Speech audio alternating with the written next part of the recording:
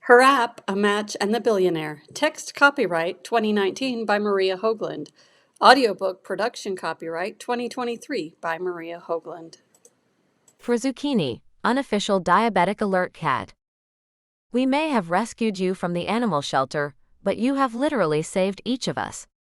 Thank you for taking such good care of your family. Chapter 1. App developer and self-proclaimed adventurer Lizzie Beckett didn't even need to look up from her computer to know her sister Jane was on her front porch. Although she and Jane were close, Lizzie couldn't say it was intuition that alerted her. It wasn't loud music or an over-dramatic engine on Jane's car either. Not Lizzie's quiet, reserved sister.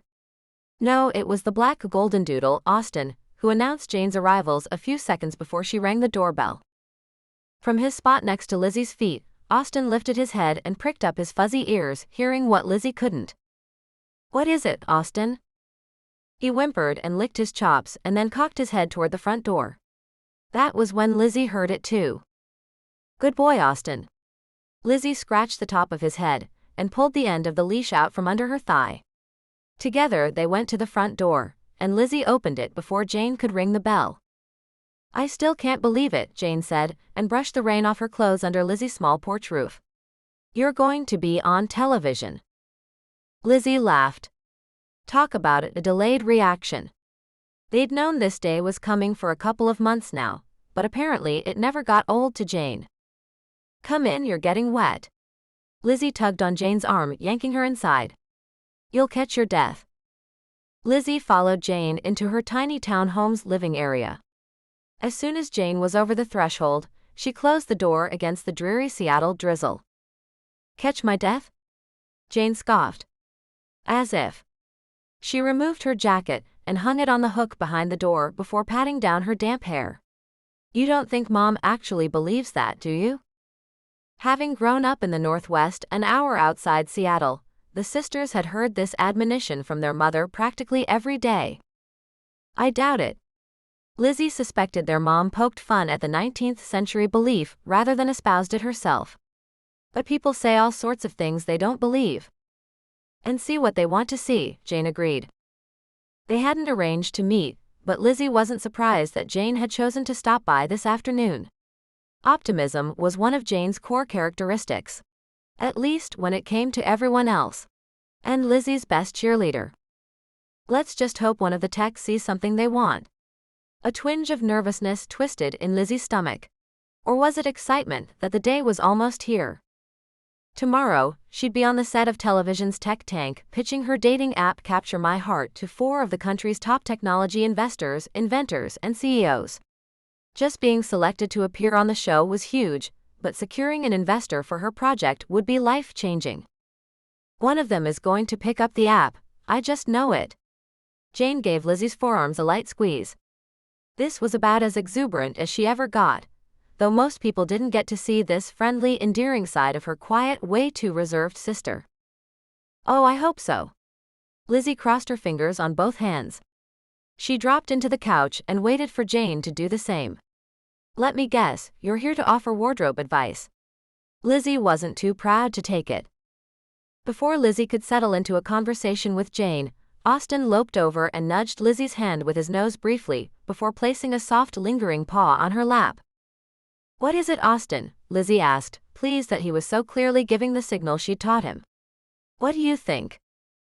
The dog did it again, so she knew it was deliberate. Austin was training to become a diabetic alert service dog, and that was the alert for low blood sugar. She took a moment to assess herself, but she felt fine. It was probably Jane. It was always Jane. "Did you eat dinner yet?" she asked her sister. "No." Jane squinted and ducked away. "I was hoping we could order in and watch reruns." "There you go, messing with my dog again." Lizzie rubbed both sides of Austin's head and praised him for sensing low blood sugar in a human, though she had no real way of checking if Jane was actually hypoglycemic. She unzipped a pocket on Austin's service jacket to retrieve his treats, and rewarded him with a couple bits of kibble to reinforce the alert. Austin had been with Lizzie since he left his mama and littermates at 8 weeks old, and in the nearly 18 months she'd had him, he'd progressed well. He was competent in public access tasks, the perfect service dog. More and more regularly, he was consistent in recognizing scents during training as well. That he might be recognizing a low blood sugar scent in real life thrilled her, though she wished she had a way to check if he was correct. Jane shrugged. At least he's sensing something. When will he work with a diabetic? Another couple of months, maybe. As soon as he's 95% accurate with lows, I'll start training him to detect highs. Which would be soon. A touch of reluctance tugged at Lizzie, but she forced it away. She didn't want to think about parting with Austin. This was, after all, the reason she volunteered 2 years of her life, so she could give him to someone who needed his help. When she'd started training him, the thought of placing Austin with his new family, seeing the dog bond with the person he would be taking care of, and feeling relief from family members had made Lizzie's efforts worth the investment. But as the time got closer, the thought of releasing him became more of a challenge. They'd connected in a way she never had with an animal before.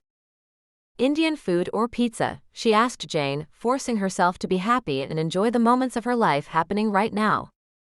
Your call. Lizzie opened the app on her phone and ordered a medium pizza with everything, while Jane grabbed the remote and turned on one of the streaming services. Ever since Lizzie had received the email confirming her imminent appearance on Tech Tank, the sisters had binge-watched every episode of the show, some of them more than once. Jane started where they'd last left off. Which tech would be your dream investor? Jane asked. The 3 regular technology and business experts, or techs, were being introduced on screen. I still think George would be the easiest to work with, she said as he made his way onto the stage. He's got a great sense of humor. And he's kind of cute behind those glasses, don't you think? And that's important. How? Lizzie teased her. Jane gave her best innocent face, but she wasn't fooling Lizzie. Just saying. As if Lizzie were presenting at the television reality show, because she was trying to get a date, rather than looking for an investor.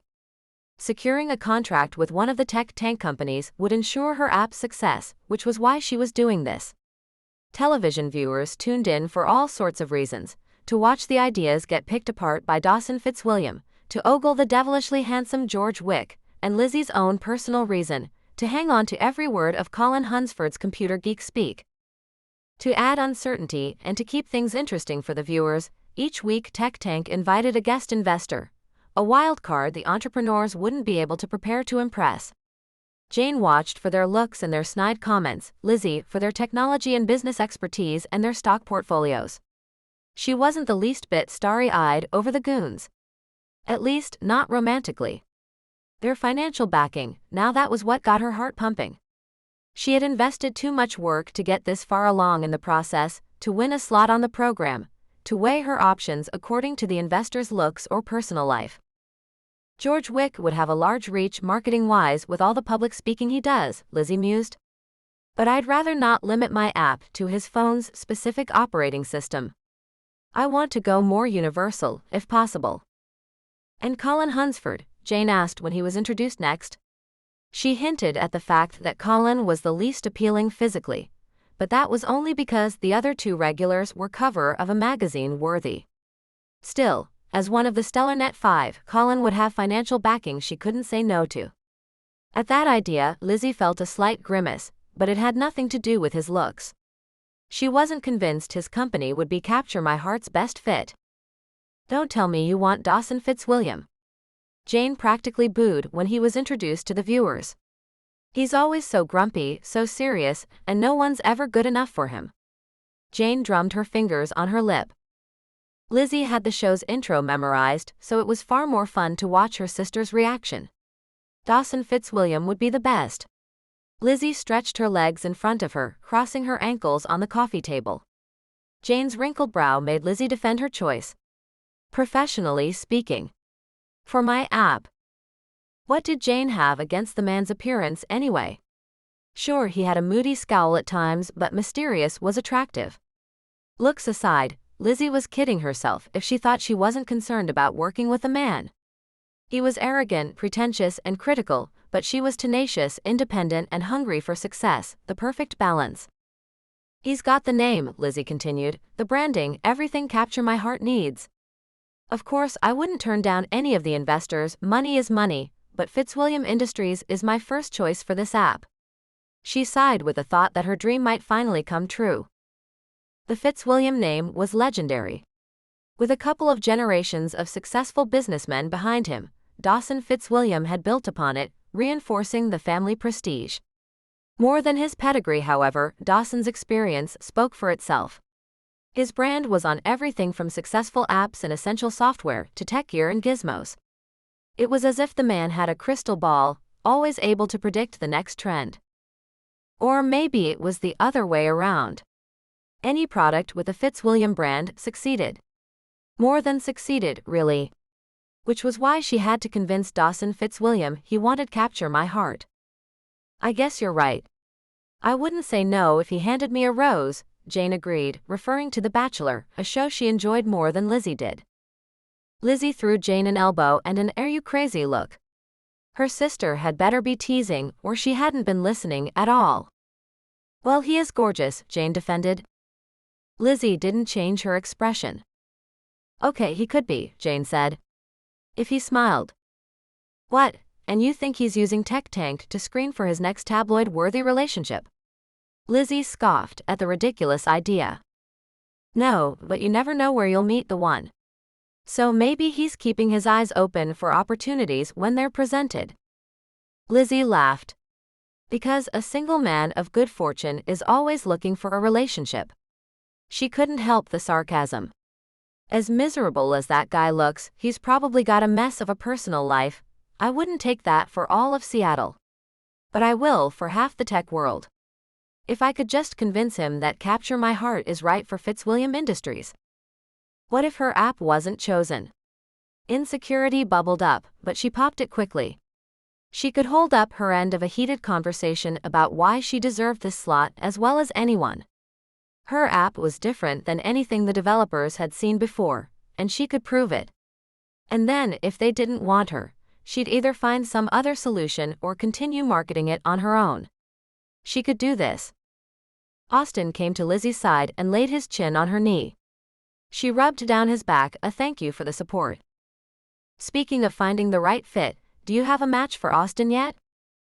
Jane eyed the big, furry black dog but didn't lean forward to pet him, for which Lizzie was grateful. Jane had witnessed Lizzie explaining to strangers that service dogs weren't to be petted or interacted with in any way while they were training or working. Not yet, Lizzie said. Matching a service dog to the right handler is important. Austin will need exactly the right person for him. Because he has so much energy, he's going to need more than daily walks. He'll need someone who loves being outdoors and hiking, won't you, buddy? She crooned, scratching under his chin. Austin raised his sweet eyes to Lizzie, but then looked over at Jane. Lizzie could see his wheels turning. If he was off the clock and getting a little attention, why not from Jane as well? Do you want to visit? Lizzie asked, and Austin thumped his tail on the hardwood floor. After a moment, Lizzie nodded a clear yes, giving permission. That was all it took before the dog rushed to Jane and buried his face in her hands. Jane rubbed him down, including his belly, which he enjoyed far too much. After another minute, Jane stood. Speaking of finding a good match. She led the way to Lizzie's closet.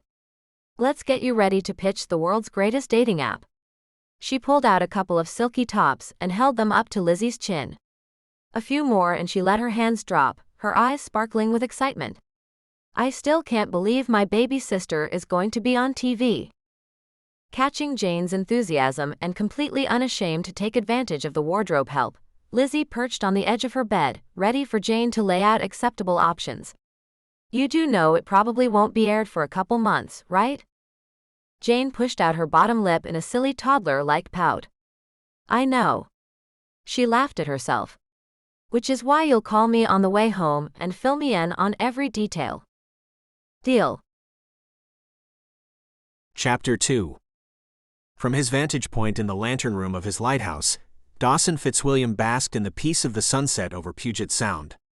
Alternating stripes of tangerine and gold interspersed with steel-gray clouds banded across the sky from overhead to their reflections on the water underfoot. It was both breathtaking and lonely in its solitary beauty. He would never tire of this view. He opened the door to the observation deck, and with the same tingle of excitement he got every time he did this, he stepped out onto the glass parapet. The builder of his new lighthouse and attached mansion had done an amazing job, far surpassing the vision he'd had for his Seattle home. The perfect balance of elegance and mystery, the 3-story lighthouse and Hampton-style mansion had a sandy beach on one side of the peninsula jutting into Puget Sound and rocky cliffs on the other. While his lighthouse wasn't exactly constructed for practical purposes, because it was a functional light tower, local boaters and pilots could rely on his beacon for direction. The mechanics of the rotating light were automatic and would be turning on any moment, but for now, he wanted to enjoy nature's much more elegant version. He breathed in deeply, allowing the strong wind of salty air to inflate his lungs. Work had been fulfilling, but a little on the boring side that day. That could be a good thing really, proving that Fitzwilliam Industries was a well-oiled machine, but Dawson missed the challenge of a completely out-of-the-ordinary project. He needed something different to keep him engaged, something to stretch him creatively, to help him continue to push himself. After all, innovation had set his trajectory toward his property in the Cove, the swanky development for billionaires with its gorgeous view. Dawson's watch buzzed with an incoming message from Mr. Hurst, his estate manager. "Do you have everything you need, sir? Mrs. Hurst and I are leaving for our trip. Your clothes for the evening are laid out, and Davis is awaiting your departure for Mr. Moreau's ball, should you choose to attend." Dawson sighed after reading the text. When the calendar reminder for the ball had buzzed a few minutes before, he'd dismissed it, figuring he'd decide what to do when the sunset was spent. Attending a welcome ball for the residents of the Cove hadn't been high on his priority list, and he hadn't gotten around to inviting someone to be his plus one. His sense of duty and curiosity, however, would ensure his appearance. How could he not go? This would be his first chance to check out the brooding castle perched atop the cliffs just up the shoreline. From his current vantage point, Dawson could tell the place was decked out for the party, and the entire neighborhood would be there. The problem was the castle's owner, Adam Moreau, known in Seattle legal circles as the Beast. Dawson had only briefly met the man, and at the time Moreau had been a terrible grouch. It was one of the reasons Dawson wasn't thrilled to attend, but also exactly why he would go as well. He would not be intimidated. Besides, there was no better way to get to know his neighbors. "Thank you, Edwin. I will be fine. Enjoy your time away. Do have Davis wait." Despite the message back, Dawson was in no hurry to leave. The sun drooped closer to the horizon, but he wasn't ready to descend from the observation deck quite yet. Why a lighthouse? His family had asked when they saw the plans. At the time, Dawson made up a somewhat believable answer about his newfound affinity for parasailing and other water sports, though he was little more than a hobbyist. Someday perhaps he would explain to his father that it was nostalgia, pure and simple, their family trips to all of the lighthouses up and down the West Coast. Happy memories of life before the pressures of running a billion-dollar company. Lighthouses had become a way to remember to focus on the why of life and to search out happiness. Several times while traveling, he'd visited nearby lighthouses and he'd seen the most prominent ones around the globe. Building one of his own was a daily reminder that family was to be cherished, and no one achieved their dreams alone. Dawson watched his estate manager and head housekeeper's car wind out through his property, switching back and forth as it descended the hill through the trees toward the security gate of the Cove. Settling in this neighborhood had been one of Dawson's best decisions. The privacy afforded with its impenetrable walls and imposing iron gate were just what he needed, especially after Tech Tank became popular, and yet the neighborhood had everything else he could want as well. With his own piece of the Puget Sound shoreline, 20 acres of private beach and forest land, and access to an exclusive marina, gazebo and a lake, Dawson didn't want for things to do. The sun now gone, Dawson left the observation deck to dress for the Beast's ball up at the castle. He texted his driver. "Thank you for waiting, but I'm in the mood to drive myself tonight. Take the rest of the night off." Having the house to himself was an exhilarating feeling. To keep them close, Mr. and Mrs. Hurst resided in the guest house on the property, but he'd given them a couple days off for an anniversary trip. Dawson had gotten used to having employees around to make life easier and to carry the load of running the house while he ran his company. But once in a while, it was a relief to know he was completely on his own. He dressed quickly and spent more time choosing which of his cars he wanted to drive than he did the tie to wear for the occasion. By the time he arrived at the party and the valet had taken off to park his car, Dawson was already regretting that he hadn't found a date for the evening. Everyone there had someone by their side. In a sea of taffeta and black pants, high heels, and overly shined shoes, Dawson was alone. He felt as conspicuous as the guy in the hat and cowboy boots. Well, if it isn't the famous Dawson Fitzwilliam finally gracing us with his presence, Ryland Nielsen drawled sarcastically from the edge of the group, a small crystal plate of hors d'oeuvres in hand. With relief, Dawson made his way over and greeted him with a handshake. Famous? Whatever. Like pretty much every person there wasn't, in their own right. Just being a billionaire threw a person into the celebrity spotlight. Is that what you're hoping for from your first ever appearance on Tech Tank? He dramatically drew a breath through his teeth. Better be careful, because then you'll be famous and won't be able to go anywhere without being recognized. Dawson was teasing, of course. Seattle was a little different from other cities, in his opinion. It wasn't like Hollywood, where tourists actively looked for celebrities. And unless someone was an avid Tech Tank fan, and Dawson was pretty sure that wasn't a thing, no one gave him a second glance on the street. Looking forward to being on the show, actually, Ryland admitted. And why wouldn't he be? Being a guest host would give Ryland Nielsen's company national visibility, even if he didn't decide to acquire any new leads. Thanks for the opportunity. Dawson noticed Ryland didn't seem to have anyone with him. You stag tonight too? Ah. Ryland shrugged. I guess technically, I'm here with Mary Alice. He tipped his chin toward a beautiful woman with light brown hair and delicate elfin features. She caught his eye and smiled back. But you know, she has her own place here in the Cove as well, so she had her own invitation. Ryland's gaze wandered through the room. Why didn't you bring a date?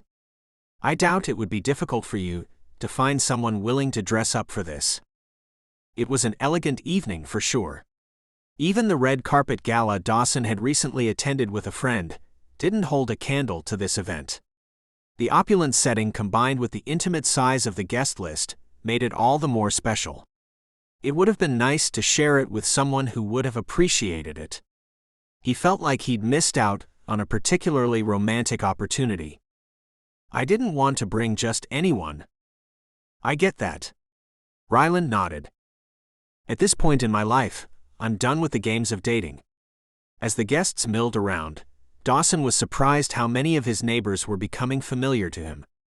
Considering how spread out their homes were, it was unique to find this sense of community. But perhaps some of it came back to their shared status, the way they could relate to each other. But his thoughts bounced back to Ryland's question. Why is it so hard to establish a relationship based on mutual love and respect? Am I asking too much? Ryland breathed out a scoff. I hear you. But it kind of sounds like you're pushing too hard too fast. You can't go straight for love, you've got to find mutual interests, physical attraction, conversation. His look at Mary Alice made Dawson wonder. Did Ryland feel that with her, or was he wishing it was there? You've got to like each other first. I know, Dawson said. It's hard to find that though, when so many just see dollar signs. Ryland tipped his head to the side. You're sounding a tad bit bitter there, friend. The conversation was getting too serious. No, you're right. Dawson brightened up when a server walked by with some sparkling cider. He took a flute. I'm going to enjoy where I am in life and forget about women for a while. If it's going to happen, it's going to happen, but I'm not going looking for it. It was easy enough to say, but another thing to convince himself. Dawson was lonely, and watching the couples swirling on the dance floor did nothing to pacify his hollowness. He also knew from experience that it wouldn't do to go looking for a relationship. He tried that, and it never ended well. Next time, if there was going to be a next time, He would have to find someone willing to look past events like this. He wanted someone who would enjoy the things he did, someone who shared his interests. Someone who would like him for who he was rather than what he was. Chapter 3. Do You have any questions? The production assistant for Tech Tank, Charlotte Lucas, stepped into the hallway where she'd left Lizzie several minutes before. The woman seemed frazzled, and tucked a lock of hair back into the messy bun at the nape of her neck. All of the behind-the-scenes processes had been foreign to Lizzie, and she'd been satisfied to take it all in as Charlotte and her assistants rushed around to make the production run smoothly. The pre-production review sheet Charlotte had emailed her a couple weeks before had explained that Lizzie would be the last entrepreneur to present, which had given her a lot of time to watch, wait, and speculate about what was to come. Lizzie eyed the entrance she would be walking through momentarily, the doors that separated her from the most successful, most influential technology industry leaders in Seattle. I'm assuming I can take my service dog? Austin's jacket clearly indicated that he was a service dog in training. Absolutely, Charlotte replied, scribbling something on her clipboard. Of course they wouldn't mind. Seattle was one of the most accommodating cities in the country. Ratings will soar. This tongue-in-cheek response was obviously meant as a joke, and not insinuating that was why Lizzie brought him.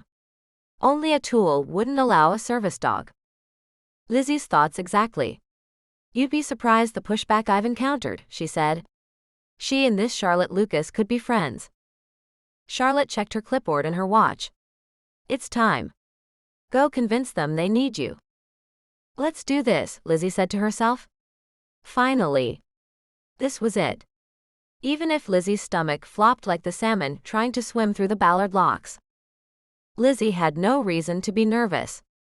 She had this. She had a product she believed in, and better than that, others who believed in it as well. She had numbers proving that Capture My Heart had a good solid start. She'd given presentations before, maybe not in front of 4 high-powered billionaires, but if she thought of them as a panel of everyday investors. She tugged the sleeves of the suit jacket down on her wrists. Jane had helped her choose her outfit, and it was just the right balance of business professionalism with her own personal flair. She and Jane had watched the show enough to know that petitioners who mirrored the tech they most wanted to impress would have the best chance of winning their favor. If she wanted George Wick's financial support, she would have come in designer heels. She'd noticed he warmed up most to the female entrepreneurs who dressed to the nines and the men who looked like they were more comfortable on the golf course than in a conference room. Colin Hunsford appeared most at ease with the more intellectual of the applicants, and while she was smart, she didn't fit that mold. There was no knowing what the guest tech would be like, so in the end, she quit trying to play games and decided to stay true to herself, but in a business suit. Follow me. Charlotte led Lizzie and Austin to the edge of the glass skywalk that spanned from one tower of the skyscraper to the other, a shiny glass and chrome tube suspended 58 floors above a sparkly Seattle skyline. The show was filmed at night for this view alone. The production assistant stopped her at the edge of the skywalk. Stay here until we give you the signal. Then you'll walk down the hallway nice and slow, so the camera can witness every twitch of your eye. She chuckled, and Lizzie even cracked a smile. When you get to the double doors, you will pause, and the doors will open for you. Then it's all you do your thing. Lizzie exhaled and straightened her shoulders, picturing her opening. It was going to be amazing. At least it would be if it went as planned. And my presentation? Everything is ready and waiting per your request. As soon as you click the remote, the information will open for the techs. Charlotte tucked the tiny device into Lizzie's palm. Thank you. She lifted her chin and fixed her eyes on the doors in front of her. This presentation she was about to give would make or break her entire future. No worries there. She'd made it, 58 stories above Seattle in the glittering twilight, ready to dazzle 4 billionaires with her brilliant idea, and she'd been waiting months to do it. She was ready. Until she was more than 600 feet in the air with the world below her, and only a pane of glass holding her up. Her confidence began to crack. But that was exactly what was designed to happen at this point. The whole show was about intimidation. Well, she wouldn't fall for it. She'd worked too hard to back out now. Lizzie let out a steady breath, pasted on a smile, and gave an almost imperceptible nod to show she was ready. The camera zoomed up behind and then around her. Perhaps she heard it, sensed it, or maybe she just knew after her careful study the timing and the order of things. The lights behind her darkened and Charlotte, dressed in all black, faded into the background. "You're on in 5, 4, 3. The last two beats were silent, left to be understood, and Lizzie's heart beat them out for her. She began her strong, confident step across the glass walkway, Austen obediently matching her pace at her side. As the glass seemed to disappear from under her feet, fading into the twilight, she felt as if she were walking on air, flying even. It was freeing. Time to make her dream come true. She stopped in front of the doors, waiting for the dramatic pause choreographed into the show before they opened to her. She was aware that editing would cut the film there, pausing the show for the return from commercial theme song. Lizzie wished she knew more about the guest host, Ryland Nielsen. Minutes ago, Charlotte had told her Mr. Nielsen was an investor, inventor, and old money, but none of that information was particularly helpful considering it was so generic. Too bad Lizzie hadn't been given the opportunity to perform any kind of internet search before the show. The doors swished away from her, sucked into the side walls as if they'd never been there. With Austen at her side, Lizzie stepped through the now open space, across a high gloss blonde wood floor, and toward the familiar coffee shop setting where the show took place. Each tech had his own leather club chair and individual table in front of him, the same furniture that could be found in any of the thousands of Joe Buck's coffee shops throughout the world. The ceiling towered 2 stories above them, the entire space designed in a modern industrial style with wood accents, black metal, and an amazing view of the Seattle skyline. Not too far in the distance, the Space Needle stood like a lighthouse in the city. What she hadn't picked up from the TV angle was the second-story Joe Buck's coffee loft overlooking the television set. Partitioned off from the staging area by a glass wall, metal tables and stools filled with viewers lined the loft edge, looking down on them. Great. A live audience. For the first time, the staging made perfect sense. After all, Seattle meant Joe Buck's technology and the Space Needle. Too bad she hadn't known there would be spectators. She might have tried to figure out a way to involve them in her presentation as well, get them interested in signing up for the app. Well, hopefully, they'd see it here tonight and go home and download it. She'd just have to focus on the techs in the semicircle in front of her. George Wick and Ryland Nielsen were obviously in the middle of a conversation, legs up on their coffee tables, ankles crossed as if they were old friends watching a football game. Dawson Fitzwilliam sat complacently comfortable, thumbs flying across his phone, either texting or emailing. Only Colin Hunsford leaned forward, focused on her.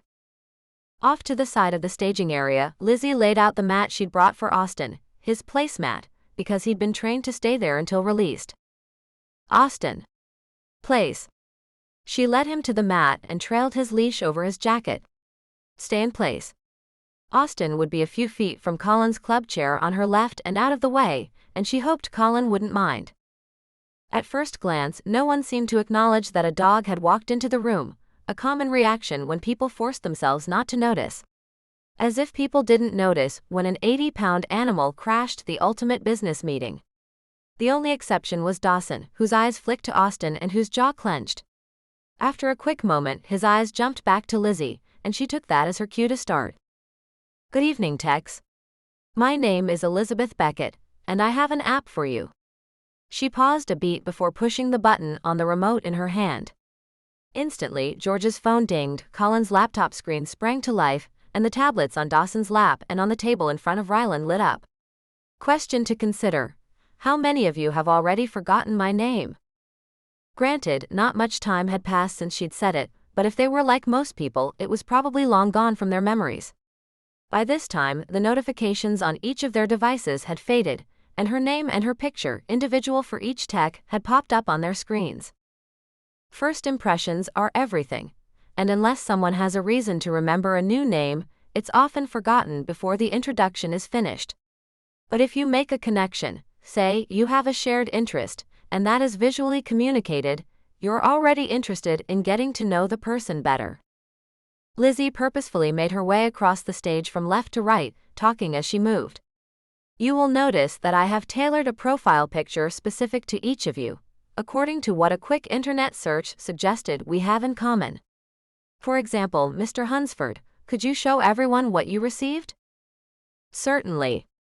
Colin Hunsford grinned and flipped his laptop screen over into presentation mode.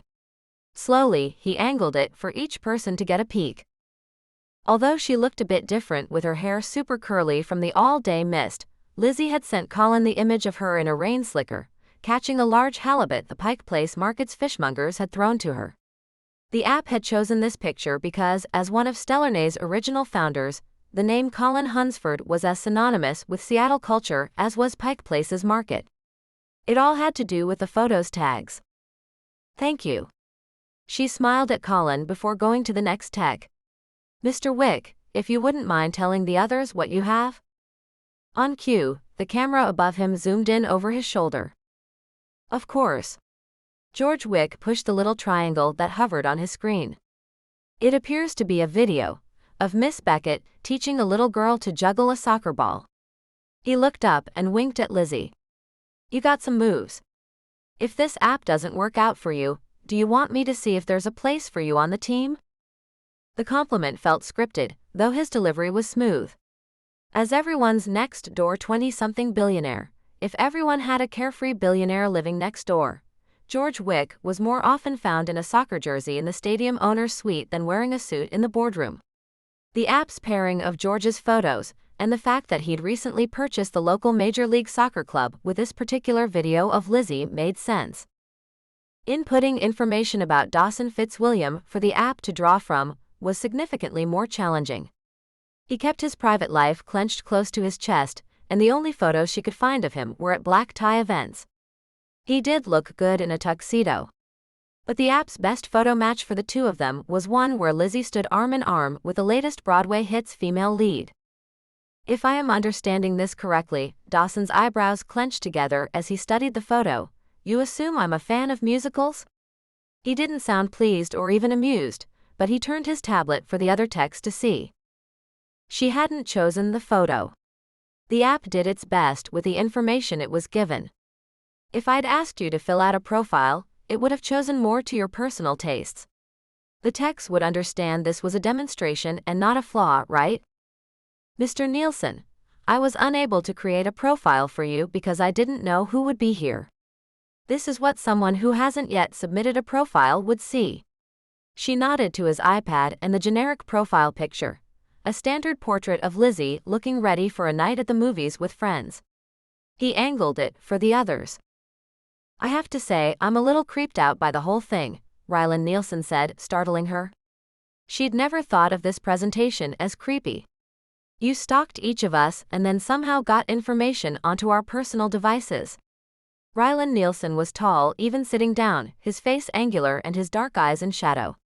If she'd thought Dawson was on the moody side, she'd need to re-evaluate. This man reminded her of a cold marble statue. His eyes narrowed with suspicion. Do I need to be worried that I've been hacked? No, she said, laughing. She hoped to put them all at ease. I wanted you to see how the app tailors profiles for each potential match, so I had the production assistant push the notification to you through the Tech Tank Wi-Fi. I should have known better than to trust this network, Ryland muttered, clearly teasing. He crossed his arms over his chest and shot an accusing look at Dawson Fitzwilliam. Neat trick, Dawson said, and Lizzie stepped back into the center of the stage. He set his tablet on his knee. You can target anyone you want if they're on the same Wi-Fi. No. Of course not. Lizzie waved her hands in the air. This really wasn't going the way she'd thought it would. She hoped potential clients wouldn't get the wrong idea. Capture My Heart is not programmed to infringe on anyone's privacy. No one needs to worry about that. Under normal usage, the app only sends photos to a potential match, someone who has signed up for the service. Consent is a must. Warm pressure pushed against the side of her leg. Austin had left his out-of-the-way position beside Colin. Lizzie closed her eyes, wishing the dog wasn't interfering just when she was desperate to earn the tech's respect. Austin stepped in front of her, demanding attention. There was no reason for him to alert her, and he wasn't even making the signals she'd taught him. His behavior didn't make sense, but if she didn't reassure him, he would continue and only get more insistent. "I'm fine," she whispered to him so he could smell her breath. He'd never been trained to be an emotional support animal per se, but maybe he sensed her slight anxiety. If so, it wasn't welcome. "Place, Austin." She flicked her wrist to show him to lie back down where he'd been. To her relief, he followed the command. Where had she been in the presentation before Austin interrupted? As her mind scrambled to figure out what she wanted to present next, she noticed Dawson's narrowed eyes. She felt judged. "Are you okay?" he asked. The caring tone sounded sincere, but it clashed with a look on his face. "Do we need to postpone your pitch?" "I'm fine. Thank you." Lizzie waved it off for the irrelevant disruption it had been. He gets confused sometimes. With Dawson's face completely stoic, she almost didn't notice his lips moving. She might have heard left, pet, home, TV, but wasn't certain. Didn't he recognize the blue service dog jacket? Chapter 4.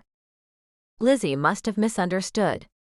Surely, Mr. Fitzwilliam couldn't have been calling her service dog a pet. People understood and appreciated the difference, right? As if there'd been no interruption, she resumed her pitch.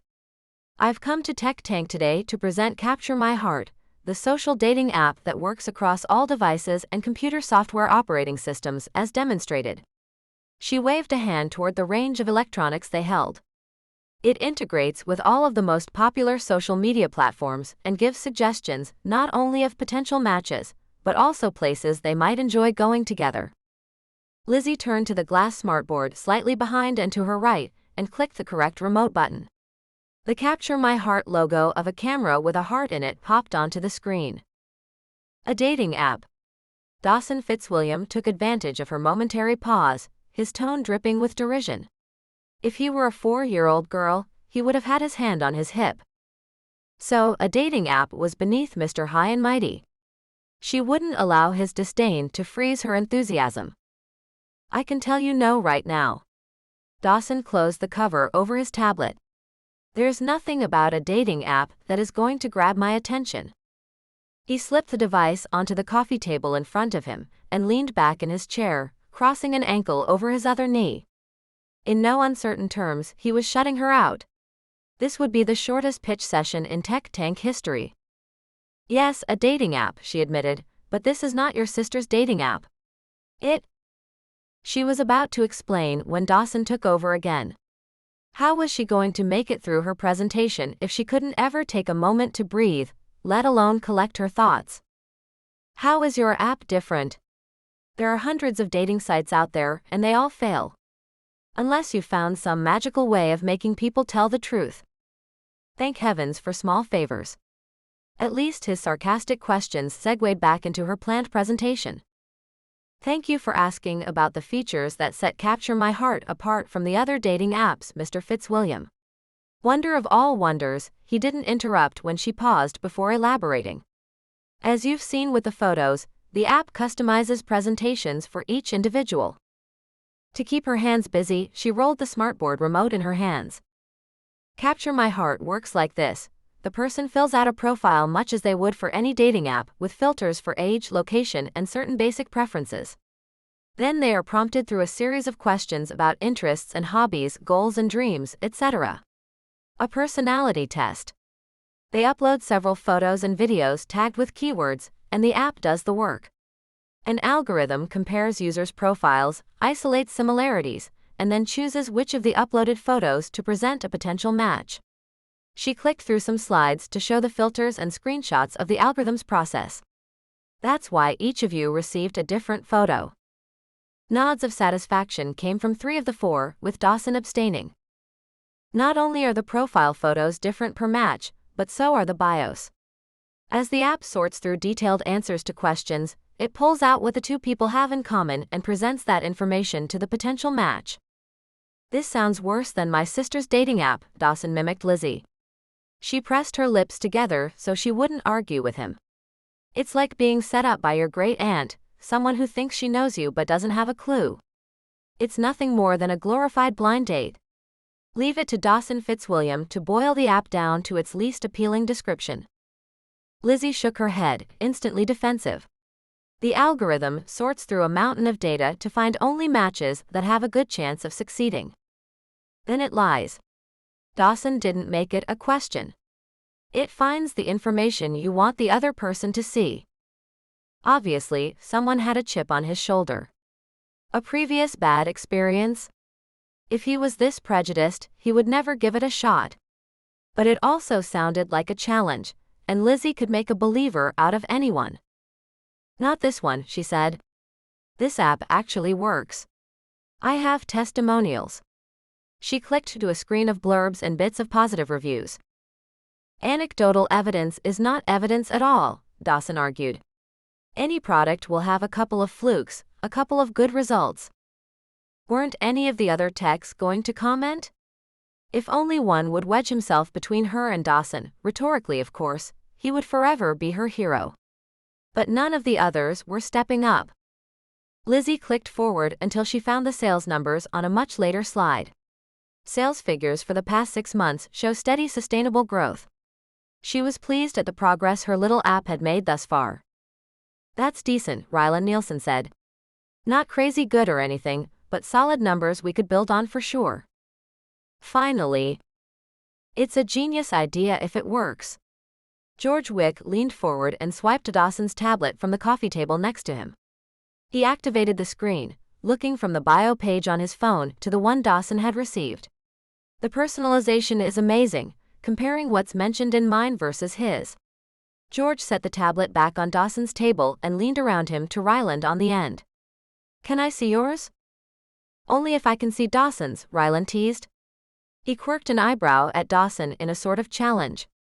I'm curious to see how well Ms. Beckett knows you. If Capture My Heart can find the enigma that is Dawson Fitzwilliam his one true love, the app would be worth a fortune. Pleased, Lizzie stood back and watched as the tech switched devices and glanced over the BIOS. Their teasing and enthusiasm was proving her point. Capture My Heart stood out from its competition. It was new and fresh. She just needed one investor to take a chance on it, and her. Dawson gave Ryland an almost imperceptible shake of his head, before turning his eyes front again. Is Capture My Heart your first venture into app creation? How should she answer that? Would the fact that she'd had other projects crash and burn be a deterrent? Innovation and advancements were always a series of tries and fails until something worked.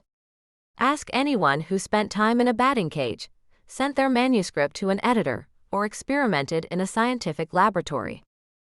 I've had a few projects that were technologically sound but didn't take off the way I'd hoped. Dawson was taking a long drink from his water bottle. Was he even paying attention? That was fine, she would explain it to everyone else. Eventually, I decided to focus not on what I wanted, but what others seemed to be looking for. And what do people want? Colin Hunsford leaned forward, straining for the explanation. Love, Mr. Hunsford. People want to fall in love. Lizzie hoped it would ring true. Everyone's soulmate is out there, and I want to help them meet. She at least believed it. Lizzie's eyes caught Dawson's for a split second and felt her face flush. National TV with 4 of the country's best-looking and most sought-after bachelors was a risky, intimidating place to bring up the subject of love. But they weren't talking personally here. It was a business, not a relationship she was looking to establish. The heat receded from her cheeks. People want to find that one person who just fits. The one person who likes them for who they really are rather than who the world sees. Someone to share their ideals, their hobbies, their passions. The word threatened to make her flush again. They want the fairy tale ending. The room was silent for one spellbound moment, and Lizzie was sure they would start making her offers right then. She allowed the silence to bear down on them for a moment, enjoying what felt like a win. Dawson glanced down at what she could only assume was her left hand. What about you? Me. Lizzie's forehead wrinkled. Was he really asking her to broadcast her relationship status on national television? What do you mean, Mr. Fitzwilliam? His eyes blinked slowly. He looked tired. Was her presentation boring him? Other people want to find love, he asked, but not you. She'd expected him to ask if she'd found love. This was a much easier question to answer. Lizzie shrugged and gave a half smile. What I'm focused on right now, what I want, Tex, she looked at each in turn, is for my app users to have their best chance at falling in love. And a business match with one of you could make that happen. Ryland shifted in his seat. These other projects you mentioned that didn't take off, tell us more about those. If only she knew Ryland Nielsen's background to address his specific concerns, but that wasn't how Tech Tank worked. For all she knew, he was in medicine or real estate law or, well, it could be anything. The only certainty was that he had enough capital to invest if he wanted her project. One was a walking app that donated to a charity for every step you took. And that didn't work. George cocked his head, chin up. He didn't seem surprised. In fact, he looked like a cat about to swallow a bird. What had she said wrong? That wasn't the idea she was here to pitch, so why would it matter? A lack of funding made it fold pretty quickly, she admitted. And maybe another app exactly like it. Colin swiveled in his club chair. Don't you have an app like that, George? George nodded once. He clicked his phone to sleep and slipped it inside his jacket pocket. Although your tiny app didn't have the potential to do mine any damage, he told Lizzie, I didn't appreciate the copyright infringement. There's no room in this industry for that kind of unethical behavior. He folded his arms across his chest. Because of that, I've decided this app isn't for me. Shocked, Lizzie started to explain. It was a university group project, not even my own idea. And while we should have done background research and seen there was something already on the market, we didn't know the professor was going to require us to upload. George Wick's jaw tightened. She'd never felt so unprofessional. Who would have thought a seemingly unimportant college group project would have lasting consequences? Please, chalk it up to naivete, and I do sincerely apologize, Mr. Wick. Nothing she said would change his mind. Thank you for your time, she finished meekly. Out of her periphery, Lizzie saw Austin raise his head and look at her. In her embarrassment, she'd allowed her pitch to rise slightly, which seemed to have alarmed him. She forced herself to exhale slowly.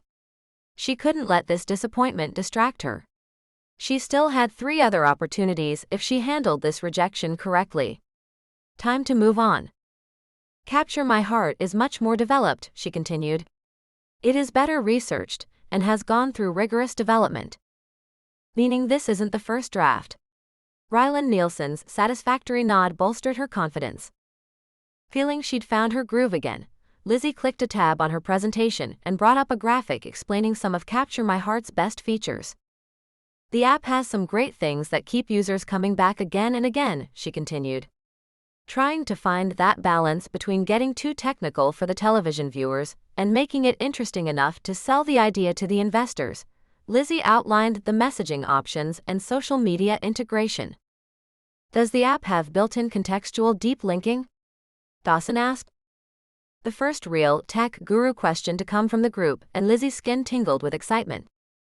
That is one of the things I'm hoping to gain from partnering with a tech tank investor, Lizzie said. I'm pretty great at coding, but with something that complex, I wouldn't mind a team to collaborate with. Also, I need more server space for it. It's a question of space, capital, investment of manpower. What about a hook? Dawson was really working the due diligence aspect of the presentation. Maybe that meant he was seriously considering the investment. What's the trigger? Action? Variable reward? What is the user investing?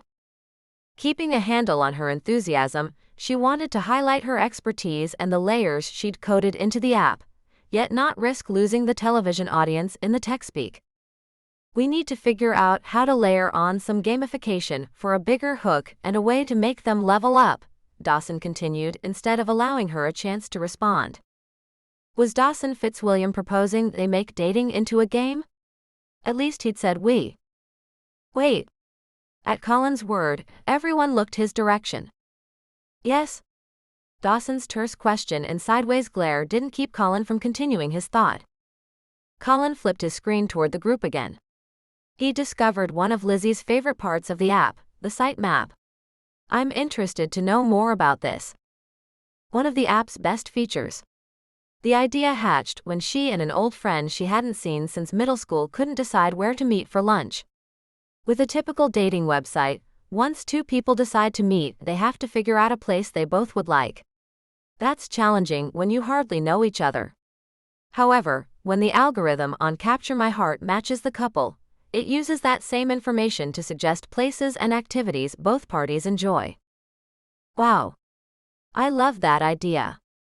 Then why did Colin sound so hesitant? Unfortunately, I'm going to have to bow out from this dance. Predictive algorithms are not currently in my company's wheelhouse, and with other projects in the works, we don't have the time to invest into developing it. I simply don't see it as being financially viable. Not for us. He squinted behind his glasses, adjusted the frames, and then gave Lizzie a weak smile. It looks like a fantastic app, might even try it myself, but... Lizzie nodded, her understanding.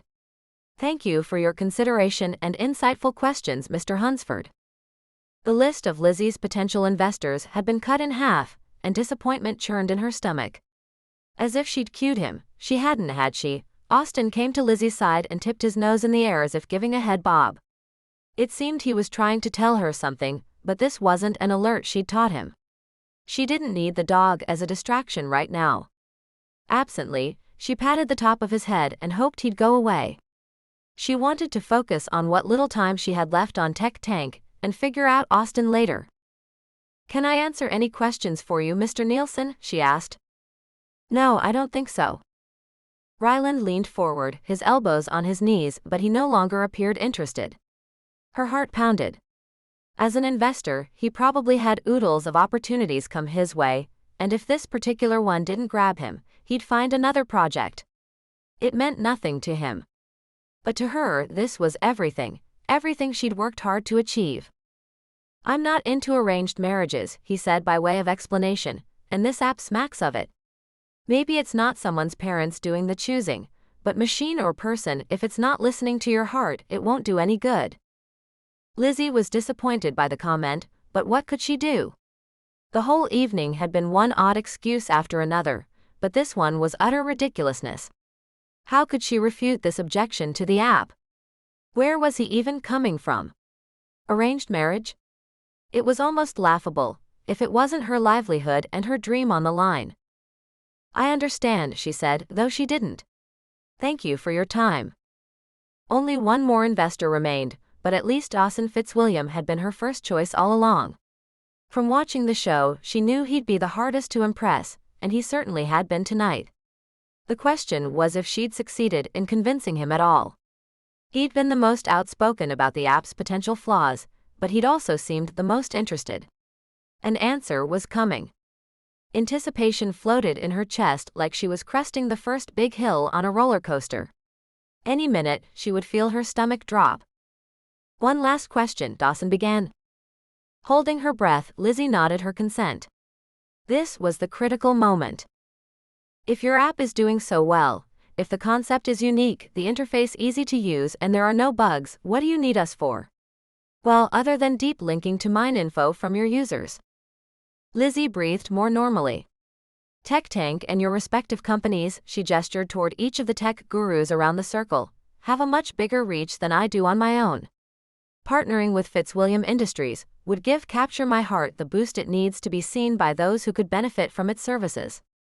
You're asking what I'm looking for, what I think my company needs? She paused to collect her thoughts and he nodded. Marketing, for one. And the deep linking, obviously. I also have some ideas of expansion with other businesses, and... She was walking the tightrope, hoping she wouldn't say the wrong thing. She didn't want to point out the app's flaws, but she needed to explain why she'd come to them. If only she knew what answers he was looking for, what might motivate him to take her one. So, you don't want me for my money? The bitterness in Dawson's voice showed he still didn't believe it. She might as well be honest. It wasn't any secret. I didn't say that, Mr. Fitzwilliam. Obviously, eventually, it always comes back to the money. If it weren't for the money, I could do it myself. I could hire a team of coders to work with me, I could partner with the other companies and venues on my own, I could take out enough ads across the country that Capture My Heart would become a household name, or at least a campus one. Hopefully, just showing up on Tech Tank would give her that boost, even if she didn't get the backing from Fitzwilliam Industries, but it wouldn't be as beneficial as actually working with them. The truth is, I don't have the capital to invest. I don't have the option to do any of those things on my own. Lizzie laid the smartboard remote down on the table in front of Dawson, who looked more drained than she felt. There was nothing left to say. He'd have to take it or leave it, and she watched him breathe out deeply once or twice. Unconsciously, she did the same. Her chest squeezed with the exertion akin to running a race, but it felt good. She'd laid it all out there, and maybe, just maybe, Dawson Fitzwilliam would take her on. From her side, Austin licked her hand, but she ignored him. She had to do this, had to make one last-ditch effort to convince him. And that is why I have brought my app to you, Mr. Fitzwilliam. Capture My Heart has the potential of bringing a lot of joy into the lives of many couples. I just need tech tanks. She stopped herself. The other techs had turned her down. Did any of them regret that decision? Too bad. But at least Austin was leaving her alone now. She felt the pressure of his body against her leg lessen. She started again with every ounce of her confidence in her idea. In partnership with Fitzwilliam Industries, Capture My Heart will be a success. Her carefully crafted speech disintegrated into pieces as she watched Austin rush from her side to Dawson's. She finished her sentence just as Austin got to Dawson, placed a paw on his thigh, and lifted his nose as if he were going to lick Dawson's face. Lizzie was mortified. This was completely out of protocol. A service dog should never leave his handler to beg for affection from someone else. The dog should never leave her side unless she was in crisis and no longer responding to him. Sure, she'd ignored him, but she was fine physically. One look at Dawson's stricken face and she knew that he, however, was not fine. This was disastrous. So much for a dog nearing the end of his training. The animal was regressing, and so were her chances of Dawson Fitzwilliam ever investing in Capture My Heart. Chapter 5. Get your dog away from me. With his jaw clenched and his lips barely moving, Dawson hoped his words wouldn't get picked up by the microphone, but he wouldn't get that lucky. Tech Tank had the best of the best equipment. He'd insisted. And now, like so many other things, he regretted it. But maybe not too many in the live audience would notice, and at least it could be edited out of the show before it aired. Not a very well-trained service dog, is he? He knew how this looked. People didn't understand when someone wasn't a fan of canines or animals in general, but he had his reasons. He pushed the thought away with both hands, even as he did the same to the animal. On the set of a television show was no place for an untrained animal, and he needed it out of his face and away from him. Lizzie's professional facade dropped as she scrambled for the dog's leash, and for the first time he saw a sliver of the personality behind the presenter. "Come, Austin." She leaned down over the dog. Did she just breathe into its face? "See? I'm fine." She cinched the leash around her palm and her wrist, and pulled just enough for the dog to back away from Dawson. Dawson's stomach clenched and he looked away.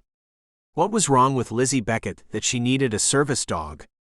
She appeared fine, but clearly the dog was disturbed about something. He had to remember not all illnesses were visible. Case in point, right now, he felt absolutely awful. His head hurt, he was sick to his stomach, and he could barely concentrate on Lizzie's presentation when all he wanted to do was go home and crash. But he would suffer through. It was probably some little virus. And yet, it was the dog that had him creeped out. He might already be sick, but the thought of dog germs had him pulling a tiny bottle of hand sanitizer from his pocket. He squeezed it liberally into his hands and rubbed it in. He didn't care how it looked. Lizzie stepped back into position, and the dog whimpered a protest. Eventually, it lay at her feet. Dawson might not have been an expert on dogs, had no real experience with them, but he sensed resignation. Resignation. To make up for his social faux pas, that might be his best course of action at this time as well. Dawson had been leaning toward turning down Lizzie Beckett and her potentially disastrous dating app, but after this scene with the service dog, he would feel like a total heel if he didn't offer to work with her. Sure, the incident would be edited out before it was aired, but it wouldn't be erased from the minds of anyone who just witnessed his weakness. Saying no was never difficult for him. He was just that kind of person. To be successful in this line of work, you simply didn't run your business with your emotions. There was no way around it. He wasn't hard-hearted, he wasn't cruel, but he also didn't allow sob stories to affect him. And maybe it hadn't been intentional, but because she brought in her service animal, if he turned down Elizabeth Beckett, Lizzie, according to the bio she'd presented, there would be viewers who would see him as heartless. "Okay, Miss Beckett. I'll make you a deal." Her expressive face went from defeated to surprised. "I like the way you present. You've done your homework. The numbers, as you say, don't lie." They didn't exactly predict the app's roaring success, though, either. He was careful not to say he was impressed by the app.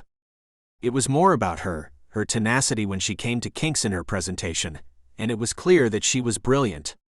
Her fluency in speaking his language, her use of coding and technology lingo made her feel like a kindred spirit. While the idea of yet another dating app nauseated him, he'd be interested in seeing what other projects she would mastermind if Fitzwilliam Industries took her on. The look of surprise on Lizzie's face was heading straight toward excited. How would she react if he'd actually complimented her product? "Now, before you start jumping up and down and squealing with joy." Dawson felt sarcasm creeping in and changed his tone. "I'm accepting this project conditionally." He forced himself to take a deep breath. This whole evening would have been easier if he hadn't had Chinese food for dinner. It always left him feeling a little sick a few hours afterward. She shouldn't have to pay for his stomachache. He couldn't believe he was doing this. He never let this happen. In about an hour, Ryland, tonight's guest co-host and a fellow resident in Dawson's gated community, would be accusing Dawson of going soft and would challenge him to some one-on-one in Dawson's indoor basketball court. "I will give your app a 30-day trial period, but in that time, you're going to have to convince me. If after 30 days you don't prove that the app works and that a little tweaking in marketing will be enough to get it where it needs to be, there will be no contract and no partnership." After all, he needed to be cautious. It wasn't his money alone he was risking. He was asking anyone who valued his opinion, anyone who had previously worked with, invested in, or bought from Fitzwilliam Industries, to take a chance on a new product. On the other hand, exploring the merits of Capture My Heart for a month held minimal risk. It really wasn't a big deal. "Oh, thank you, Mr. Fitzwilliam." Lizzie dropped the leash, looking like she was going to run to him. Which also meant that dog was coming his way again. He threw a hand up in the air like a cop stopping traffic. It had the desired effect. She stopped, noticed the dog's encroachment, and reined him back in. "Don't thank me yet." Dawson kept his voice stern, though it was more a persona for the television program than anything else. "If you don't convince me, the app doesn't move on." He'd already said this. Got it? Got it. His words had had a sobering effect on Lizzie, and he almost felt bad for squelching her moment of joy. And if the app works in those 30 days? The woman was hopeful, confident even. Fitzwilliam Industries will stand behind it. Then you won't be sitting down long. Her corny joke buffed away the sharp edges of what was stacking up to be quite the showdown. This peek into her personality was interesting. Don't be too surprised. This app works for everyone. That was fine. She could think that, but there was no way he was going to be the guinea pig for this endeavor. That sounded like a job for his personal assistant, Chaz Bingham.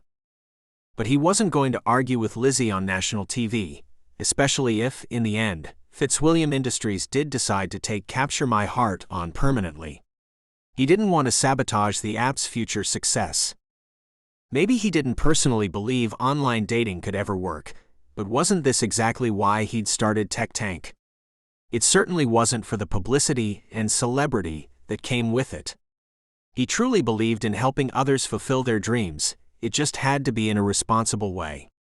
Which was why the trial period would work. Lizzie practically skipped back down the glass walkway toward the green room, her dog at her side. None of the entrepreneurs ever walked out with the same cadence as when they arrived.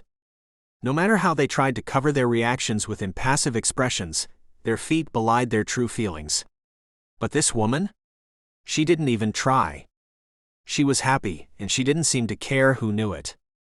Surely the camera crew hadn't missed her exuberant exit either. It would make for great television. Every muscle in Dawson's chest, back, and arms burned.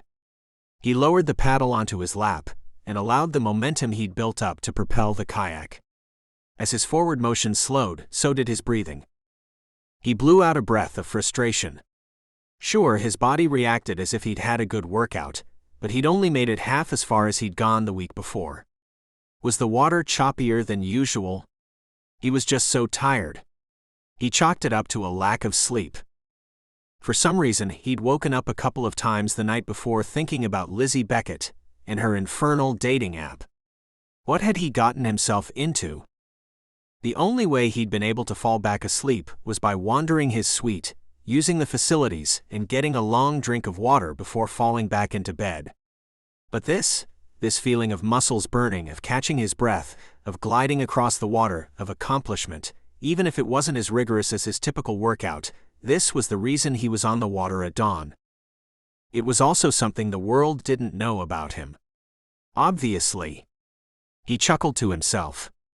He had nothing against Broadway musicals, he even had a couple of favorites, but that was not at all how he'd expected Lizzie Beckett to characterize him on national TV. That was okay. It was actually kind of funny. And ironic, in showing the flaws in a dating app. What the public didn't know was that he preferred anything outdoors, even if it was the cool, damp air of early March in the Northwest. Spring was coming, and not a moment too soon. Most mornings, he looked forward to grabbing his kayak and paddle from his boathouse and hefting them over his shoulder to transport them to the end of the pier before slipping the boat into the water. That morning, the tide was on its way back in, enough so that the small island off the coast had water completely surrounding it, and now that he was breathing normally again, he paddled his way through the narrow channel, taking it at an easy pace. This was for peace and contentment, a cool down before beginning his workday. He had to get a grip on himself before meeting Lizzie Beckett at the office to get moving on the Capture My Heart trial. The unpredictability of having a dog on the show the night before had completely thrown him off his game. The entire time he'd been distracted, waiting for the dog to cause problems, especially after Lizzie let go of the leash. And sure enough, the dog had interrupted several times. And yet his own reaction had surprised him. In his defense, he'd been caught off guard when the animal charged him. And then it was licking his hand and sticking its nose in his face. Anyone watching should have understood, his frustrations were perfectly justifiable. But he wouldn't let it happen again. Next time he worked with Elizabeth Beckett, he'd be prepared for the dog. A breeze rustled through the island's evergreens, the wind strong at his side, but not too bad considering. When Dawson was about 100 yards from the island, a gray-brown blob surfaced off the kayak's starboard side, little eyes and dark nose peeking up at him before bobbing over onto its back. "Hey Oscar buddy. How are you this morning?" Dawson spoke softly, pretty sure the little fellow was getting used to his voice. After encountering the sea otter a few times, Dawson had named him, since apparently they were neighbors sharing the waterways. Oscar eased closer, matching Dawson's pace and direction. Dawson had no desire to tame the creature, but he appreciated the implied trust from a wild animal. "I've only got time for once around, little buddy." Dawson grimaced, thinking of the traffic that would slow his driver down to get to the office. He'd much rather work from his suite of home offices. He didn't always start working on a tech tank project the day after accepting the petitioner's proposal, but with the 30-day time limit, he needed to get on it right away to really give it a chance. Technically, he could have accepted her proposal, assigned someone to work with her, and been done. But the fact of the matter was, her insistence that the app would work felt personal. He felt honor-bound to at least see the product in person, hands-on, to get a sense of how it was designed and where things needed to go from here. If he didn't think it was going to work, he wasn't going to back the product. Which meant that he needed to meet with Lizzie. Today. which also meant he had to leave his mansion paradise and brave the Seattle traffic, bustle, and noise. Not to mention people. He lifted his paddle out of the water and set it along the boat's side, watching droplets of water form, collect, and drip back into the salty sound. The silence that stretched before him was rejuvenating, until an errant thought crossed his mind. What if the dating app actually worked? Was it possible to find a beautiful, funny, active, intelligent, attractive woman who knew her way around both Mac and Windows products, whose favorite diamonds were the black ones on ski slopes, and wouldn't mind staying home to kayak the Sound before 6 in the morning? What would it be like to find someone who loved mornings like this as much as he did? Someone who would sit at his side in her own kayak, breath mingling with the early morning mist, soaking in the silence without an ounce of tension between them, no expectations, no worries, just experiencing, appreciating, loving. If only. He coughed out a derisive laugh. So Lizzie Beckett's app pitch had gotten to him after all. Oscar sluiced past Dawson again and rolled to get his attention. "You're right, Oscar." Dawson dug his paddle into the water and pointed the kayak toward the boathouse. "We are men of action." He'd had enough introspection. He was a man of business. Time to do something instead of stewing. Time to prove to Lizzie Beckett that the app simply couldn't do what she wanted. No app could determine who or what would or wouldn't turn into love. That just wasn't how it worked. Dawson wasn't any later than usual when he made it into the office, and by the time Davis dropped him off at his personal underground elevator, Dawson had used his phone to catch up on the emails that Chaz had forwarded first thing that morning. He stopped at Chaz's desk before heading back to his own. "Meet me in my office." Assuming that would be a yes, Dawson took a couple of steps before Chaz stopped him. "About that?"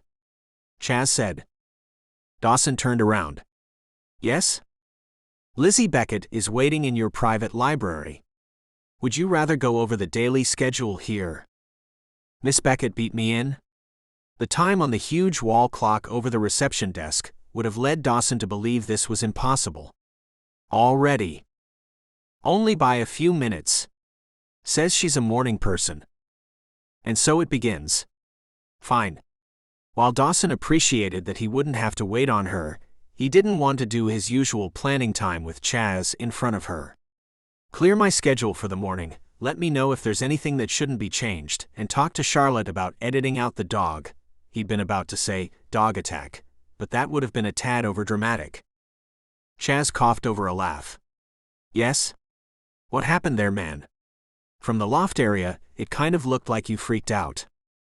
Dawson gave him a look. "Do you value your job?" The threat was only a joke. Mostly. He wasn't in the mood to be ribbed by Chaz at the moment. "Absolutely," Chaz challenged. "We've been friends longer than you've been my boss, so I have to assume it was my honesty that convinced you to hire me. It certainly wasn't your tech savvy." "Hey, I'm good at what I do." Chaz placed both palms on his desk and glared at Dawson. Dawson checked a notification on his watch. "Yes, you are. And that's why I expect you to deal with Charlotte." "Already done." Chaz leaned back and picked up a pen. "So, I'm rescheduling your morning appointments, except for your call from Korea in..." Chaz looked at his own watch. 6 minutes. "It's already so late there, you won't be able to push it back, but you only scheduled half an hour." Chaz paused and eyed him narrowly. "But you still didn't answer the question. About why I took on Capture My Heart when it's a futile idea?" That wasn't what Chaz was asking, but it was the answer Dawson was giving. "Just because the last dating service we joined didn't pan out," Chaz said. "It was horrible, and you know it." And had ended with the two of them taking out their frustrations on the racquetball court at 2 a.m. "But that doesn't mean this one will be. I'm going to try it." "You're going to regret it," Dawson predicted. "Maybe. But maybe not." Chaz pulled a water bottle from the mini fridge and handed it to Dawson. "I don't see why you go through the world determined to disapprove of everyone and everything." Trash-talking each other was a favorite pastime, and one of the reasons Dawson had brought Chaz on as his personal assistant. Dawson could find organizational competency anywhere, but being able to get him out of his own head was Chaz's special talent. Whoa? Savage. Grateful for the water, Dawson twisted off the top. I don't see why you are exactly the opposite. You're too trusting, too willing to see the good in everything. It's disappointment waiting to happen. Which is better than disappointment determined to happen. The man had a point, and that was Dawson's cue to walk away. He needed to be in his office for the call anyway.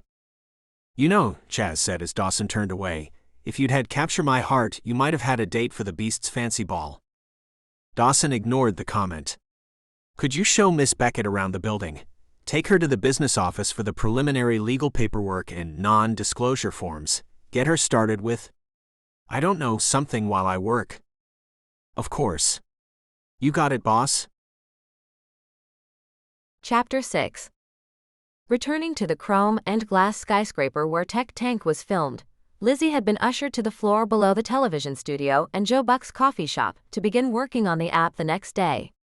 Dawson Fitzwilliam's personal suite of offices covered most of the floor, but from what Chaz explained on the Dime Tour, Fitzwilliam Industries and their holdings took up the rest of the building, thus earning the nickname Fitzwilliam Towers. And now she was sitting in Mr. Fitzwilliam's personal library/meeting room adjacent to his office, waiting for him to finish an overseas conference call on the other side of a heavy glass door. Last night had been a dream.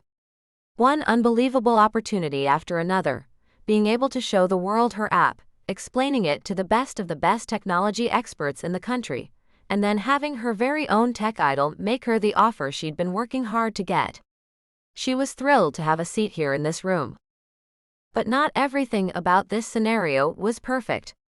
She'd been given a conditional contract, which meant there was still the risk she'd end up losing the deal if Fitzwilliam Industries CEO decided against it for any reason.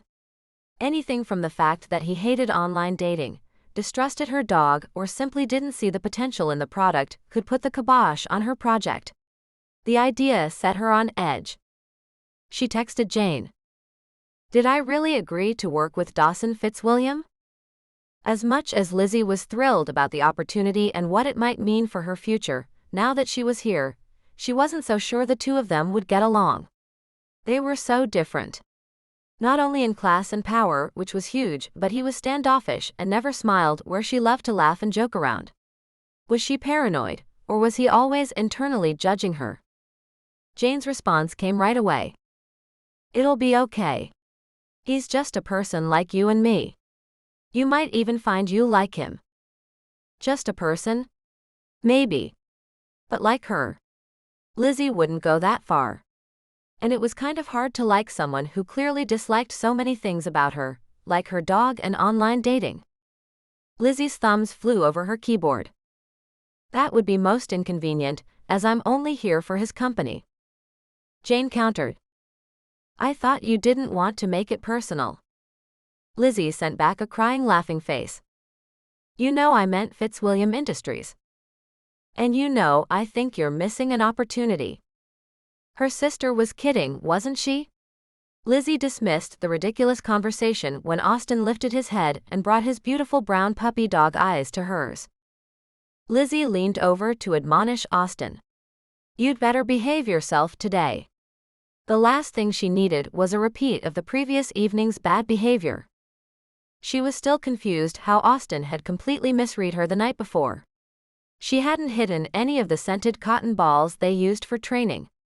The only thing she could figure was that he'd picked up on her anxiety, but she hadn't been that nervous, and Austin's alerts weren't anything she'd taught him before. If only this training thing were a more exact science, but as it stood, maybe Austin wasn't as close to finishing training as she'd thought. When she'd gotten Austin home last night, she wasn't sure whether to reward him, reprimand him, or just start over. In the end, she'd opted for a reminder lesson with the cotton balls she'd received from her diabetic volunteer, cotton balls saturated with a low blood sugar scent. It took longer than it should have, but Austin responded accordingly. Because of his regression, Lizzie decided to go easy on Austin today. No pretending to have low blood sugar. No acting like she was ill or confused or hyper. And she was going to ignore any of his alerts until she had the time to work through the isolated training again. For today, she would focus on basic service dog training, specifically keeping him at her side. She still couldn't believe he'd left her to go to someone else. "You leave Mr. Fitzwilliam alone, understand?" Lizzie rubbed her fingertips behind his ears with both of her hands, cradling his cute furry face. She couldn't be upset with him. His slip-up just meant he needed a little more work, and if she was being honest with herself, she wasn't all that sad that it meant the two of them would have more time together. She felt eyes on her and glanced up to see Mr. Fitzwilliam watching through the door. She straightened and gave him a small smile before politely averting her gaze. A moment later, the office door opened. "Miss Beckett, thank you for waiting." For a second too long, he held the door open, eyeing Austen before he stepped in. She stood, Austen tethered to her side. "Before we start, I need to offer an apology. I'm sorry how Austen reacted last night." She jiggled the leash so Dawson would know who she was talking about. "He's still in training, and not usually like that. His job is to stay by my side unless I give him permission to leave." She swallowed and gave Austen a cross look before looking up at Dawson again. "I thought we had that down. Until we do, I'll keep a tighter hold on the leash." She didn't want Dawson to get the wrong idea about her sweet, tempered golden doodle though. "Don't worry. It won't happen again." She hoped she wasn't making promises she couldn't keep. "It better not, if we're going to work together." His stance was confident, his expression unreadable. This was going to be one very long month, but she couldn't see any other way around it. She'd already invested 15 months into training this dog, and she couldn't simply drop him into doggy daycare if she ever planned to match him with a diabetic handler. At the same time, she couldn't afford not to make the most of this opportunity with Fitzwilliam Industries if she wanted her career to take off. She had to find a way to smooth things over. "Is there?" How could she ask delicately about his deal with a dog? She wasn't ready to suggest something other than the two of them coexisting peacefully. "In past experience, if I introduce you to him, he'll start ignoring you. He just wants to check you out, make sure you're trustworthy." She grinned at Dawson. How was that for turning the tables? To go from her trying to get his approval the night before, to the dog vetting him now. All you need to do is allow him to sniff your hand. A muscle in his cheek jumped. "How about my shoes instead?" "That might work." Austen followed as she went closer to Dawson. The dog looked up at her with questioning eyes. "Do you want to visit?" she asked him. The dog's tail pumped his consent and he sniffed at Dawson's pant leg. When Dawson didn't bother to reach down with any kind of greeting, Austen gave up and turned away. With both of them apparently satisfied, Dawson went to the conference table and sat down. Lizzie, however, walked to the floor-to-ceiling wall of windows, Austen at her side. She watched a seaplane land on Lake Union, giving Dawson time to settle in with Austen in the room and herself time to focus on her vision for the day.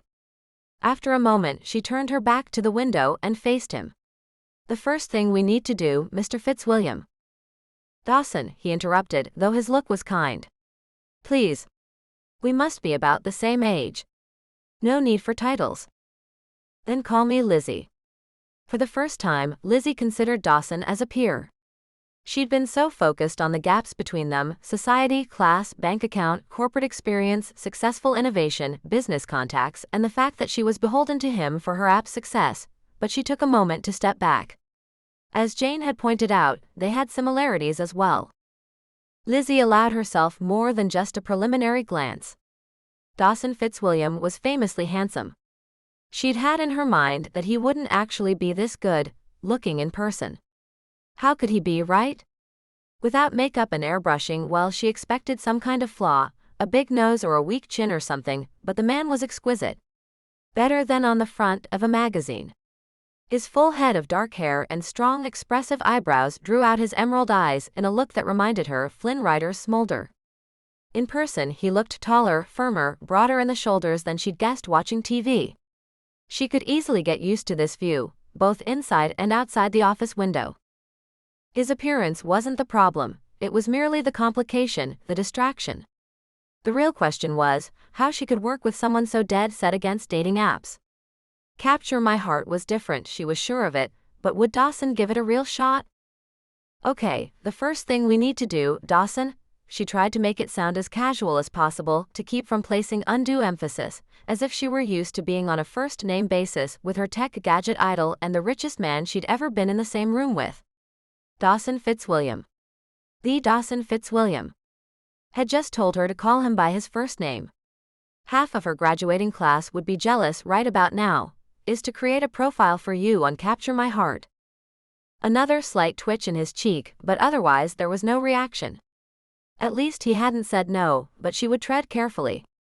She'd been about to ask if he'd filled out a dating profile before, on another dating website perhaps, but his reaction to online dating services screamed a warning to stay away from that conversation. This might take a while. She looked at the table with seating for 8. Where should she put Austin? It might be helpful if we sit next to each other so we can comfortably share a screen. Austin will sit at my feet. Are you? Fine. He was impatient, brusque. Don't worry about me and the dog. She chose to ignore his manner. Some people were just not dog people. She sat down, settled Austin at her feet, and pulled up the site's dashboard. Do you date, Mr. Fitz? Dawson? She made small talk while she worked. Not if I can help it. She did a double take. Seriously? The question had been a given, an assumption that he did, but also a lead into where he usually met women, what he liked to do, anything to open the discussion so she'd know how to angle the app profile. She logged in and navigated to Capture My Heart's administration page to fill out a new profile. Are you willing to try dating for 30 days? He may not like it, but she couldn't think of a better way to prove the efficacy of Capture My Heart. I don't know. He clenched his jaw. What would that mean exactly? She pulled her hands away from the keyboard as if it had burned her. I mean, she immediately began backpedaling. Actually, if you just want to skip worrying about how effective the app is and start working on marketing and monetizing, we can forget this part and move ahead. He grimaced and shook his head. I don't want to endorse a product that hasn't been tested. She tried not to be offended at that. She raised her hands in question. Do you have a control group you'd like to use? Employees? I can't ask them to do that. It might border on workplace harassment. Lizzie remained quiet, feeling they were at an impasse. The look in his eyes said he was seriously considering this option. I am curious if your algorithm is any better than other dating sites. She remained quiet as he mulled over his decision. On one condition, he said. Another one. Hadn't he already made enough stipulations? He gave her a look as if to dare her to challenge him. I don't want to use my real name. She breathed in relief. Understandable. She hadn't thought about that, and in actuality, the test would be better if he wasn't some celebrity who would garner too many interested results. Or none, because everyone assumed it was fake. Good idea. She pushed the laptop toward him. He ripped open an antiseptic wipe packet and brushed it across her computer keyboard. Again, she chose not to be offended. I'll still use Dawson, he said. Worried you'd forget something else, she teased, curious to see what he'd use for a last name.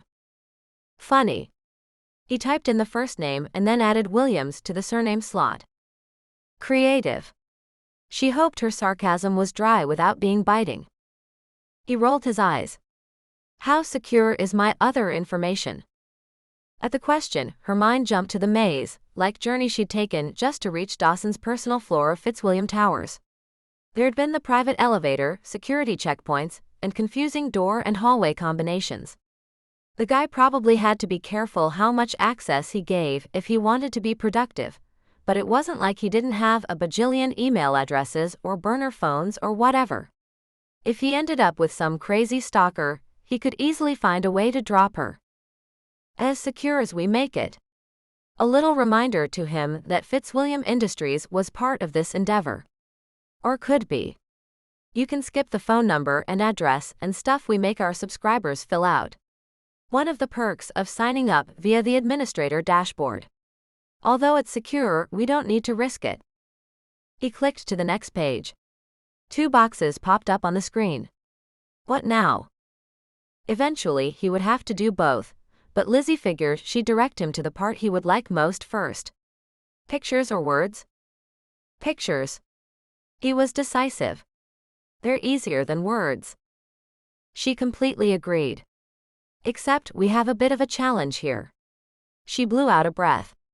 The photos need to be something you wouldn't mind if the tabloids got a hold of. So nothing embarrassing? He feigned surprise. Your choice. So the stern exterior hid a bit of humor. But the thing I'm most concerned about is that even with a fake name, your face is recognizable. We don't want women reaching out to you just because you're famous. Exactly. He moved to stretch his legs out beneath the table, and must have run into Austin because he paled slightly and pulled his legs back to 90 degrees. However, I'm also thinking that people will assume it's not really you. I mean, what kind of celebrity billionaire signs up for an online dating service like this, right? He grabbed his water bottle and took a drink. So I don't need to worry about showing my face? That's what I'm wondering. I mean, if it's something anyone could do, a picnic, a trip to Pike's Place Market, bowling?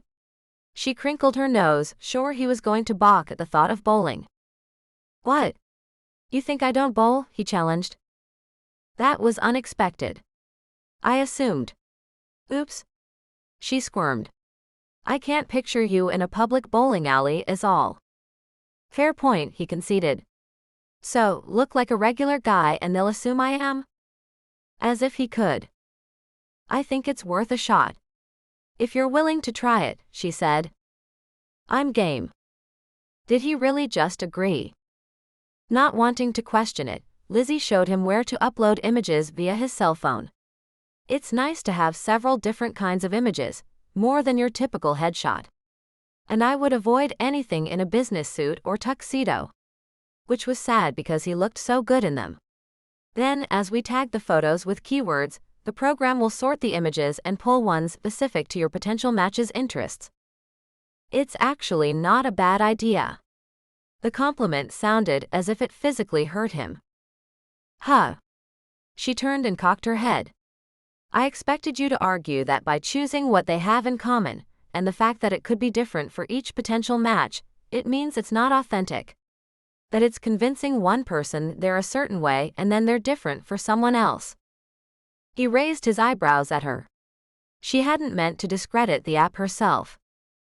The thought had crossed my mind, he admitted. Let me ask you this though, does a match have the opportunity to look through all of the person's uploaded photos? Of course.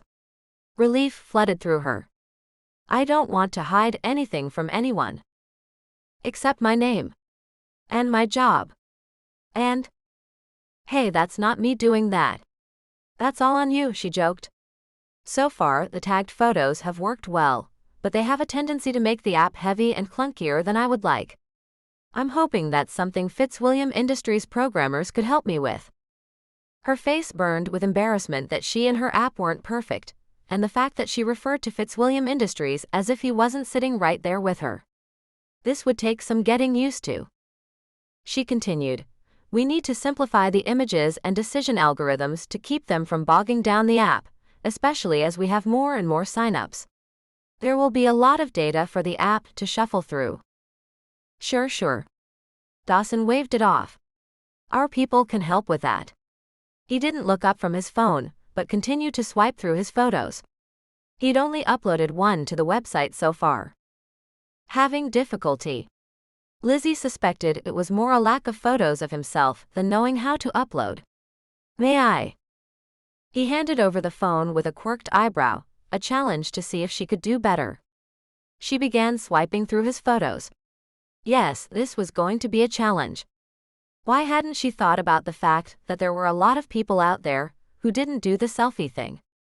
All of Dawson's photos either were devoid of people, gorgeous scenery, the guy had a good eye for it, or with another person, though she didn't notice more of one than another. Still, a shot of two was always problematic, as it was nearly impossible to cut the other person out. Not a selfie guy, I take it? Dawson scoffed. You mean not a narcissist? Ouch. I resent that. Lizzie forced a laugh. Taking selfies didn't automatically mean the person was self-centered. Selfies are for people who want to remember where they are, but don't have someone to take the picture. If you say so. Dawson's eyes flinched. Did you find anything else we could use? I don't take a lot of photos. I'm assuming staged photos are frowned upon, considering they wouldn't be the authentic me. She let the dig slide. Let's stick with this for now. You can always add more later. She leaned around him and made a few clicks on the webpage. Now for questions. Lizzie pressed her lips together as she watched Dawson peruse the questions, expecting him to complain any second. Austin stirred at her feet and set his muzzle in her lap. Automatically, she scratched behind his ear and he laid back down at her feet. She probably shouldn't reward him when this movement was meant to be an alert, but he'd been so good, so patient, and he hadn't responded to Dawson in the least. This reads like a personality test, he mumbled. How about I stipulate what I don't want in a woman, and we call it good? I'm not sure focusing on the negative is the best way to get interaction from app users. Though Lizzie was curious to know what would be on his list of offenses.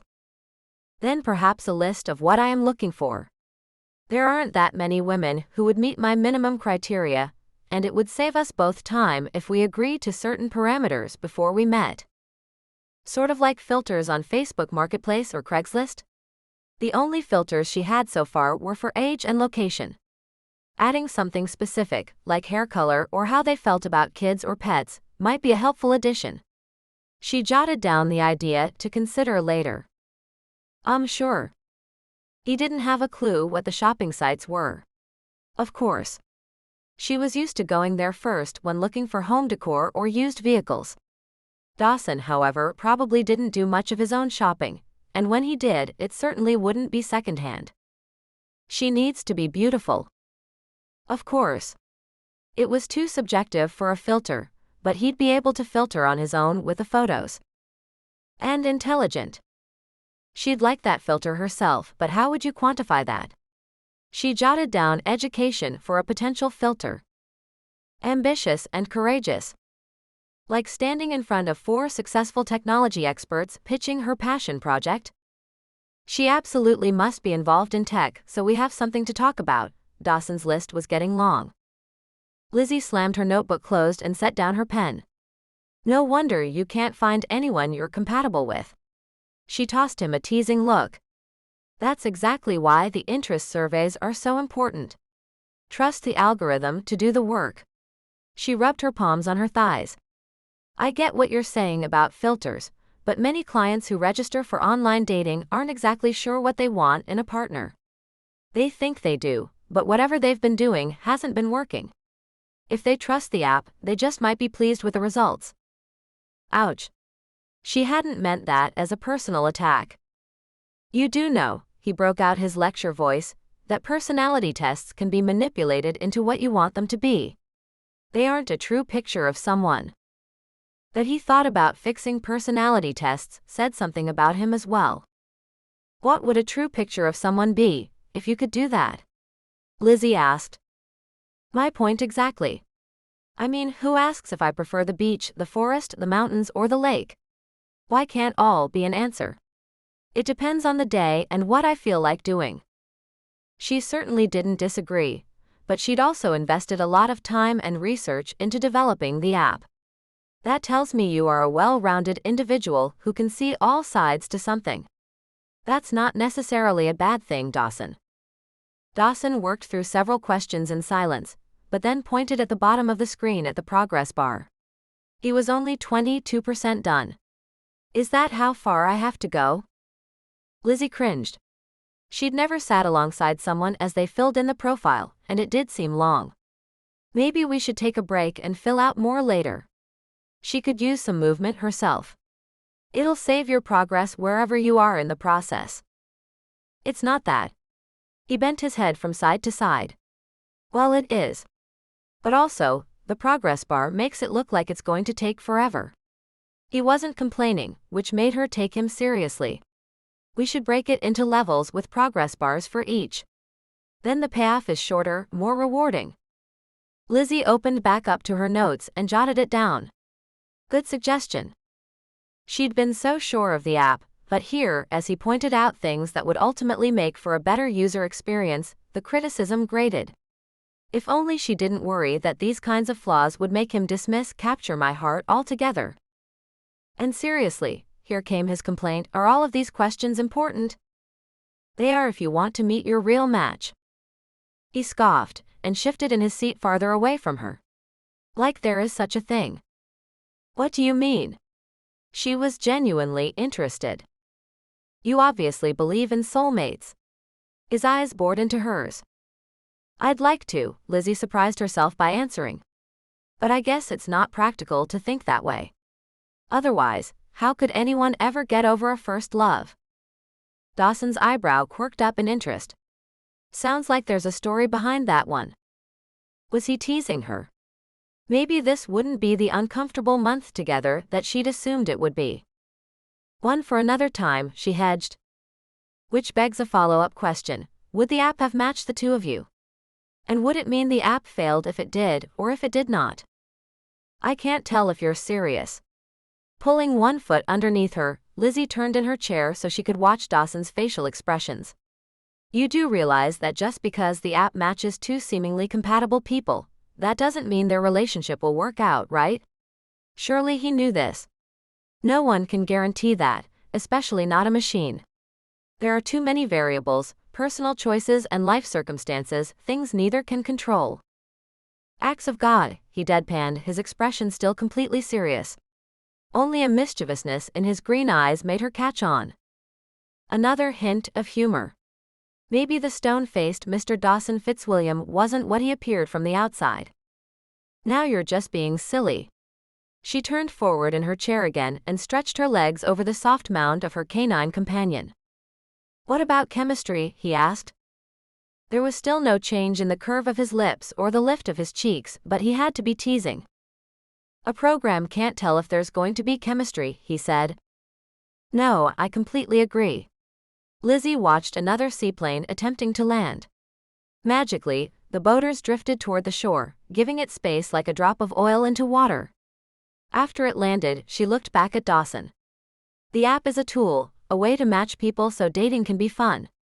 A date isn't forever, it's not a wedding, but it is an opportunity to get to know someone who could, at the very least, become a good friend. Hopefully, even more. Dawson shook his head slowly as if she were a lost cause. You really are a romantic. And that's a bad thing? She echoed his former sentiment. Not really. He checked his phone, and she saw numbers next to each of his app icons. His finger hovered over the screen for a moment before he pushed back from the table, stood, and slipped the phone into his pocket. I'm starved. Dawson placed a hand on his flat stomach, and curiosity had Lizzie picturing what those abs might look like under his blue button-down shirt and red power striped tie. Time for lunch?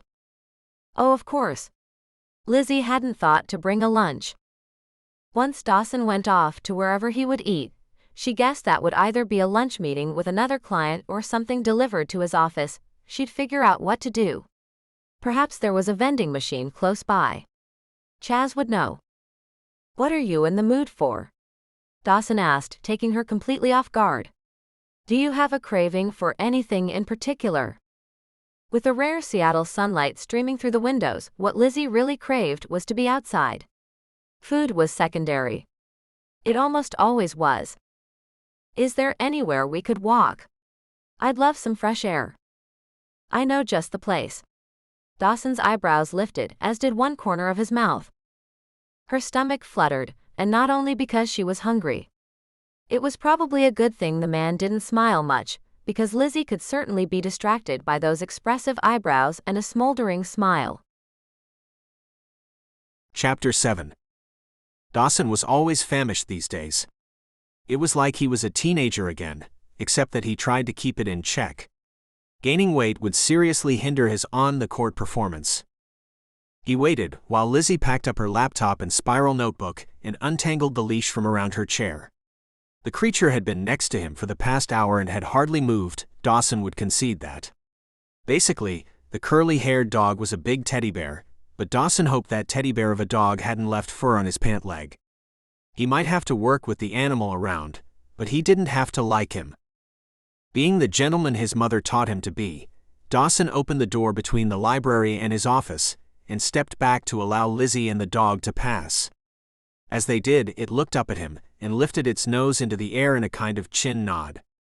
That, of course, was ridiculous, but it was halfway charming in its unexpectedness. Dawson headed to his desk and pulled out a lint roller, and then pushed the intercom button on the desk phone, connecting him with Chaz. "Yeah, boss?" Chaz answered. "Super professional." Dawson's eyes flicked to Lizzie to see if she noticed. She stood looking out at the view in her own little world.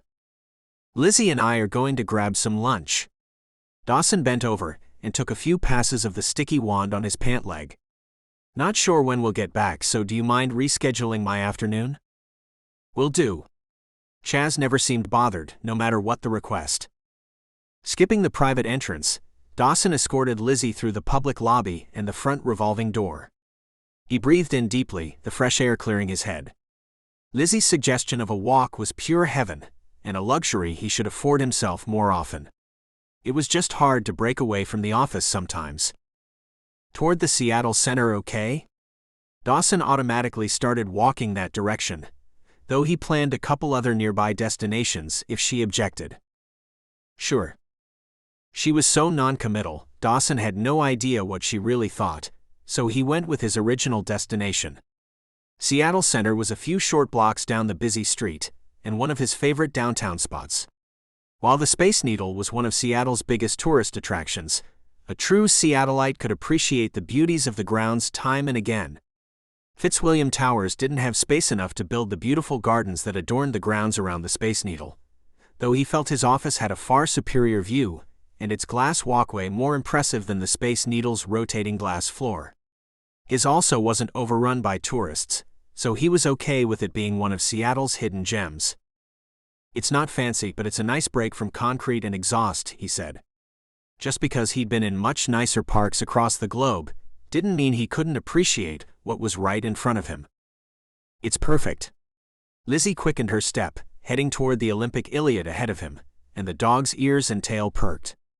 Even a working dog enjoyed the break of a park walk in the middle of a workday. Dawson kept his normal pace until he met Lizzie under the bright red steel sculpture where she stood with her chin tilted toward the sky. Her eyelids fluttered closed, dark eyelashes against her fair cheeks. The sun highlighted a sprinkling of freckles so light, they were like fairy footprints across the bridge of her nose. After a moment, she opened her eyes and studied the sculpture. She pulled out her phone and snapped a picture or two, positioning herself so that the sun broke through the sculpture exactly where she wanted it. Watching her take selfies, Dawson hadn't expected her to turn the phone toward him. "We'll need it for your profile," she explained. He stiffened, but she dropped the camera to her side. The damage was already done. Him," he replied. He would only consent to its use if it turned out decent, but candid photographs of him rarely did. The dog, who'd been so obediently glued to Lizzie's side, all of a sudden stepped in front of her, practically tripping her. It needed some serious help because that couldn't possibly be what it was trained to do. Who in their right mind would volunteer to have a dog tied to them 24/7? He couldn't last a day being hindered and interrupted the way this dog had the propensity to do. "I've heard it called the pasta tube. What do you think? Is it a true likeness?" He raised a hand to stroke his chin as if he were studying it with a practiced eye, but he was looking peripherally at her. Lizzie pressed her lips together, but he caught the merriment in her suppressed giggle. "Of pasta." She lifted both hands to make a frame around the sculpture as if taking a photo. "It looks more like paper towel cardboard." "Ah? Of course. Memorializing Seattle's first recycling project." With the dog on Lizzie's left, Dawson chose to walk on her right down the winding sidewalk. Small groups of people walked past, but for it being lunchtime, the park was fairly empty. His stomach growled, reminding him that he'd canceled his lunch order with Chaz. "Are you okay to eat and walk at the same time?" He hoped she'd say yes. Even if she didn't, Dawson knew he'd have to eat. His regular morning workouts kept his metabolism going fast enough that he couldn't skip lunch, and stay focused while the two of them worked that afternoon. He was already walking toward the Seattle Center's food court at the Armory. He opened the door, and all the intoxicating smells came tumbling out, luring him inside. Pick your poison. A huge open building, the perimeter of the Armory was lined with fast food counters. Most of the tables and chairs scattered through the center of the room were occupied, and Dawson felt the urge to apologize to their occupants for bringing a dog in where they were eating. Lizzie scanned the room, taking in her options. What? No Seattle dog. Thank goodness, he said. It slipped out before he thought better of it, but seriously, not every Seattleite found a hot dog or sausage link slathered with cream cheese and smothered in grilled onions appetizing. A bit of an acquired taste, he would guess, or at least an adventurous palate, one he didn't have. I knew you had something against dogs, she teased. The dog, however, must not have noticed Dawson's reticence, because he seemed determined to walk between the two adults through the crowd, despite his handlers fussing with the harness. Dawson might as well admit to it, considering this elephant in the room wasn't going anywhere. Is it that obvious? He cringed. He allowed her to guide their food choice, and they ended up in line for kebabs. Fine by him. Yeah. She nodded at him while she studied the menu board. Pretty obvious you're not a dog person. The woman in line ahead of them must have been eavesdropping, because she turned and leveled a disapproving look his direction.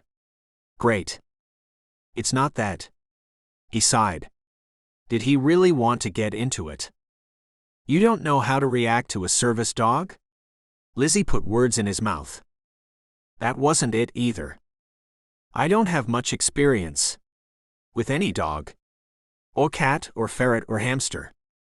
He'd grown up in a household where animals were forbidden, almost to the point of obsession.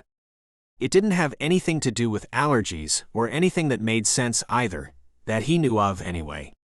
When he was 10 or so, a friend came over covered in dog hair, and Dawson's mom had promptly sent the boys out to the movies so they wouldn't be in her house. Perhaps without thinking about it, Dawson had allowed his mother's disdain for animals to seep into his own personality. I get that. I used to feel the same way, Lizzie admitted. And now she had one with her literally all the time. He paid for their lunch, and they gravitated to the outdoors once again, this time heading toward the International Fountain. People also seem bothered when I'm with the dog in public, mostly I think because I don't look disabled. Either they don't know what to make of it, or they think having a service dog is unnecessary. I get that there are obvious, visible disabilities that service animals help with, like a guide dog for someone who is blind. But there are invisible disabilities as well. Austin will always be with someone who falls into that category. The timed streams of the water fountain undulated in rhythm to happy music, giving the park a carnival feel. This was the perfect break from the office. But you're not diabetic, right? He asked. No. She took a bite from her kebab, and although the dog had to be able to smell it, he made no indication that he noticed. No begging for a nibble of meat, not even a longing look. How do you train him then? He asked. Cotton balls and acting. He tried to conjure up some kind of image for that, but fell short. What does that even mean? She laughed, the sound as happy as sunlight glittering on water droplets. There are a few ways to do it, but I've had success hiding cotton balls infused with the scent of low blood sugar and teaching him how to respond. It's intense work. It requires consistency. Overall, it takes about 1.5 years, but it's worth it. What makes it worth it to you then, if training is that much of an investment? I'm a dog person. She laughed, making it obvious that she was poking fun at him. Okay. She gestured with her full hands. I'm fascinated by the bond between a human and a dog. If they trust each other, that dog will do anything for its person. And vice versa, I hear. Dawson thought about Oscar and chuckled to himself. The sea otter probably wouldn't even notice if Dawson never showed up near the little guy's island again. Mind if we sit? Dawson led her to a bench under the canopy of the pink and white blossomed cherry trees, where they had a view of everything else going on. Magnolia trees and smaller shrubs screened them from what he assumed was a busy street, but the vegetation gave the illusion that they were tucked away from the world. A light breeze brought some of the cherry blossoms raining down, sweet with fragrance. Even if it wasn't super warm yet, there was nothing better than spring after winter. Not that he hadn't enjoyed ski season to its fullest, because he had, making it to at least a couple of the best ski resorts on each continent before the best of the powder was gone. Do you ski? Austin settled himself at Lizzie's feet. Water or snow? She asked. While the question itself didn't surprise him, that she asked did. Either, I guess, he said. Yes? To which? Either, I guess, she parroted back. If you do both, why did you ask? The woman was confusing. I was curious which you were curious about. Words? Dawson's hand flew to his forehead. I bet your question of pictures or words, your answer would have been words, am I right? Sometimes. Lizzie's face lifted in a half smile. Depends on the day, the circumstance. Ah, so you see my point about how impossible it is to answer questions like that then. She rolled her eyes and sighed. So she found him exasperating as well. And you see how impossible it is to determine personality traits and compatibility without multiple layers of questions. Okay, Dawson conceded. If I were to work on the questions here, would that leave you with nothing to do? Of course, it wasn't any different than at the office. She'd carried her bag along, so maybe she had other work. I'd like to take notes of your reactions and observations as you go through the uploading process. Hang on. She shifted in her seat and handed him her lemonade cup. He steadied the cup against his thigh with his elbow and hoped it wouldn't spill all over his wool suit pants. Stickiness and dog hair was a combination he didn't want to mess with all afternoon. Assuming she'd been about to grab her spiral notebook again, he was surprised when she tugged out the phone that had made its appearance several times since they'd started their walk. Not another one, Lizzie. He gave her an "Are you serious" look. Especially not with food in my hands. What kind of woman would that attract? How about the kind who's not afraid to eat? He gave a half shrug until her cup shifted, and in his hurry to steady it, he almost lost control of his own cup and the half-eaten kebab. A woman who eats. Sounds like a good thing. Then I know I can take her out for kebabs. Not wanting to be recognized in the photo, he looked off to the side. Once she had her phone stowed and her spiral and pen in hand, she collected her lemonade. Dawson finished the last few bites of his lunch, tossed the trash into the bin at their side, and then pulled out his own phone. Time to settle into setting up his Capture My Heart profile, with a beautiful woman writing down his every response. Though it was awkward in a way, he was having a pretty good time. This was obviously not a date, but food, teasing, and talk of dating had him wondering how long it had been since he'd actually been on one. If nothing else, this afternoon convinced him that going on a date wasn't sounding all that bad anymore. Maybe a tiny part of him wouldn't mind if the app actually did find him a match. Maybe it wouldn't be bad if the app didn't fail. Chapter 8. Guess who's coming to see you? Lizzie used her excited baby talk for puppy voice. His tail thumped in double time. Mariah's coming. With Mariah's imminent arrival, Lizzie slipped Austin's jacket and leash on him. Because they were in Lizzie's townhome, Austin hadn't been wearing his service jacket, leash, or head collar, thus allowing him a little time to relax. Once he was placed with a diabetic handler, Austin would never truly be off-duty, but he didn't always need to be at her side. In fact, he'd need to learn to multitask to be an effective guard. Lizzie finished loading her dishes and carried her mail to her desk, straightening a few papers and books as she went. She'd been so busy working with Dawson the last few days, she'd almost considered hiring a weekly maid service, but she couldn't afford that. It didn't keep her from fantasizing about it, though. Austin barked once and looked at the front door with excitement. A soft knock instead of the doorbell followed. Mariah must have heard the bark. From the time Lizzie had brought Austin home, Mariah was the only person on the planet he ever barked at, which was good, since Lizzie worked hard to train him not to bark. In one sense, this mutiny was a failure for both her and the dog, but as Lizzie was training Austin to be a diabetic alert dog, and Mariah was the only type, one diabetic she knew personally, Perhaps this connection between Mariah and Austin proved that Lizzie was doing something right. Besides, the happiness expressed in that small woof was adorable. Lizzie opened the door and invited Mariah in. "Special delivery," Mariah said, and pulled some cotton balls in baggies from a small soft-sided cooler. "We could have picked them up." Lizzie accepted the cotton balls and took them right to her freezer, where she kept her stash for training. "Oh, I know. I just wanted to visit with you. See how things are going." Lizzie offered her the couch and took the chair across from her. Austin remained glued to his puppy raiser's side as he'd been taught, but he kept looking back and forth between the two women. With Lizzie's permission, Austin rushed to Mariah to receive snuggles and praise from the woman whose scent had been imprinted on him from 10 weeks. "Austin is such a sweet dog." Mariah rubbed the sides of his head and played with his ears. Lizzie watched Austin's obvious pleasure in the contact and felt a pang of jealousy. As his puppy raiser, she was supposed to be his whole world. All good things were supposed to be from her: treats, affection, food, and water, which was why he needed her permission even to get attention from anyone else. While it felt oddly strict, it made sense if you wanted to reinforce the bond between the dog and the handler. "Are you sure you don't want a diabetic alert dog?" Lizzie asked. These two were perfect together. "I really don't," Mariah said to Liz. "No offense, sweet fuzzy," she baby-talked to the dog. She folded her hands in her lap, a signal to the dog she was done. "I don't mind dogs, but I've never wanted one." "And yet you volunteer with a service dog organization." Lizzie felt her eyebrows clench. "Why?" She was seriously interested. Mariah shrugged.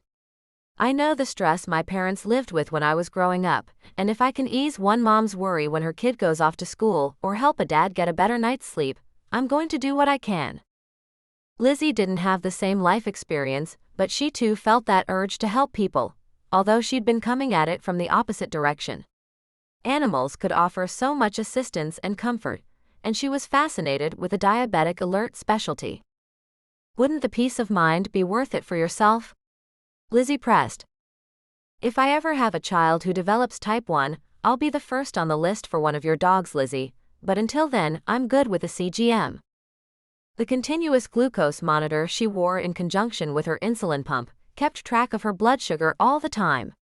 She could look at her phone and see where her blood sugar was and a graph to monitor the trend, and electronic alarms did what Lizzie was training Austin to do.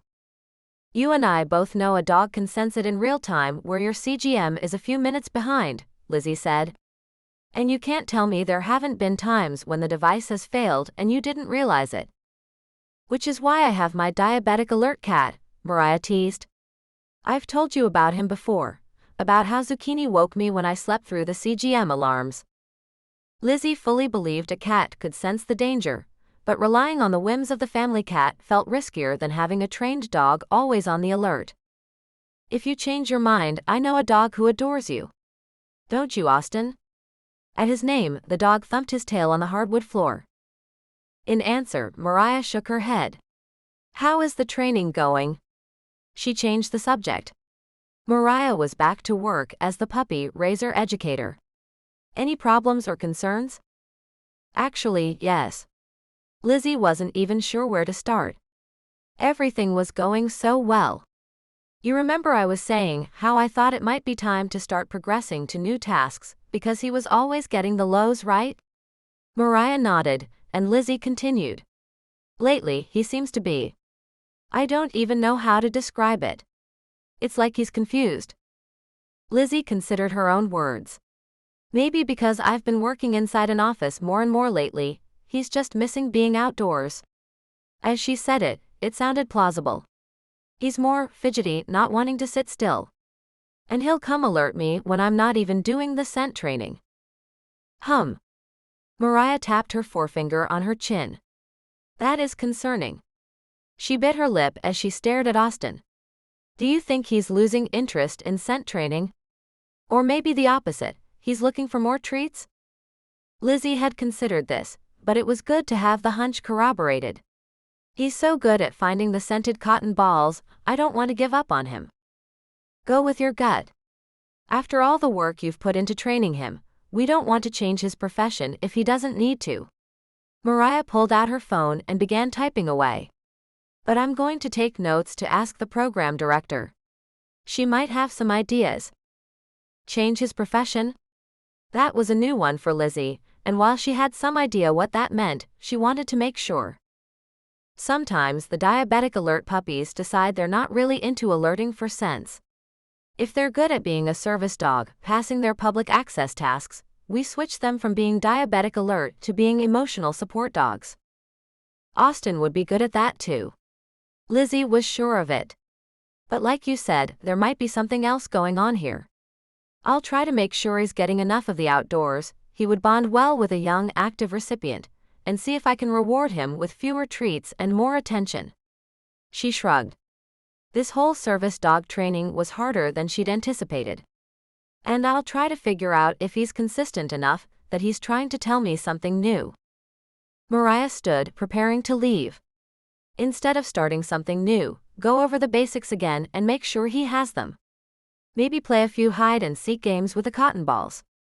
If his concerning behaviors don't change, we'll have to think about where to go from here, but let's give it a couple of weeks. Sounds good. Lizzie opened the front door for her. Thanks for the scent samples, and I'll keep you in the loop if I figure anything out. Mariah left, and Lizzie went back to her home office and checked her email. There was one from Dawson. I hate to say I told you so, but it doesn't appear your little app is working. I mean, it can't be me, I'm a catch. But seriously, you might want to look into the mechanics of Capture My Heart because something's wrong. Lizzie pulled up the Capture My Heart's administrative dashboard to check on Dawson's profile. She had a meeting in a little over an hour, but she had a few minutes now. Over the past couple of days, she'd received daily updates from Dawson, all the while keeping an eye on his profile remotely. She knew exactly when he completed the last of the questions. She smiled at the way he described himself, and noticed everything he did to disguise his identity, which made her chuckle.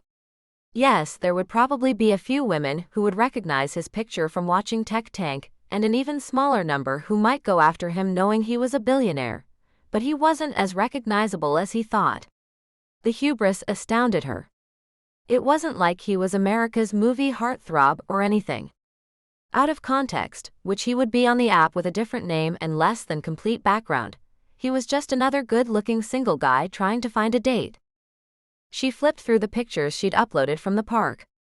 While she wasn't happy with the fact that many of them were taken the same day, because they were all in the same clothes and seemed staged for the profile, which they absolutely were, he was certainly handsome.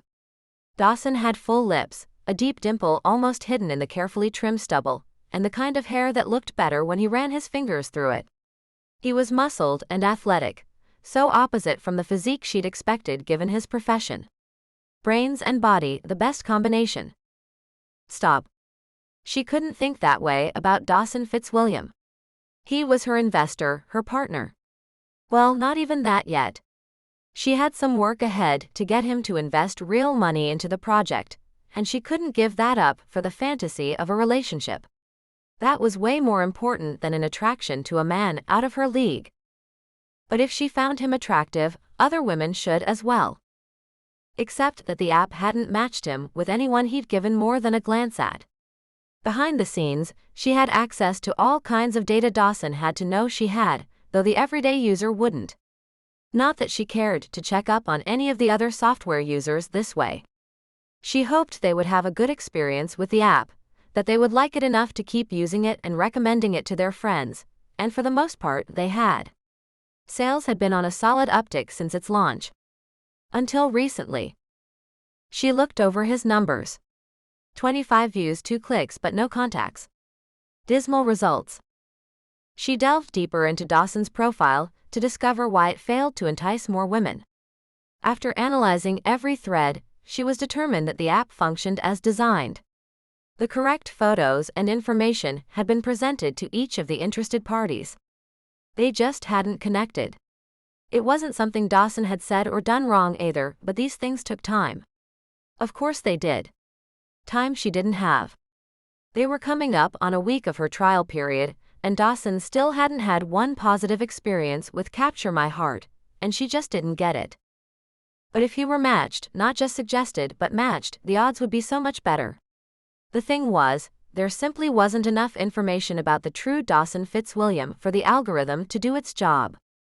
If there was no information, there would never be someone he had enough in common with for the app to consider them a match. She clicked through parts she hadn't bothered to before. Not only had Dawson changed his name and left Tech Tank off his work history, but he'd omitted almost everything from his bio: no education, no work experience, and hadn't even entered enough to be interesting. Which meant there was only one thing Lizzie could do. She had to fix it. She glanced at the clock in the corner of her screen. She didn't have time to tweak his questionnaire answers, but she could fill in a few of the missing details with what she knew about him.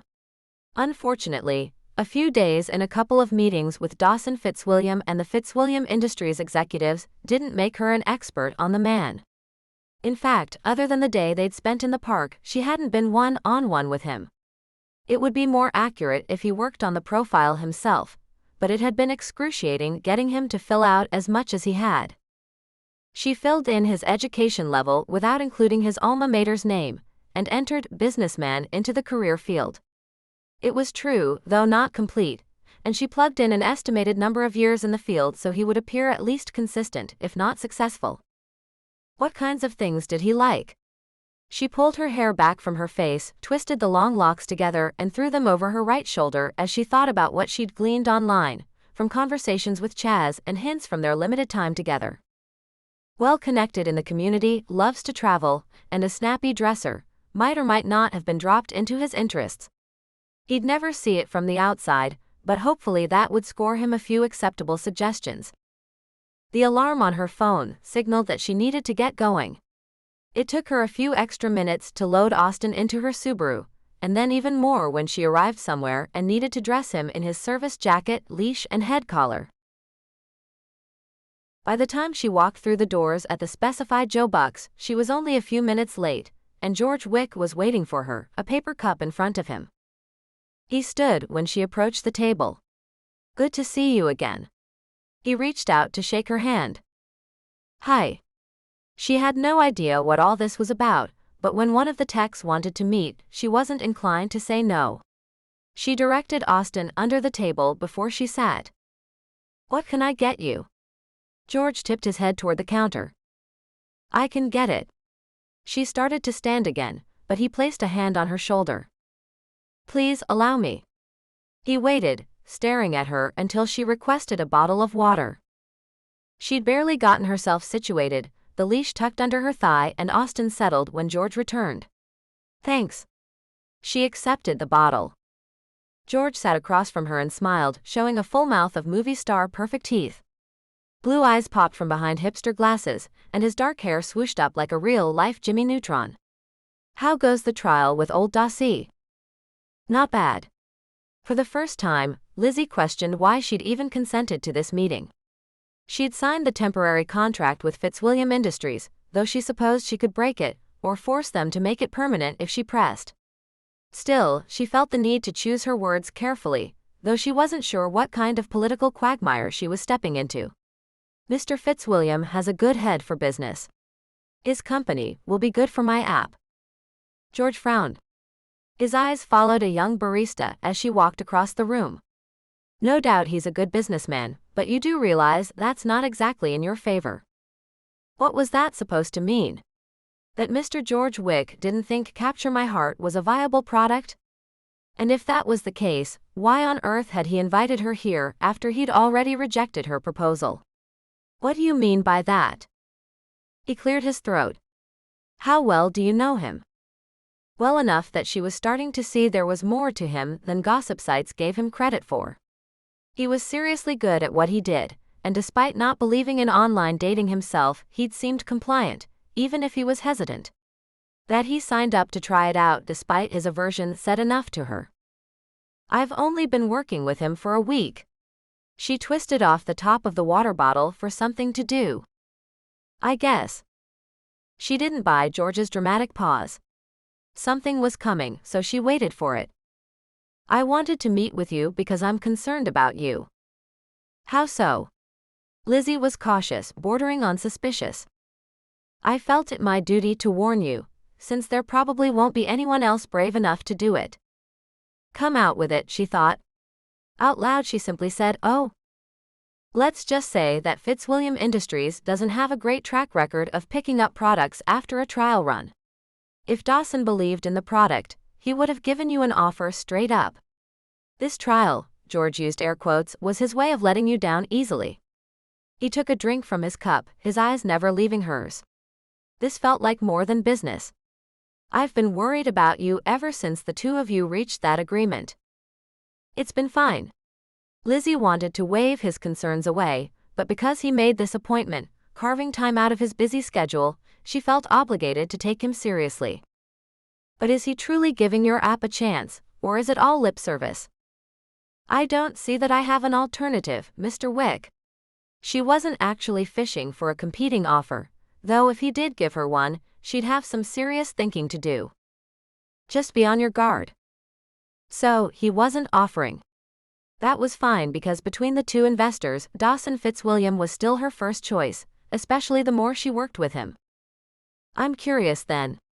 She scrutinized George Wick's face. His wide smile and boy next door looks made her feel she should trust him, but all she knew about him was from watching the show. If she was learning anything from her time with Dawson Fitzwilliam, it was that perceptions weren't always the case. If you don't respect Dawson Fitzwilliam and his company, why are you on Tech Tank with him? George shrugged. It's good PR for me. I know he doesn't want me around, but his phone began to ring and he looked at the screen. If Dawson Fitzwilliam wishes to avoid me, he must be the one to leave, he said, distracted. He stood, now swiping the screen to accept the call. Hey, I've got to take this, he said to her, a dismissal before putting the phone to his ear. He left Lizzie with his empty cup and a few worries that hadn't been there before. Which of the two men should she trust? Did either of them have her best interests at heart? Chapter 9. Got your message, Dawson said to Chaz instead of hello. Thanks for getting me out of that meeting. And for the heads up. I put out a few calls already when Davis was driving me over, but if you could get Korea on the phone, that would be helpful. Dawson shifted his jacket from one hand to the other. He'd stopped at Chaz's desk on his way back into his office for another work session with Lizzie. You'll never guess what Colin had to say about George, though. The morning's meeting with Colin Hunsford over at StellarNet had been a bit of a bust. Working with Colin would never make Dawson's list of favorite things to do. The guy had no sense of humor and was way too accommodating, but Colin had shared a bit of interesting news. Let me guess. Chaz took his hands off his mouse and crossed his arms over his chest.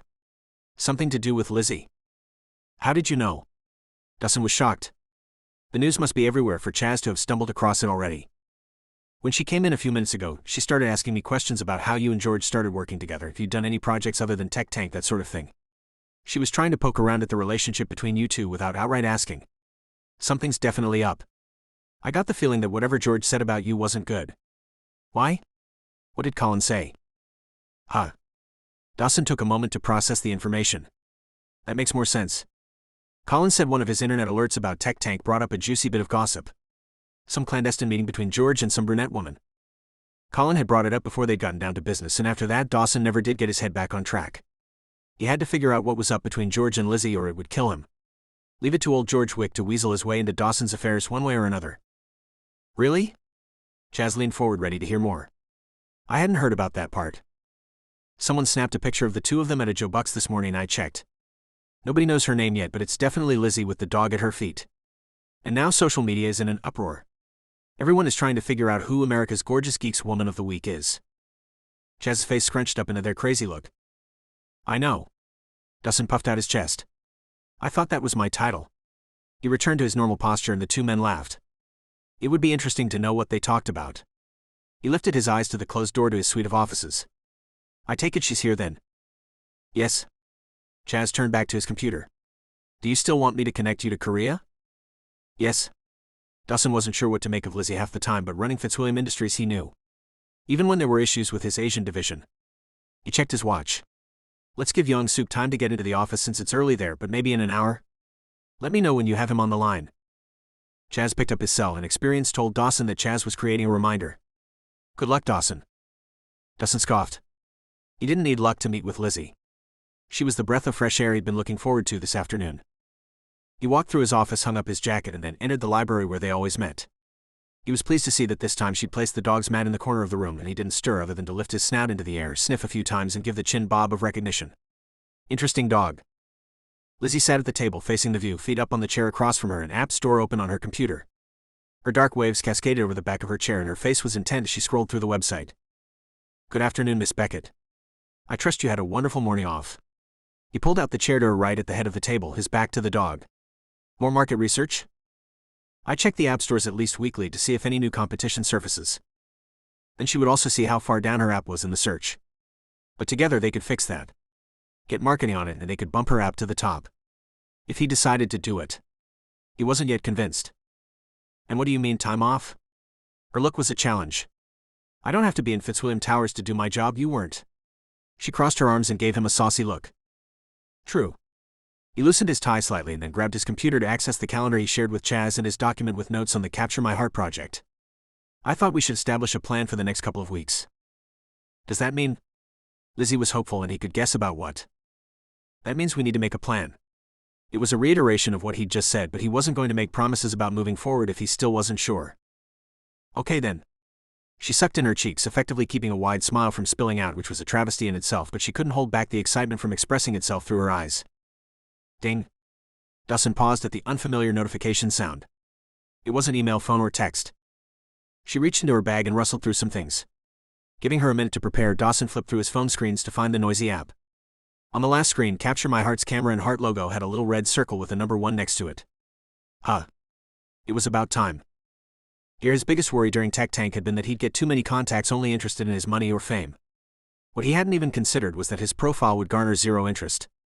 Humility had hit him like a cartoon anvil. No more stressing that women were pursuing him for his money when they weren't pursuing him at all. But now he had a contact. He turned the phone screen toward Lizzie. My first Capture My Heart notification. He shook the phone for emphasis. It had better not be a notification to update the app, he joked. She shook her head. It shouldn't be. Dawson set the phone to his side and pulled his computer toward him. Some of the departments we should consult are? Lizzie dropped her hands to the sides of her chair with a loud thump. Aren't you going to open it? The notification?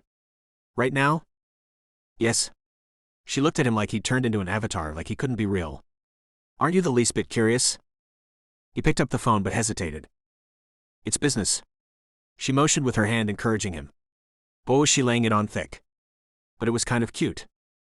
Is it a notification that the app matched me with someone or an actual message from a potential date? Which would he prefer?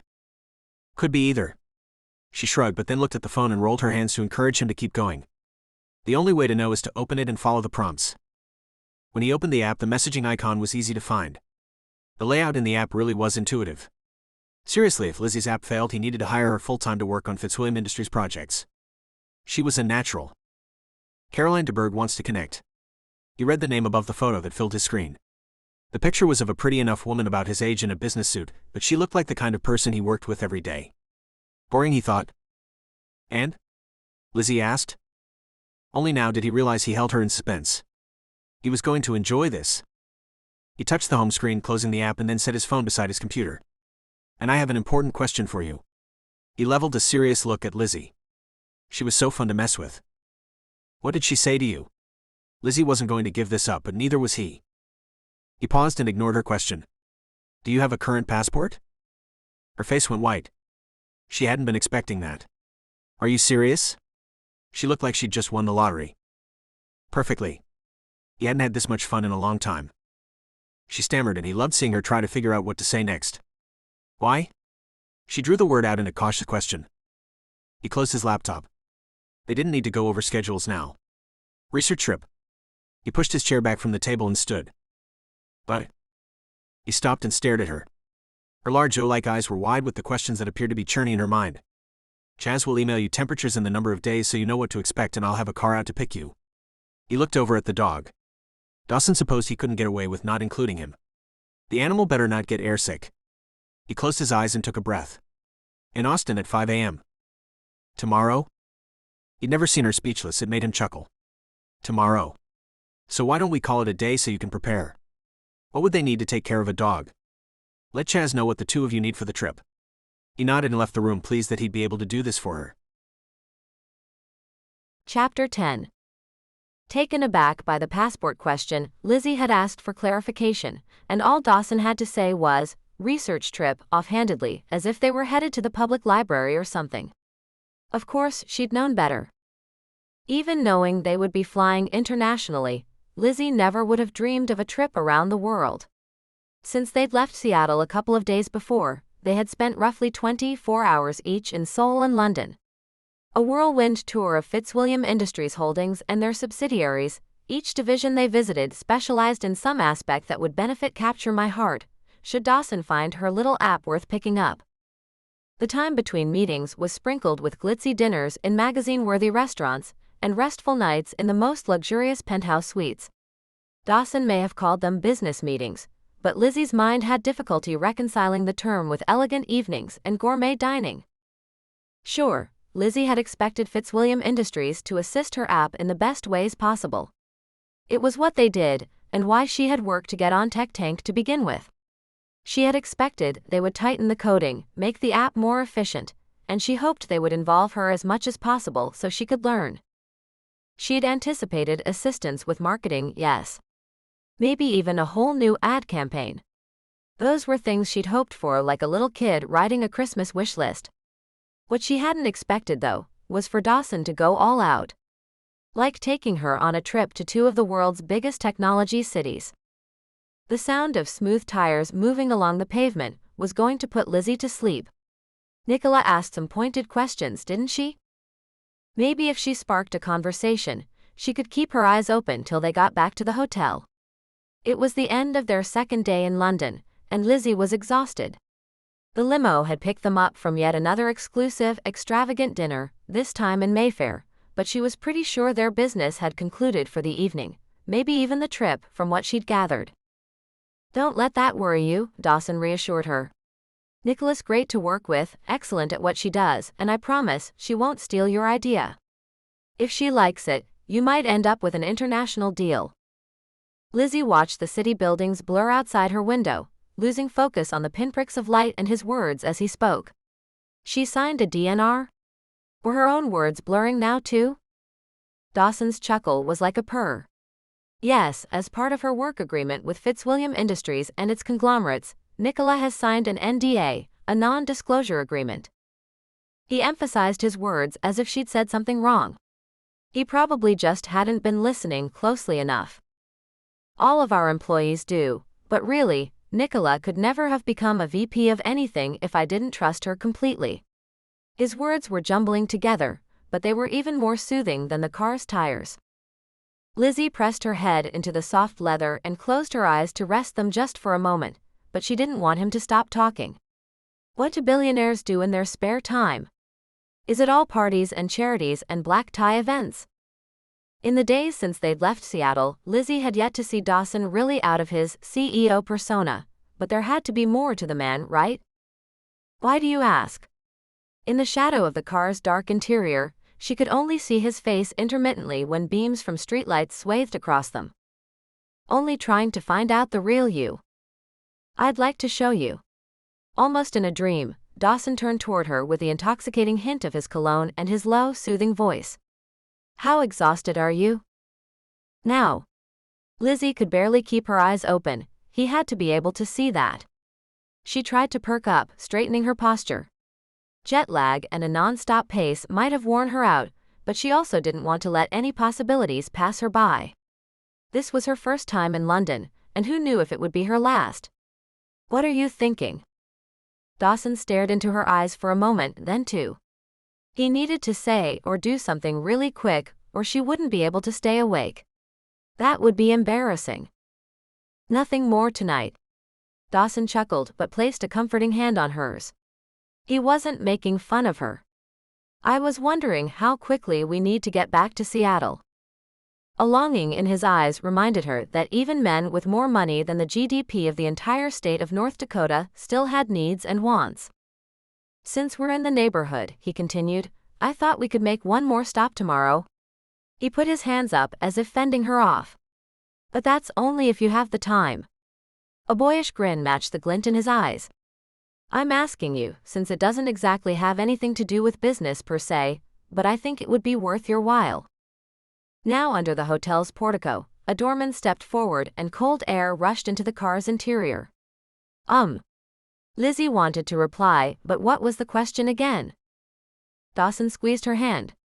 You know what? Don't worry about it. We'll revisit the topic in the morning. He stepped out onto the pavement and turned back and took her hand, helping guide her out of the car. When had the limo stopped in front of their luxury hotel overlooking Hyde Park? He reached behind her and caught Austen's leash. She'd forgotten about him. Austen joined Lizzie at her left side, and Dawson transferred the leash into her hand before he crossed to her right elbow. Allow me to walk you to your room, milady. The next day, Lizzie stood at the top of the mountain in awe of the beauty that unfolded below, around and even above her. If it weren't for all of the gorgeous glistening snow, she could pull a Julie Andrews, Maria von Trapp right then and twirl around on what was probably a movie-worthy mountain meadow in the summer. I still can't believe that Switzerland is in the neighborhood to you. Lizzie shook her head.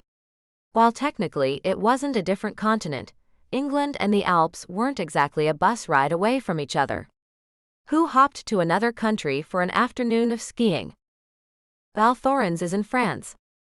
The correction might have hurt if Dawson's eyes weren't glinting with mischief. I hope your skiing is better than your geography.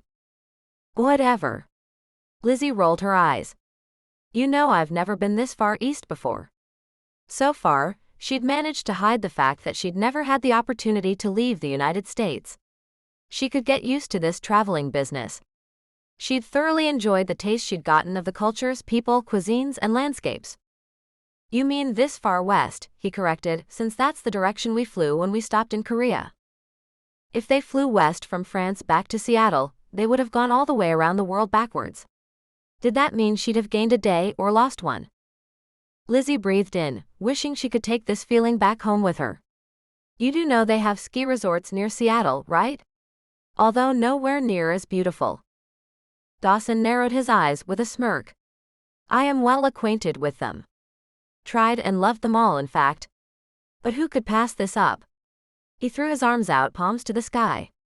A man like Dawson already had the world at his fingertips, but at least he looked like he appreciated it. Yeah, I guess it's pretty okay.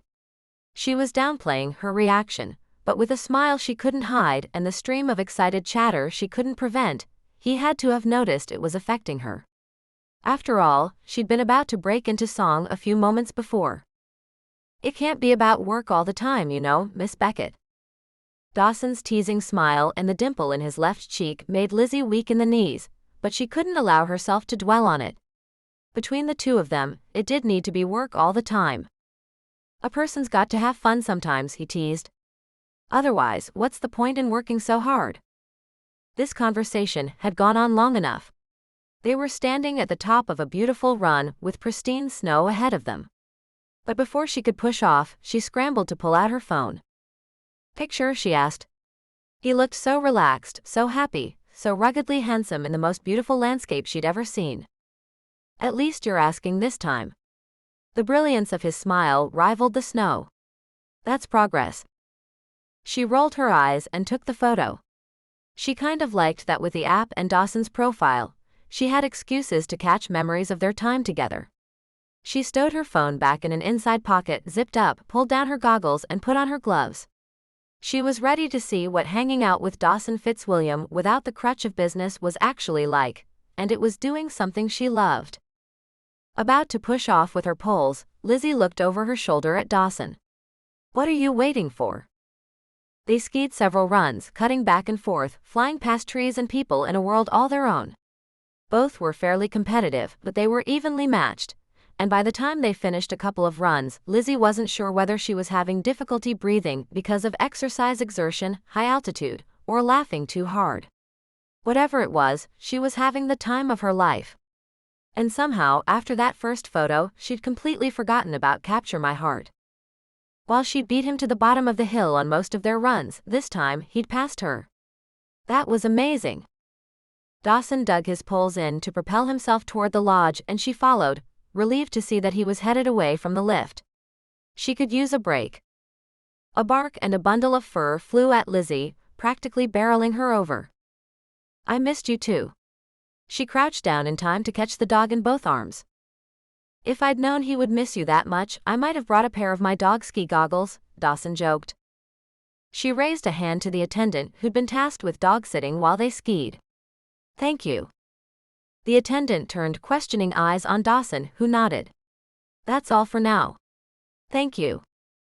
Lizzie watched the attendant retreat, and then resumed her conversation with Dawson. Dog goggles?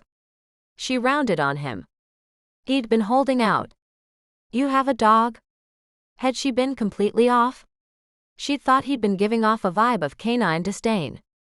For a split second, Dawson wrinkled his nose, but then reached forward to scratch the dog. Lizzie panicked, her heartbeat racing. Should she enforce the no petting my dog while he's working rule or let it slide this once? But then once wouldn't just be once. Austin vigorously licked Dawson's hands. Funny how he was a licker around Dawson, when he never did that with her. Austin put a paw on Dawson and he guided it off, but Austin repeated it, insistent. It was as if the floodgates were open, and Austin thought he had a friend. I don't. He swayed slightly and then stood, blinking. Specialized dog goggles were where I got my start. Huh. How did I not know that? So he wasn't completely opposed to dogs. Maybe he was just opposed to Austin, or his apparent lack of training the night they met. Austin nudged Dawson again. Was he alerting him? They'd been skiing for hours. It was possible that Dawson's blood sugar was low from the exercise. It was lunchtime. Austin, what is it? What do you think? Lizzie asked. This wasn't ideal. If he was alerting Dawson, he should be the one asking, so Austin could smell his breath as he spoke. The dog pawed at his leg again, and that was a good enough answer for her. She bent down and unzipped the pocket in Austin's service jacket for his treats. Good alert, Austin. She gave him 2 bits of kibble and more praise as a reward. The hostess seated them in a secluded alcove between a crackling blaze in the stone fireplace and floor-to-ceiling windows. It had the best view in the house with glistening snow-packed jagged peaks. Lizzie pulled her chair out from under the table and paused, waiting for Austin to take his place where her feet would soon be, but he wouldn't go. Instead, he kept going between her and Dawson, apparently too excited to settle. Place, Austin, she commanded again, but he shoved his nose into her thigh. We're fine, she mumbled, wishing he would lie down as the server approached with a stainless steel carafe. The last thing Lizzie wanted was for Austin to get them kicked out, because he wasn't acting like a service dog in an eating establishment. It was hard enough to have a dog where there was food. There would always be at least one person looking down their nose concerned about pet hair getting into their entree. But if the dog wasn't even acting trained, she couldn't blame anyone for being annoyed. Place, Austin, she said again. This time he was back over at Dawson, placing a paw on his thigh. She felt her tension rise, just waiting for Dawson to lose control. He's fine, Dawson said. Lizzie looked up, surprised. That was the last thing she'd expected. Was Dawson Fitzwilliam warming to Austin? Gratitude filled her heart. Thank you, she whispered. I'm sure he'll calm down when we start eating. Obviously, one or both of us are having blood sugar issues. Dawson pulled out hand sanitizer and doused his palms but didn't say anything about it. She raised her glass of water and took a sip and then looked over at Dawson's. He drained half of it already. How are you feeling? Do you feel like your blood sugar could be low? He shrugged. I guess that's what you could call this. I was getting a little lightheaded out there on the trail. It's what reminded me that we ought to break for lunch. The server stopped next to them, and the conversation between Dawson and Lizzie paused. Our house chocolate. The server filled the miniature mugs in front of them, and then took a half step away from their table.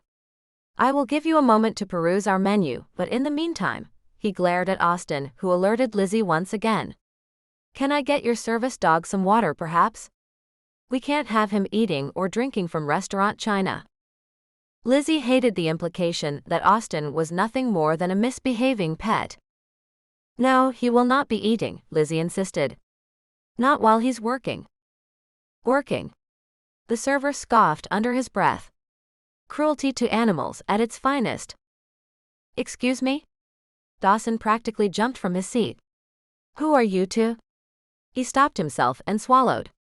Please have another server bring 2 bowls of the soup of the day. Dawson's eyes bored into the man. There is no need for you to come back. The server stomped away, and Dawson looked at Lizzie with a sheepish expression.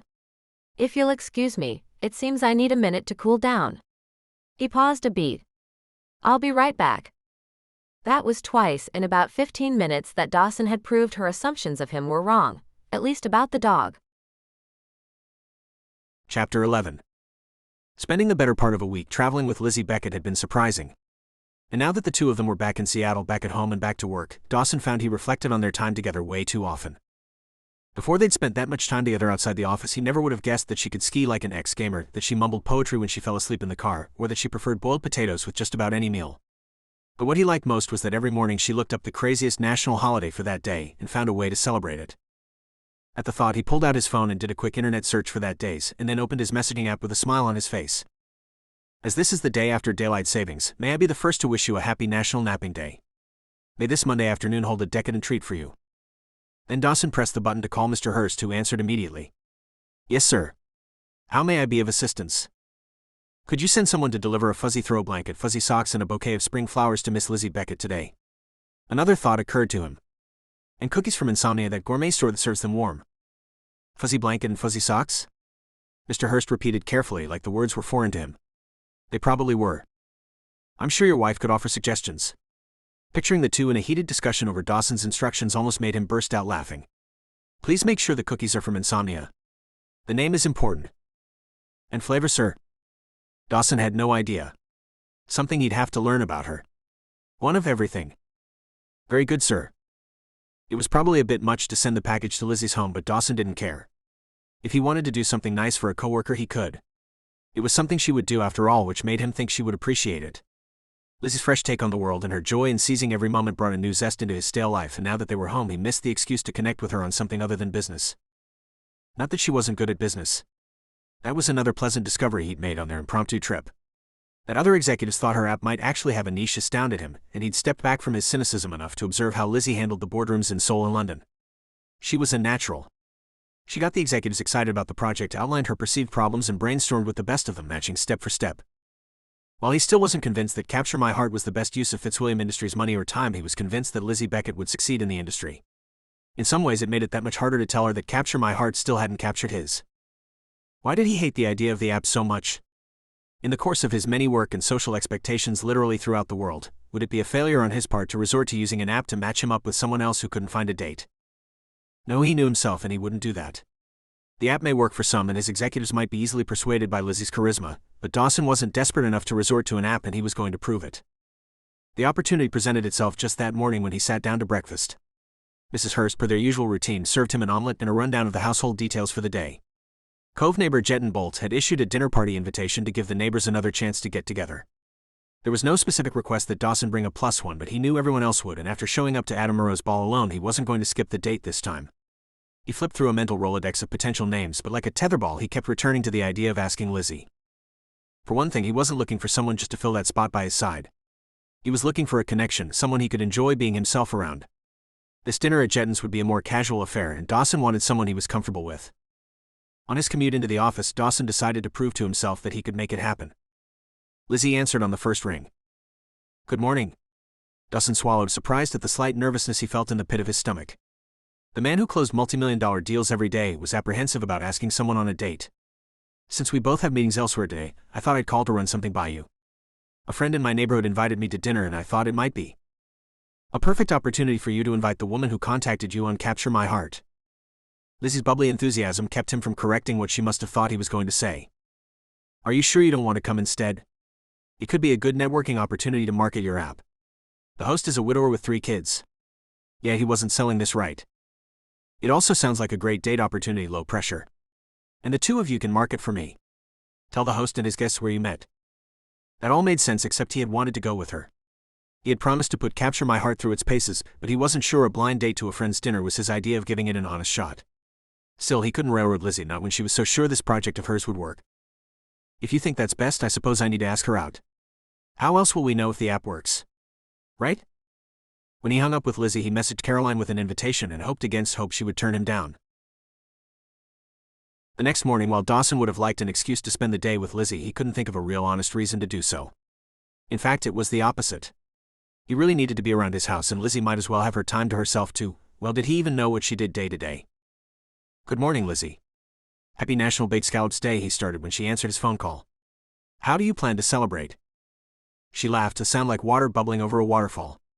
"Can't say I'm celebrating that one. I thought I might plant a flower instead for National Flower Planting Day, of course," he finished, reading the day off the internet calendar. "Thank you for the napping day accessories. They were a welcome surprise, though I may have to send you some of the cookies. There's no way I can eat all of them." He chuckled. "I'm sure Chaz would put them in the employee workroom if you're serious about getting rid of them." "I am." She didn't sound bothered by it, though. It was the thought that counted. "So I had some observations about the app I thought we could discuss." "Yes?" She suddenly sounded nervous, and Dawson could picture her rubbing her thumb across her forefinger as he'd noticed she did when she was stressed. "Not a big deal." He heard her sigh with relief. "Remember what you said about it being clunky? I noticed it when I was using the app recently, and I have a few ideas. I'd love to improve its performance." Now she sounded intrigued, excited even. "I could meet you at the office downtown. When do you have time to go over it? If you needed to do it today, I could hand the issue off to Todd. He's one of my best coders, but..." He hesitated. Could he rearrange his day to spend it with her? "Oh?" The disappointment was back. "Could you get me his contact info? I'd like to be involved in the process. I'm always up for learning my craft better. On second thought, I haven't actually assigned it to Todd yet, and I forgot he's on a deadline on the StellarNet project, so I know he's under a time crunch. He probably wouldn't even be able to help on this until next week." He took a moment, gauging how she might feel about the offer. "If you don't mind meeting me somewhere else, I bet we could take a peek, assess the situation, and get a jump on things before we hand it off to him. It would speed up the process." It had been a while since he'd personally had his hands in code, and at the thought of delving into it with her, Dawson suddenly craved the experience so badly his hands itched to do it. Working directly with the software was going to be fun, reminding him of the old days when his company was first starting up. In the years since it had taken off, he'd found himself almost exclusively in administrative concerns, especially as they began acquiring other companies and expanding quickly as they grew. "Of course. Where and when were you thinking?" "My house?" He wasn't sure why he was almost embarrassed to say it. Maybe because it felt intimate, like he was blurring the line between business and personal, which he probably was. "I have an appointment with a contractor." "A contractor?" Lizzie asked. He heard the dog whine in the background, and Lizzie shushed him. "What about your staff? Don't you have anyone?" Of course. But this was something I wanted to do personally.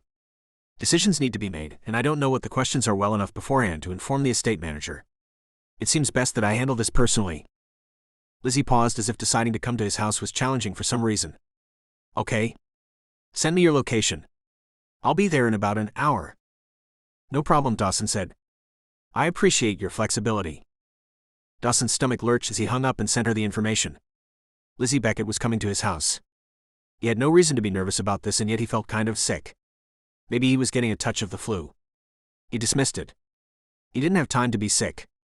Before she came, he had calls to make, emails to answer, instructions to relay to Chaz at the office, and he'd already called Coop to work out. He didn't even have time to worry about Lizzie, or at least that's what he told himself when his mind cycled back to her beautiful chocolate brown eyes about every 7 seconds or so. Chapter 12.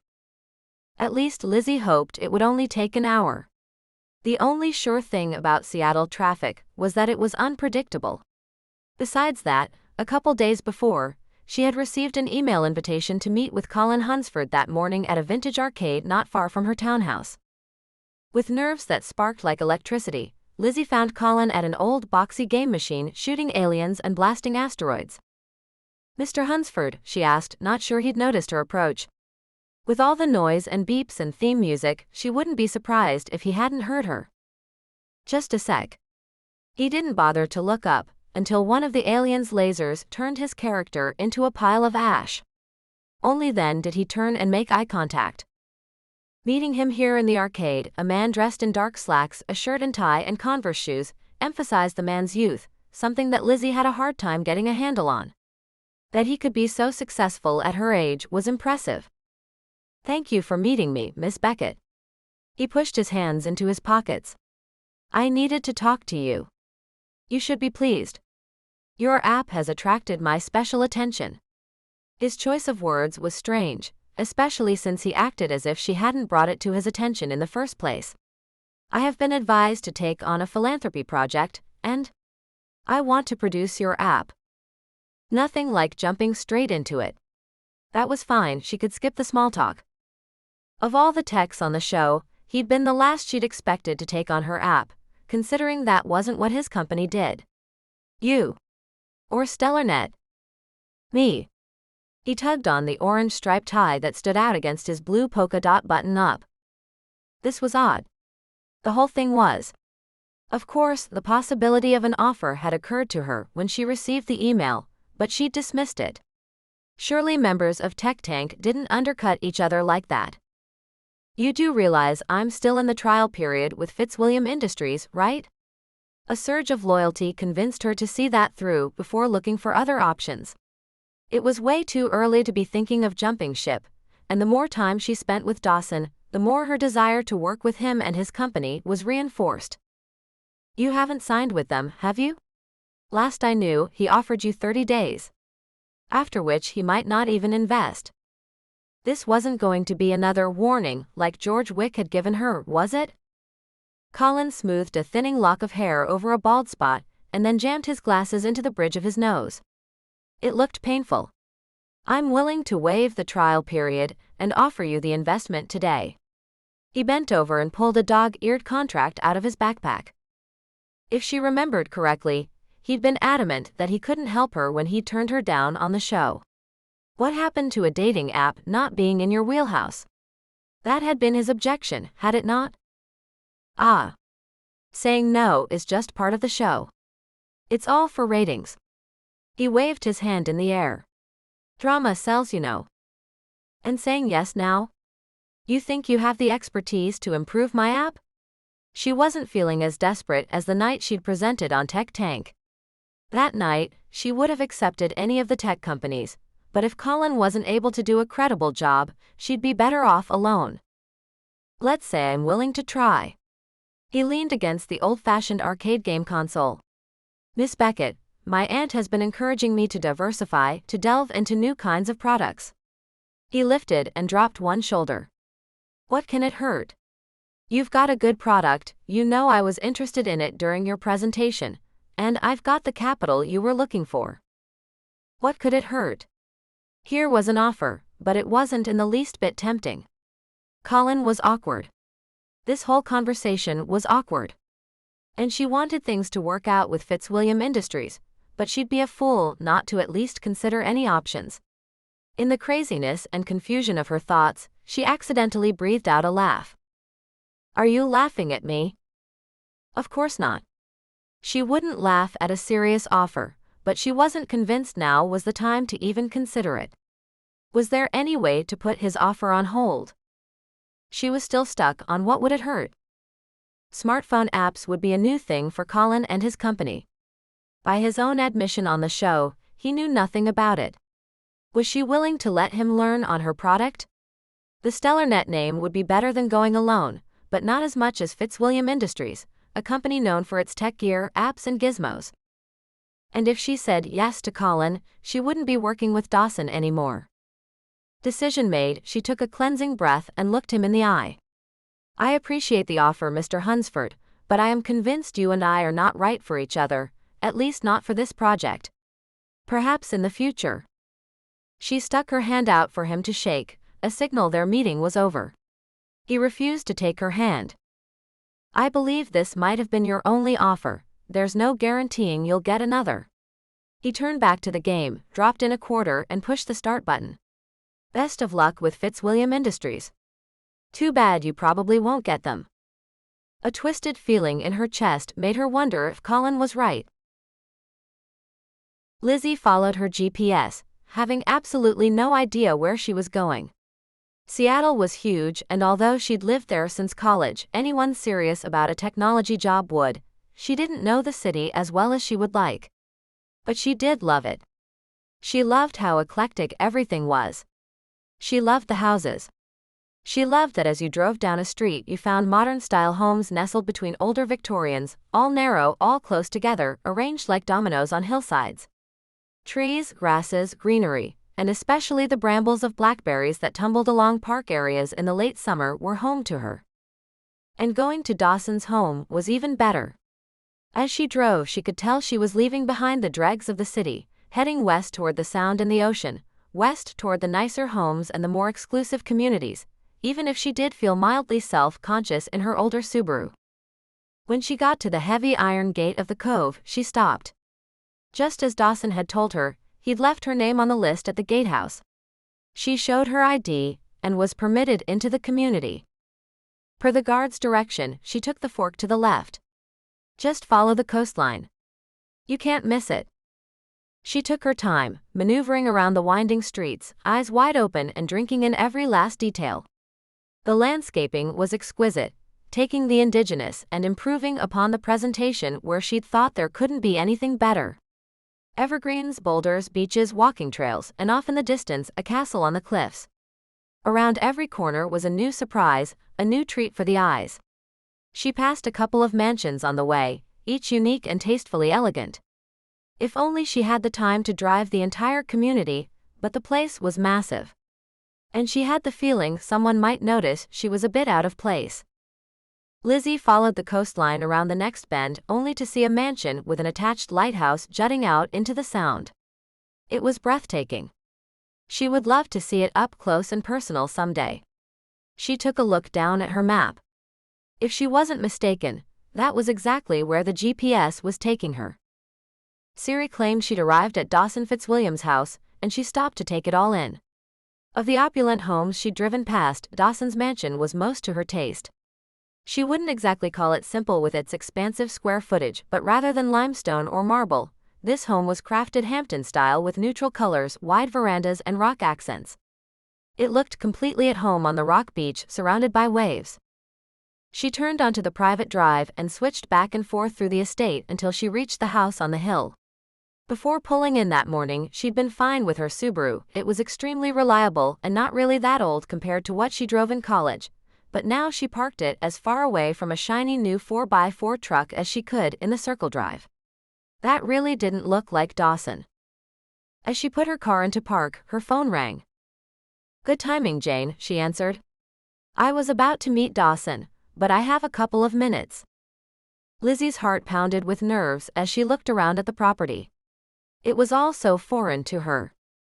Even the fancy resort in France wasn't up to the caliber of Dawson's estate. Talking to her sister would calm her, ground her, and build up her confidence. "More app stuff?" Jane asked. As if there were anything else. "Yes, coding today."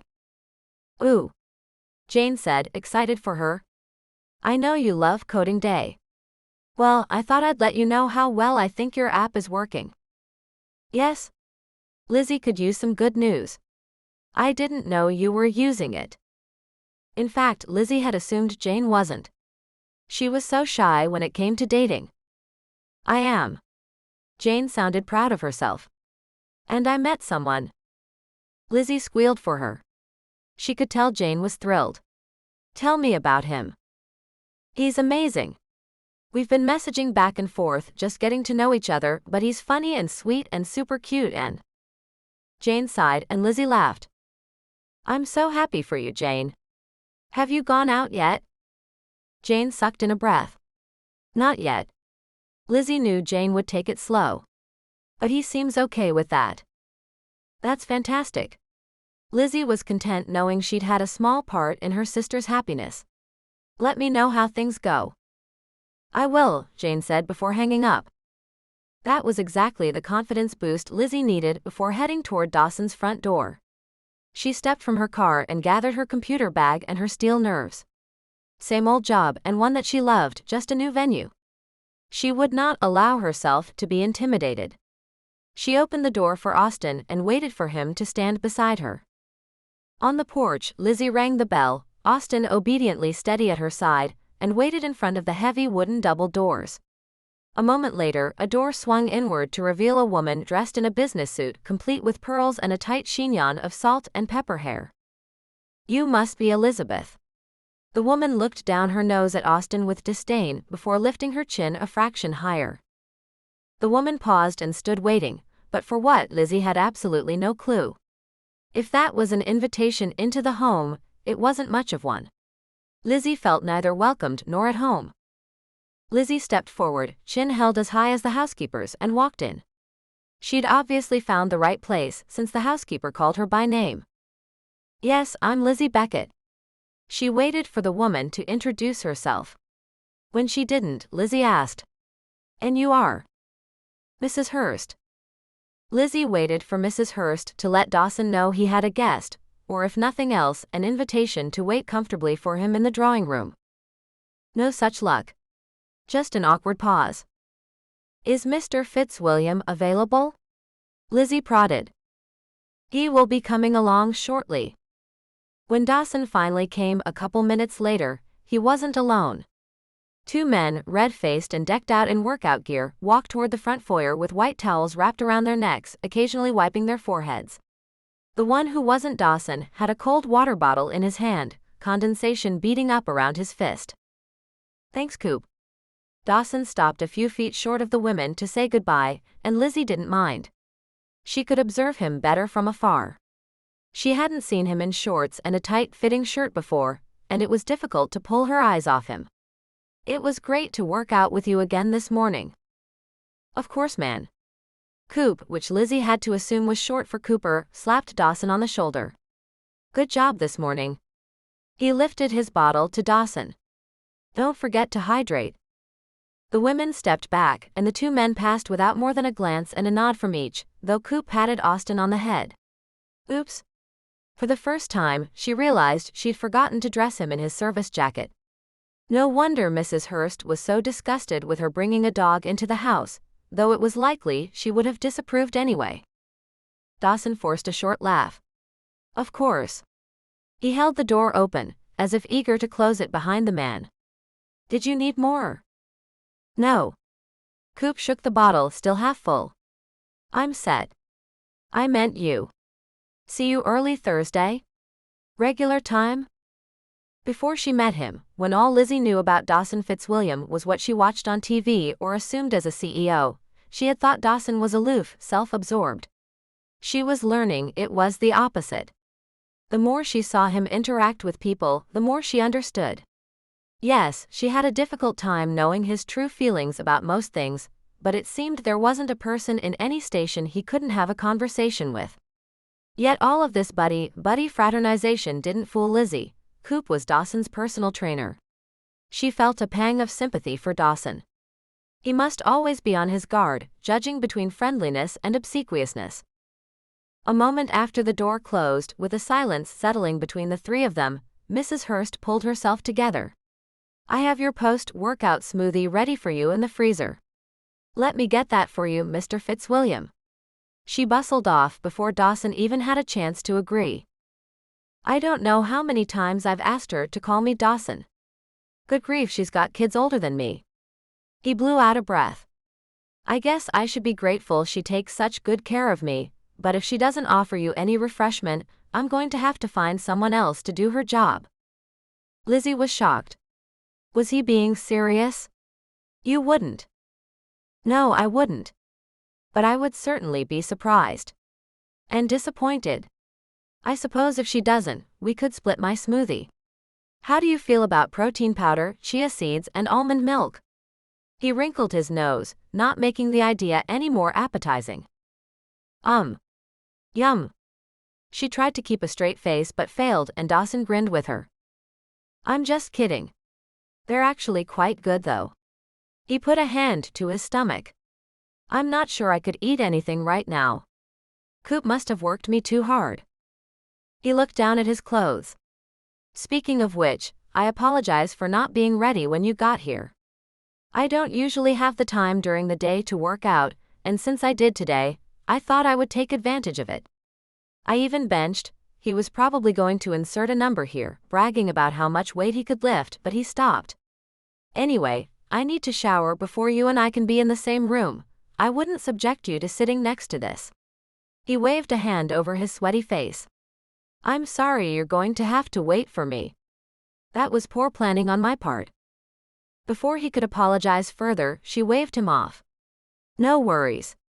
Where should I wait?" How does the conservatory sound? He started walking and she fell into step with him. Sounds lovely. A conservatory. In a mansion like this, on land this beautiful, she could only imagine what she was about to see. I promise to be quick. The house was larger inside than she'd expected, and that was saying a lot. He led her through rooms with high vaulted ceilings and white beams, complicated hallways, white and blue color palette, and amazing water views from every large window. It wasn't what she'd expected from a techie, but the ski trip in France had given her a peek into the private, protected life of Dawson Fitzwilliam. And seeing this, Dawson in his home, revealed another facet of his personality. If you don't mind waiting here. He opened a set of French doors into the most breathtaking room she'd ever seen. 3 walls and the roof of glass offered uninterrupted ocean views, a glimpse of the lighthouse, and access to an exquisite patio and garden area. It was like being on the beach, but without the spring winds and chilly temperatures. For all the glass, the room wasn't cold. Warm wood floors with radiant heating anchored the space, while overstuffed couches and available throw blankets enveloped the room in comfort. Mind? Nope, I'm good. Lizzie melted into the couch with the best view of the lighthouse tower, and Austen settled at her feet. Despite the stink eye she'd received from Mrs. Hurst, Lizzie was happy that she'd allowed Austen the freedom of going without his jacket. Chances were, he'd end up sitting by the window or curling up near the heater, and she was okay with that. Every once in a while, he deserved an afternoon off. When is your appointment with the? She trailed off, not remembering if he'd even told her what kind of contractor was coming. The pool guy, he supplied. Pool guy? Wasn't it a little too cold for that right now? And why would he need to deal with it personally? A plunge pool, he clarified like a kid about to talk about his favorite obsession. Have you seen one? They are amazing. 50 to 55 degrees. They're small, made for a quick plunge to rejuvenate sore muscles. She couldn't help but picture those muscles of his, so much more evident in his workout clothes than his typical suit. It's good for your health. You're telling me that you want a pool specifically designed for cold water dips when you live near this? She raised her arm toward the sound. I bet the year-round water temp in Puget Sound isn't much different. Dawson chuckled good-naturedly. Fair point. He shrugged. Convenience has its merits. I suppose it does. As long as he had a sauna to warm him up, after dropping his core temperature to hypothermic levels. She pulled her laptop from her computer bag. I only need one thing from you. He raised his eyebrows. And that is? The Wi-Fi password, of course. I'm sure you're already connected. He turned and left, and she couldn't help admiring his retreating form. Chapter 13. Are you ready for me? Dawson startled Lizzie. We have a few minutes before the pool guy should be here. She'd been so deep into Capture My Heart's code, she hadn't heard him enter. Lizzie quickly dropped her feet from where they'd been stretched out in front of her, ankles crossed on the coffee table to make a comfortable workspace on her lap.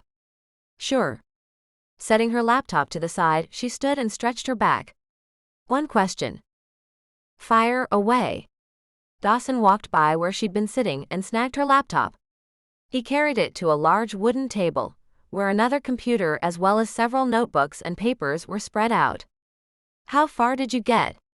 He peered at her screen as if he could ascertain from a quick glance where she was without explanation. Instead of following him to the work table, she stepped closer to the windows. Is that an otter?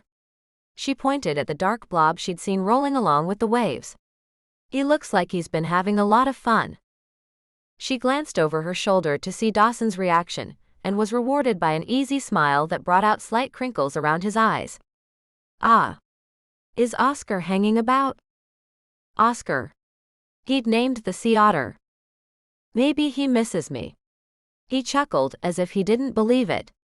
I didn't go kayaking with him this morning. I usually go out early, like before 6. Little guy needs a watch because that was a while ago. For a man who hadn't seemed to like dogs and mainly ignored Austen these days, he did have a soft spot for animals. That eased a small knot she hadn't realized was in her stomach. He's adorable.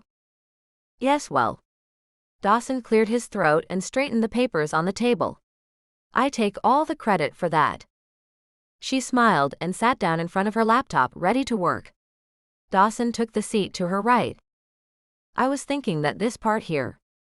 He leaned across her, and Lizzie breathed in the heavenly scent of him. For a man she wasn't at all interested in, the details she noticed about him were becoming more and more personal. He was decent friend material, and she could do that, if she didn't think about how his hair was still damp around the nape of his neck, and how that would feel cool and sensual under her fingertips. Yes? Her mind was swimming with thoughts and emotions, and she needed to backtrack into professional territory. I think we could condense this. Like? He commandeered the keyboard, and she watched as his fingers flew across the keys. It was a breathtaking sight. Just like that, she agreed. Brilliant. She was impressed. On the one hand, she wondered why she hadn't thought of it. On the other, that was what collaborative projects were all about. I bet we could use that same technique in a couple of places. She stole the mouse from him and scrolled to another part that could be bundled the same way. Make sure I'm doing this right. He watched, his breath next to her ear, sitting so close she could feel the heat from his arm next to hers. He slipped his left hand across the back of her chair to lean in closer, and added a single keystroke to her code. Thanks, she said, cursing herself for being almost breathless at his motion. Mr. Fitzwilliam. Mrs. Hurst's voice came from behind them. The contractor is here about the pool. I showed him to the space. He's waiting there for you. Dawson leaned back into his chair, eyes on the messenger. Thank you, Mrs. Hurst. Dismissing her, he gave Lizzie a questioning look. Want to keep working, or are you interested in accompanying me? Was that even a question? To see more of the house sounded amazing, and besides, they did their best work together. I'm in. Got to see how the polar bears live. He rolled his eyes at her and bumped her with his shoulder. Come on. As she stood, Austin rose and claimed her left side as if a magnet pulled him to his spot. With the short wags of his tail, she could see he wanted to explore the house as much as she did. She accompanied Dawson through a few hallways, convinced that without breadcrumbs she would never find her way back to the exit. After walking what felt like miles, they must have reached some other wing, maybe even another building, now that she really thought about it. Are we still in the main house? She asked. No, I've got them connected with an underground tunnel so that when the weather's bad, I don't have to go outside. It's not too fun to hike through the woods when I have early or late workouts, which is more than not the case. Before she could tease him, he turned it on himself. I know, I'm chicken. Afraid there might be vampires and werewolves. Lizzie teased back. The area is known to have them, you know. That's what I hear. Or read. She bit back a smile. Was she flirting? She didn't mean to. Except she was. Be careful. You can't believe everything you read, he quipped back. So where are we then? The West Wing? No. He gave a dramatic, long-suffering sigh. Well, okay, technically it is the West Wing, but I don't like what you're insinuating about me. We already have one beast in the neighborhood. Interesting. Another story for another time. She was collecting them like trump cards to play in the future. We are now in the exercise building, Dawson explained. This is where I have my gym and weight rooms, the sauna. Ah, so there was one. She wasn't surprised. Actually, it's not the exercise building. It's more of an entertainment wing for parties and such. It's also got my theater room, my favorite place of all. I'll have to show that to you sometime. He sounded happy, but also a bit like that little boy again, ready to share his toys with her. He didn't sound pretentious, despite Mrs. Hurst and her overly formal manners, and he didn't sound proud either. Just matter of fact. And a bit excited. Do you host a lot of parties? Actually, no. He took a silent moment to reflect. I haven't yet. I'm not much of a party planner. If I had someone to do it with, maybe, but to think of hosting everyone alone. Wouldn't your staff help you? Oh well, of course they would. I meant, he guided her through a room with 2 billiard tables on one side and a section with felt-like carpet of a couple different colors. Were those holes in the ground? A small indoor putting green? Oh, like a girlfriend, wife, someone like that? She flushed. How foolish to have brought that up, but he wouldn't have known where her thoughts had been going today. She'd just pinned it on the app again, though she was starting to wonder if she wanted him to find someone there. Exactly. He opened a door into another hallway, and Lizzie was surprised they still hadn't come across the pool guy. She felt bad for him having to wait for them this long. Which is what the app will find for you. I like a woman with confidence. He walked them into a large open room and seemed to stall. Confused for a moment, Lizzie realized he referred to her confidence in her product. I'm starting to think you must believe in it too, or at least see potential, with as much time as you're investing in it. She was goading him to say it out loud. What a relief it would be if he just signed a contract with her now, instead of making her sweat it out for the rest of the trial period. Dawson stopped and looked her square in the eyes, and she saw a twinkle there. Despite the fact that I don't want to like it, I might be starting to. The way his eyes drew her in, she could almost pretend it was his arms, and for a moment time slowed. Her breath stilled like the air settled around them, and the opulence of the house faded into the background. Hi, Mr. Fitzwilliam. The sound startled both of them, and they turned, the trance between them broken. Lizzie's hand flew to her chest as she started breathing again, but at least she could pass it off as surprise rather than attraction that had taken her breath away. A shorter man in his 50s approached from the opposite direction. Please forgive me. I heard voices and thought I should introduce myself. He stuck his hand out to Dawson. Tim Lakewood Pools? I hear you want to install a plunge pool? Dawson fidgeted and sneaked a look out of his periphery at Lizzie. She grinned widely, holding back the urge to tease him, since that seemed to be what he was expecting. She took in the angles of the room, the high ceiling and large windows. Aside from flooring and finished walls, the room was a blank slate. You know, Dawson, this would be an amazing room for a small private pool, she said. She was serious. The room jutted out into the trees at an angle, all glass and warm wood tones. If you were to set the pool here. She indicated the angle with her arm. It was an idea off the cuff, but it felt right, so she went with it. All the way to the glass wall, is that possible? Like an infinity pool effect? She looked to Tim the poolman for confirmation. He nodded, and she continued. Then across from the pool, on the other wall, have a huge wood-burning fireplace.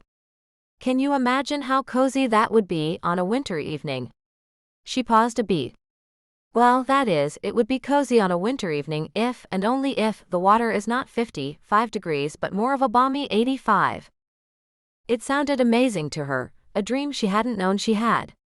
She sighed with the thought, imagining herself cuddled up with a glass of her favorite drink on the edge of the pool, the fireplace crackling on the other side of the room, an amazing view out the window.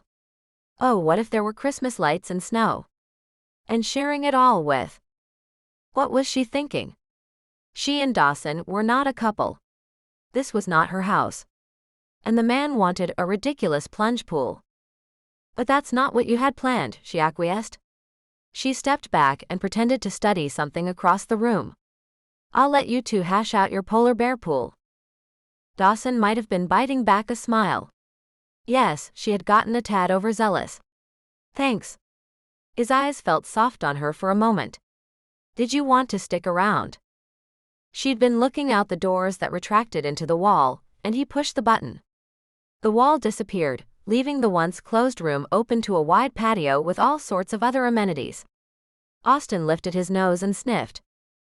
We're going to explore, if you don't mind. She and Austin took a step toward the outdoors. He smiled. I thought you might. While Dawson and Tim discussed their ideas, Lizzie strolled around the outdoor kitchen and bar, the fire pit that overlooked the view to a sandy beach, and into the open patio areas that wound and pooled in different areas like water trickling down the side of the hill. It was meticulously planned. The landscape architect was a genius. After several minutes, Dawson found her at the bottom of the hill at the end of a cobbled walkway. Are you ready to head back? Yes. Excited, she grabbed his forearm. I had an epiphany, looking at these walks all winding around. His eyebrows shot together. About the code? Yes, about the code. There was no way to explain what she was thinking, but it was clear in her head. I'll just show you. Let's go. Knowing she'd be leaving the inspiring gardens momentarily disappointed her, but she was getting back to something she loved. Lead the way. Dawson chuckled but complied. After a few steps, he pushed a button on his watch. When a female voice answered, he spoke into it. Would you please have lunch for 2 sent to the conservatory? Oh, and a little bacon on the side. Thank you. He finished his conversation and winked playfully at Lizzie. Her insides melted. Bacon. All good things come from you, but sometimes they need to be treats. You're going to spoil him. Austin would love the treat. That's really thoughtful, thanks. By the time they wound back through the gardens, they were at the door to the conservatory. Oh. Lizzie stopped in her tracks to stare at Dawson. I can't believe I forgot to ask, how was the dinner party with the woman you met on Capture My Heart? I have so many questions. She wasn't sure where to start, but that depended on his first response. It went. She slapped his arm. That doesn't tell me anything. She set her jaw and glared at him.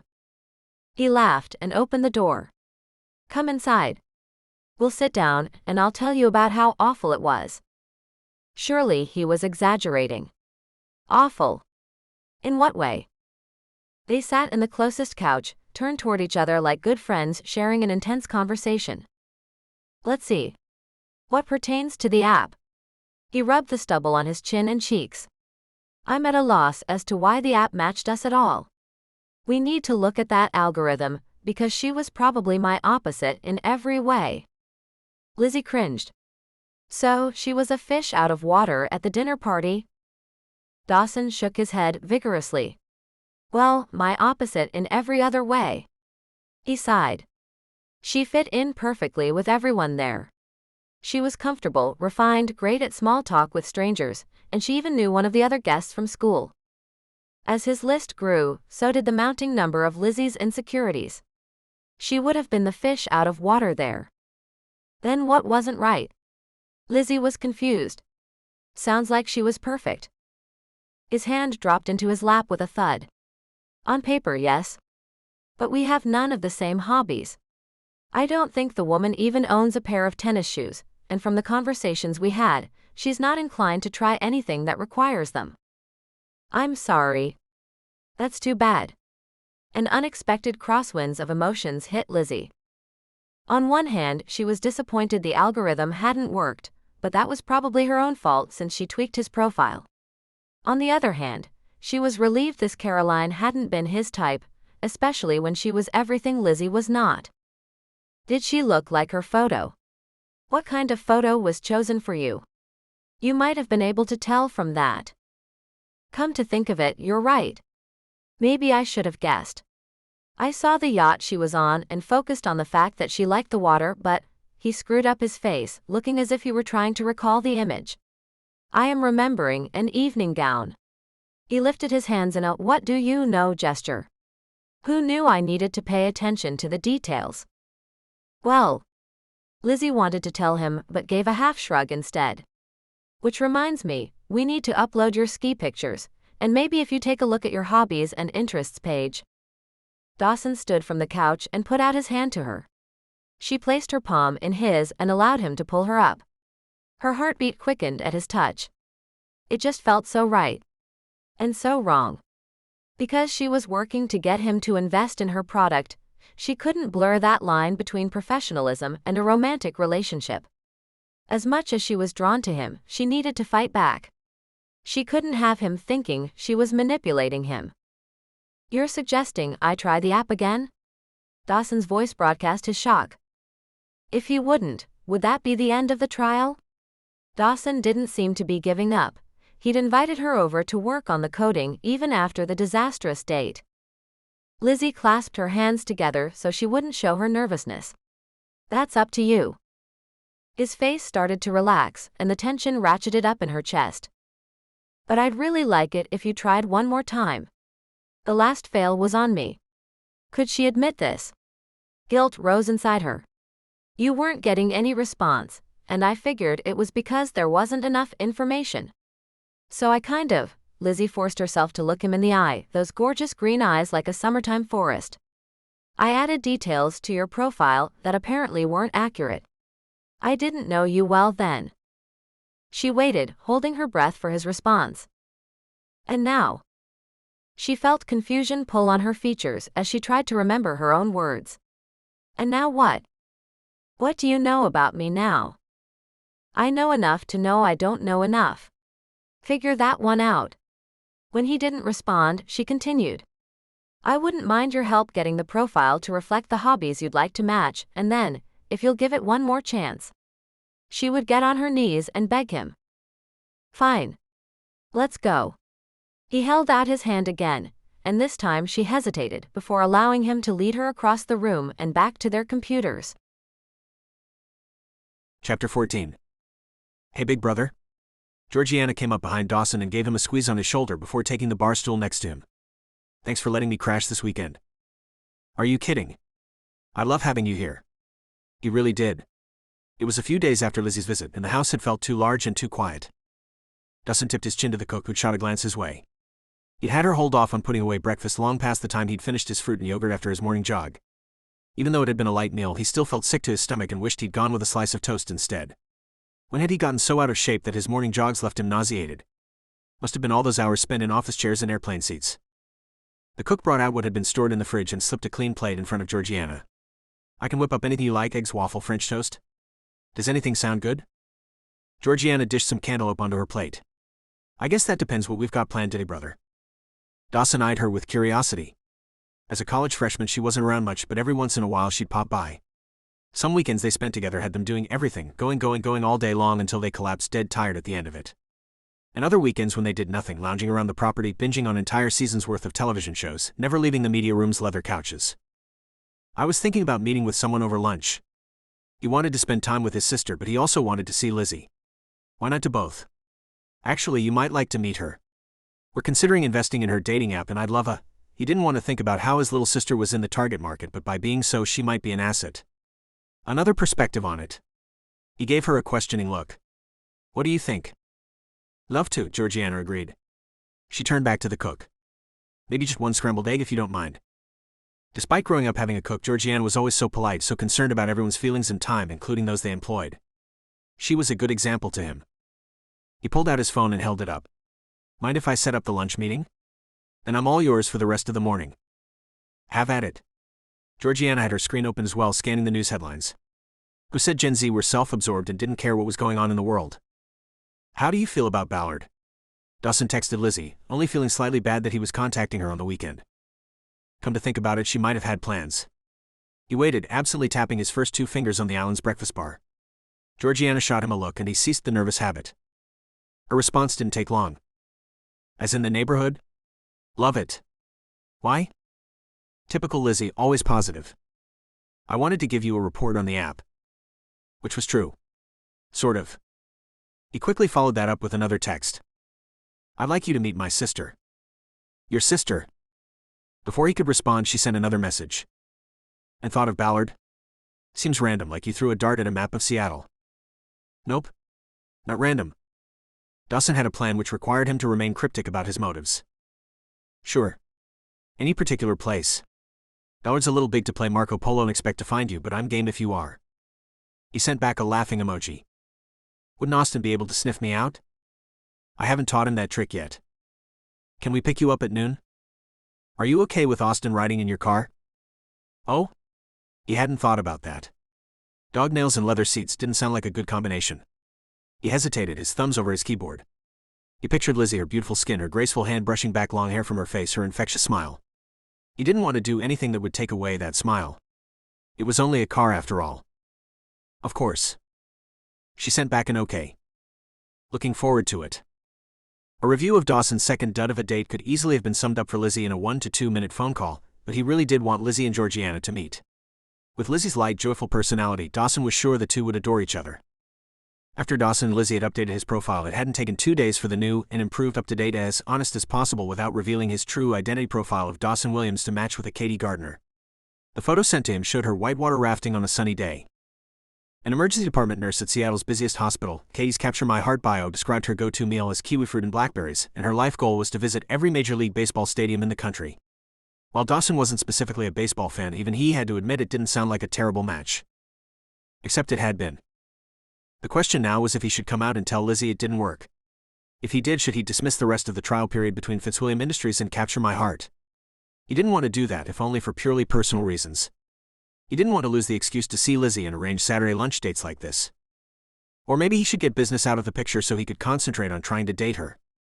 But squelching her dreams didn't sound conducive to that plan. Maybe he'd ask Chaz what he thought Monday morning, but until then Dawson would play it by ear and enjoy the journey.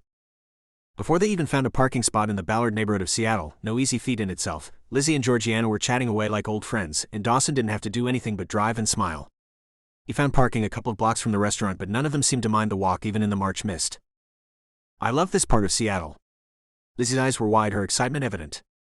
Seattle's got so many hidden gems. She looked into every shop and storefront along the way. Their destination, Hattie's Hat, was an obscure restaurant pub on what felt like a quaint small-town main street.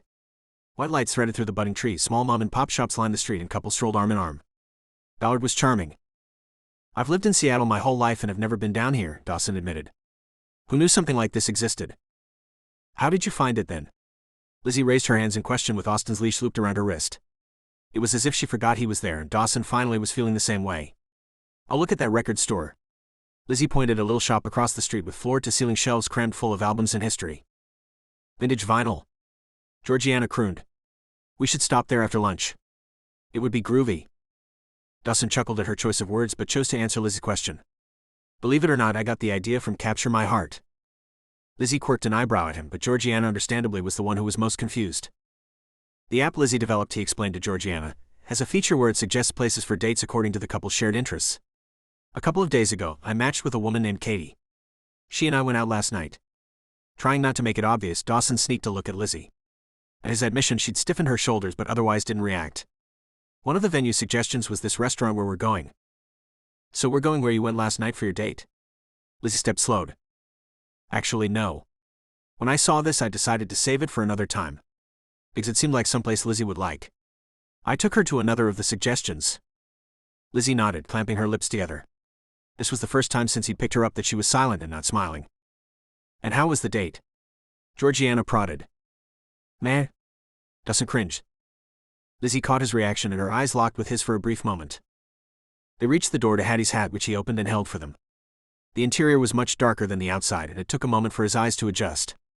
It had an old eclectic feel to it, nothing of the posh venues he and Lizzie had visited on their recent business trip, which was refreshing. It was comfortable, a place that didn't take itself too seriously. Georgiana was still eyeing him for an answer, and Lizzie caught that as well. This is fun, huh? Lizzie said. The definition of eccentric. He appreciated her trying to change the subject, and he liked that she could enjoy just about anything. It is nice. A little off the beaten path. Long and narrow, the building had an interesting layout. In the front of the restaurant, guests were crammed into booths and tables. A server with a large tray of dishes and drinks walked full speed toward a narrow doorway at the back.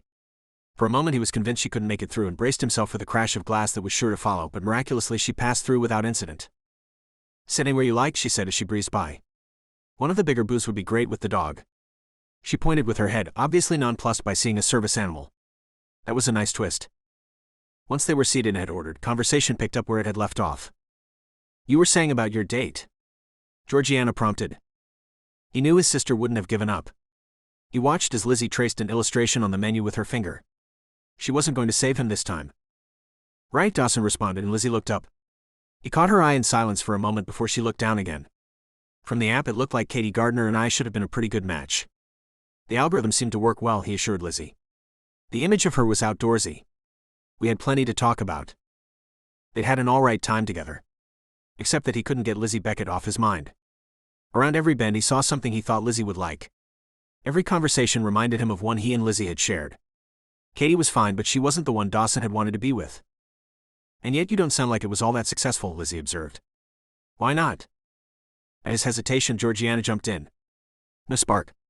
She nodded as if she knew for a fact. An app can't determine chemistry. She didn't know how spot on she was. Lizzie's eyes questioned him and he shrugged. The algorithm worked. There was no reason on paper why Katie and I shouldn't have hit it off. But you won't be seeing each other again? Lizzie's question came out almost in a whisper. She took a sip of her water. No, we decided pretty early on we weren't truly a match, at least not in that sense. He shook his head. So instead Katie and I talked about the app, what she likes, suggestions she has. Lizzie nodded slowly. But you gave it a real chance, right? Of course. Yes, he'd given Katie a real chance. It wasn't her fault she wasn't Lizzie. In fact, he'd spent the entire date berating himself for thinking about Lizzie when he was on a date with someone else. If he'd wanted to date Lizzie, he should have asked her out, not Katie. Dawson felt Georgiana's scrutiny and found her head tipped a little to the side, watching his facial expressions. He felt vulnerable, see-through. He couldn't like Katie when he's interested in someone else, Georgiana said simply. Dawson's gut clenched. Assuming she'd picked up on it, and Dawson had no doubt she had, Georgiana wouldn't say anything to Lizzie. Would she? Georgiana turned to Lizzie, placed both palms on the gleaming wood table, and he felt a change in the subject. Or at least hoped it would be. Tell me about training, What did you say Austin is again? A diabetic alert dog. Yes, that. Georgiana peeked under the table at the dog and then back to Lizzie. How do you train them? Lizzie smiled and the energy around them perked up. I haven't had a lot of time to work with him this week. A flush rose up her long neck as if the admission embarrassed her. Was it so bad that she was working hard on the app? Which means I was going to do some training this afternoon. Would you like to help? Yes. The women started making plans for after lunch, and Dawson settled back into the wooden bench with his Seattle soda, ready for an amazing day. Chapter 15. They'd been together through several meetings with the marketing department Tuesday, and through Dawson's looks, Lizzie sensed equal hints of amusement and gloating, balanced by frustration and animosity. Residual feedback on the two botched matches, if Lizzie had to guess, since the potential ad campaigns were fantastic. What is your problem? Lizzie whispered so no one else leaving their meeting would overhear, but she couldn't keep the teasing out of her voice. What do you mean? She didn't buy his exaggerated, innocent look. She knew he knew what she was talking about. You look like you need more convincing about Capture My Heart's success. When she'd first met Dawson, there was no way she would have teased him like this. She'd thought him all business and seriousness. Now she knew better. Because we could tweak your profile, and you could try again. He shook his head. The serious frown was back. The one she knew was a facade. It'll never work for me. Maybe it wasn't a facade. Maybe he was back to his old argument about dating apps. Why won't it work for you? What made him so different from anyone else? Unless he truly wasn't looking for love. That could be a hindrance. Dawson teasingly cozied up next to her. No one can capture my heart, he whispered into her ear. A tingle ran down her spine. I don't have one. He smelled so good, and the warmth of his body next to hers, his breath on her skin, reminded her of reaching the pinnacle of Angel's Landing, the heat, the exhilaration, the triumph. The two stepped apart. I don't believe that for a second, she said. Dawson flared his eyebrows. The app certainly seems to have come to that conclusion. Apps don't come to conclusions. He started walking toward his office and she joined him. Either way, he said, I don't think my soulmate will be found on an app. Lizzie's excitement over the ad campaign started to fizzle. Was that why he was making faces through the meeting? He wasn't planning on implementing any of the ideas. Oh. They stepped into Dawson's office, and she stopped as soon as the door closed behind them. I forgot to tell you. This probably wouldn't change his mind. Lizzie had told him other Capture My Heart success stories before, and they didn't seem to be affecting him, but maybe this one would. My sister called yesterday, so excited about this guy she's been talking to through the app for a while now. She says the guy she matched with couldn't be more perfect for her. Lizzie omitted the fact that the pair still had yet to meet in real life, but that was just because her sister was sweet and cautious and insecure, and wanted to make sure she knew more about the man before agreeing to a date. Aha! Dawson didn't sound like he believed it. We might need to increase the sample size to make a better inference. So you're saying you're not going to base it off one person's success? Dawson gave a huge nod, the kind where his chin went all the way to his chest. Exactly. You just remember that. Lizzie held a finger up in the air. One person's, I refuse to say failure, so non-success doesn't count either. Gotcha. Dawson drew in a deep breath and held it, his eyes glaring but a smile almost cracking through. He blew it out. Do you? He closed the laptop on his desk, grabbed his bag and jacket, and walked back to where she was standing by the office door. Can I take you for ice cream? Neither of them had had dinner yet, but she wasn't going to mention that. It would sound too much like a hint. That would be nice. What a thoughtful gesture. So about another date? He raised his eyebrows at her. Was that hope, surprise, or suspicion? Yes. He reached out and grabbed her computer bag from her hand as he walked past. Drop it, he whispered, not unkindly. Was he referring to her bag, or the topic of the app and new dates? So she dropped both. Where are we going? Come on. He stepped back to hold the door for her. I have a surprise for you. Surprises seemed to be his thing. And her gut told her to trust him, until Dawson drove through the wrought iron gates at the cove and waved to the gatekeeper. Whatever happened to taking her for ice cream? It didn't matter. If he pulled out a carton of Lopez Island from a local grocery store, she'd be fine with that. Inwardly, she sighed in relief. She wouldn't mind not having to stand in line somewhere or risk Dawson being recognized from Tech Tank. A quiet evening at his home sounded perfect. Is the chef here? Dawson asked Mrs. Hurst as he led Lizzie through the main living area. He's ready as directed, she responded, giving Austin a wide berth and a dirty look. When was the woman going to realize that golden doodles were relatively hypoallergenic, and Austin was the best trained dog she would ever meet? Great. Thank you for arranging everything. The softness in Dawson's eyes when he looked at Mrs. Hurst, the appreciation and gratitude, helped Lizzie see the housekeeper as he did. She was just doing her job. And the balcony. As requested. She bowed her head and turned to leave. Dinner will be served momentarily. It appeared Dawson did have a surprise lined up, one that had taken planning. On a curved balcony of stone, dinner china and crystal were set with a cream brocade tablecloth and lit by delicate tapers. It felt an awful lot like a date, and Lizzie realized she wouldn't mind at all if it were. She walked to the balcony railing and looked out across the rolling surf. Large boulders sat scattered along the sandy beach. The water hitting the rocks made for beautiful background music. Off to one side was the lighthouse, and a dark castle loomed atop a cliff on her other side.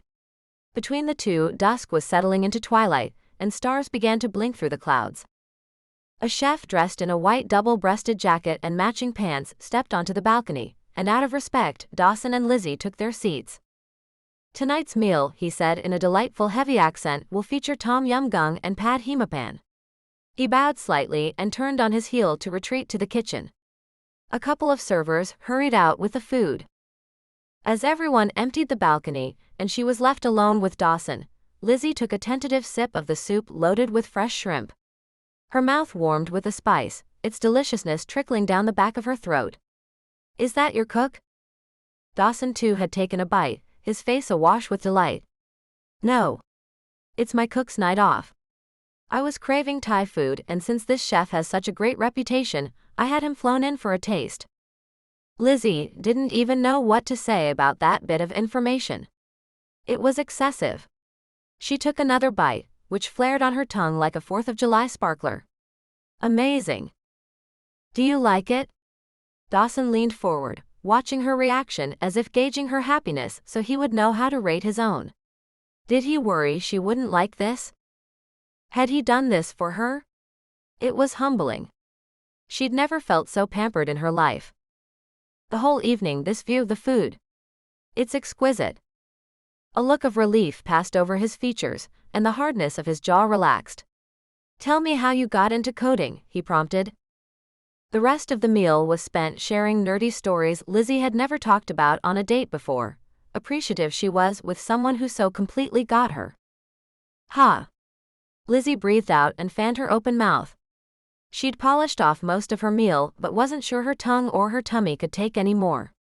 Where's that ice cream you said you were getting me? Dawson chuckled. He pushed the walkie-talkie button on his watch to connect him with Mrs. Hurst. "We're ready for dessert." Within minutes, a couple of servers pushed a stainless steel cart with a flash, freezing tray onto the balcony. The chef poured, froze, and rolled the ice cream in front of them, expertly arranging the frozen delight into flower shapes cradled in crystal goblets. With her first tentative bite of the ginger ice cream, the spice in her mouth finally cooled. Wow! Lizzie closed her eyes as the delicate mixture melted in her mouth. After a moment of allowing it to fade away, she opened her eyes again to the glorious setting around her.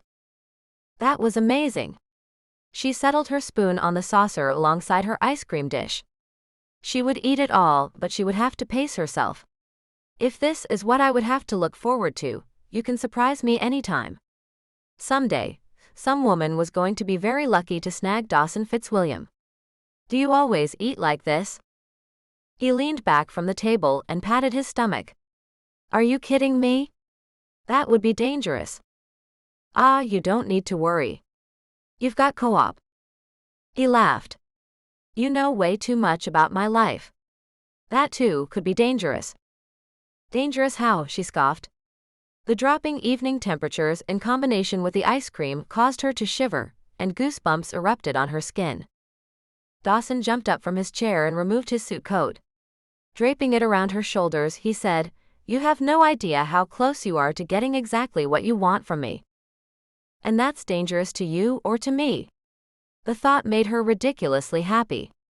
After a night like this full of romance and heart-to-heart conversation, she hoped she was winning him over for herself and not just capture my heart. "I'm going to plead the fifth on that one." "Thank you for this." She lifted the lapels to show what she meant. To take full advantage of the coat's warmth, she slipped her arms into the sleeves.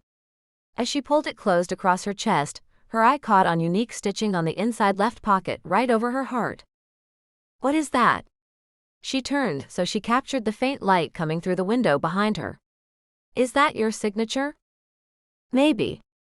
He shrugged and bit back a smile, revealing that glorious dimple.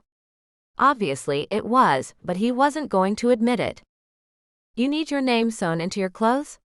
"Are you in kindergarten?" she teased. "Afraid you're going to lose it." "It's a Hugo Boss," he said, as if that explained anything. "I have absolutely no idea what that means." "I have to assume that in all other aspects, the suit jacket does its job." She snuggled in contentedly, glad to have the excuse to enjoy the scent of him. "Yes, it is perfectly tolerable. I'm getting warmer." "Thanks." The sleeves covered her hands and drowned her shoulders, making her feel small, yet protected, and she realized that was exactly how she'd felt with Dawson the whole time she'd known him. He might not have been a fan of online dating, yet he'd sacrificed for her and tried it out personally. He'd used his company resources to improve her product, and he'd never once made her feel bad about it. "I'm sure it looked better on you, though." She allowed her eyes to take him in. His slim-fit button-up shirt was tailored, showing off his muscles. The fabric looked soft and stretched with his movements. He was perfectly at home, in the expensive clothes, the opulent patio, the romantic evening. Could she ever be completely comfortable in this setting? It was so different from the life she lived, and yet Dawson had been willing to share it with her tonight. What would it be like to be here, on this balcony with him, those strong arms around her, his lips warm on hers? The thought gave her tingles. Dawson. Did she dare bring up what had been on her mind since he'd mentioned it a couple of weeks ago? "Yes." Instead of resuming his seat across from her at the table, he led her to a small bench at the edge of the balcony. Once they were seated, he turned slightly her direction, but in doing so, his knee touched hers and the sparks flew. For her at least. He, on the other hand, didn't look affected. Maybe this hadn't been the romantic evening she'd felt it was. Maybe for a billionaire, this was a typical Tuesday. "Are you ever going to tell me what you have against dating sites?" She wanted to ask more, wanted to find out was going to affect his approval of Capture My Heart once and for all, but more than anything, she wanted to know the personal side of it. Where was Dawson on relationships? In all their time together, their dating histories had always been in the sidelines of conversations. How could it not with a dating app? But he'd been elusive about his experiences. He leaned forward, whispering. He was going to finally spill his innermost secrets, but got a mischievous twinkle in his eye. I can't tell you unless you tell me about your first love. She watched his lips, his smooth cheeks, his expressive eyes, and almost didn't catch his words. Desire sparked in her chest. Would the app have matched you with him? He asked. Lizzie mirrored his expressions, his actions. Although she'd been watching him intensely for several long moments, she found she was still hungrily taking in every aspect of him. His warmth, his smell, the chemistry that was definitely there between them. It would not. Her eyes never left his now. Especially not now. I've changed so much since we were together. Sitting this close to Dawson, having spent so much time with him lately, she no longer felt even the slightest sliver of loss. Instead, she was rejuvenated and ready to move on. It was as if the simple love she'd had for her ex had been practice for the real deal. I believe in soulmates, Dawson, I truly do. He just wasn't mine. Dawson swallowed, and Lizzie noticed he moistened his lips as he took in her words. I hope you're right, Lizzie. He sat close enough to ward off the chilly breeze, but despite that and the protective layer of his suit coat, goosebumps broke out once again at his words. I would love nothing more than to find my soulmate, if such a woman exists. It's just, as you've probably guessed, I haven't had the best results with dating services in the past. I wanted my business to be successful, but I didn't realize my personal life would suffer because of it. Like when I filled out the Capture My Heart profile, I'd thought it would be nice for someone to see past the celebrity billionaire, so I left off anything that would give me away. He let out a sardonic chuckle. I guess that didn't work out so well. He stretched and laced his fingers behind his head. As I said, dating apps don't, he corrected himself off mid-word. Seldom work. He might have been trying to pull off nonchalance, but she wasn't falling for it. He cared. The beam from the lighthouse swept across them and retreated in a slow, reassuring pattern like the waves rolling softly in. Someday, Lizzie said, someone will see the Dawson Fitzwilliam I see. Someone friendly and easy to talk to, someone fearless on a set of skis, someone adventurous who eats kebabs from a street vendor one day and exquisite Thai food the next, someone kind who names the otter who lives nearby. You just have to let them see those parts of you. Dawson stared into her eyes, pausing a moment longer than she expected. Under his scrutiny, she started to squirm and turned to look out over the water again, the repetitive, rhythmic churning of the waves calming. Lizzie. When he said her name, she turned back to him. There was that look again. The look that drew her in.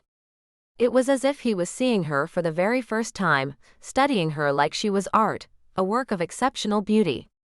Warmth spread through her. Was he leaning closer or was she? Dawson was going to kiss her, and Lizzie wanted him to. The realization hit her like a tidal wave. That was why she'd been relieved when the 2 app dates didn't work out. That was why, when she pushed him to finish his profile, she hadn't even activated her own account because her heart was already taken. That was why, when Colin approached her with a solid offer, she turned him down. She leaned forward, her lips yearning for his touch. Woof. Austin pushed between them and started licking Dawson's hand. You. Dawson sat back with a start and pulled his hand from Austin. He spread out his fingers and balled his fist up again in obvious discomfort. You probably didn't realize I'm a bit of a germaphobe. I'm getting over the thought of dog hair, but... He honestly looked sick to his stomach. I just can't do dog slobber. He headed to the table for his linen napkin and wiped at his hand. I'm so sorry. Lizzie glared at Austin and shook her head. She shouldn't discourage him if he was alerting, but there was no way either of them had low blood sugar, considering they'd just finished both dinner and dessert. No problem. His eyes darted to the French doors and he shifted from foot to foot. I'll be right back. She looked down at the golden doodle still at her side, though his eyes followed Dawson from the room.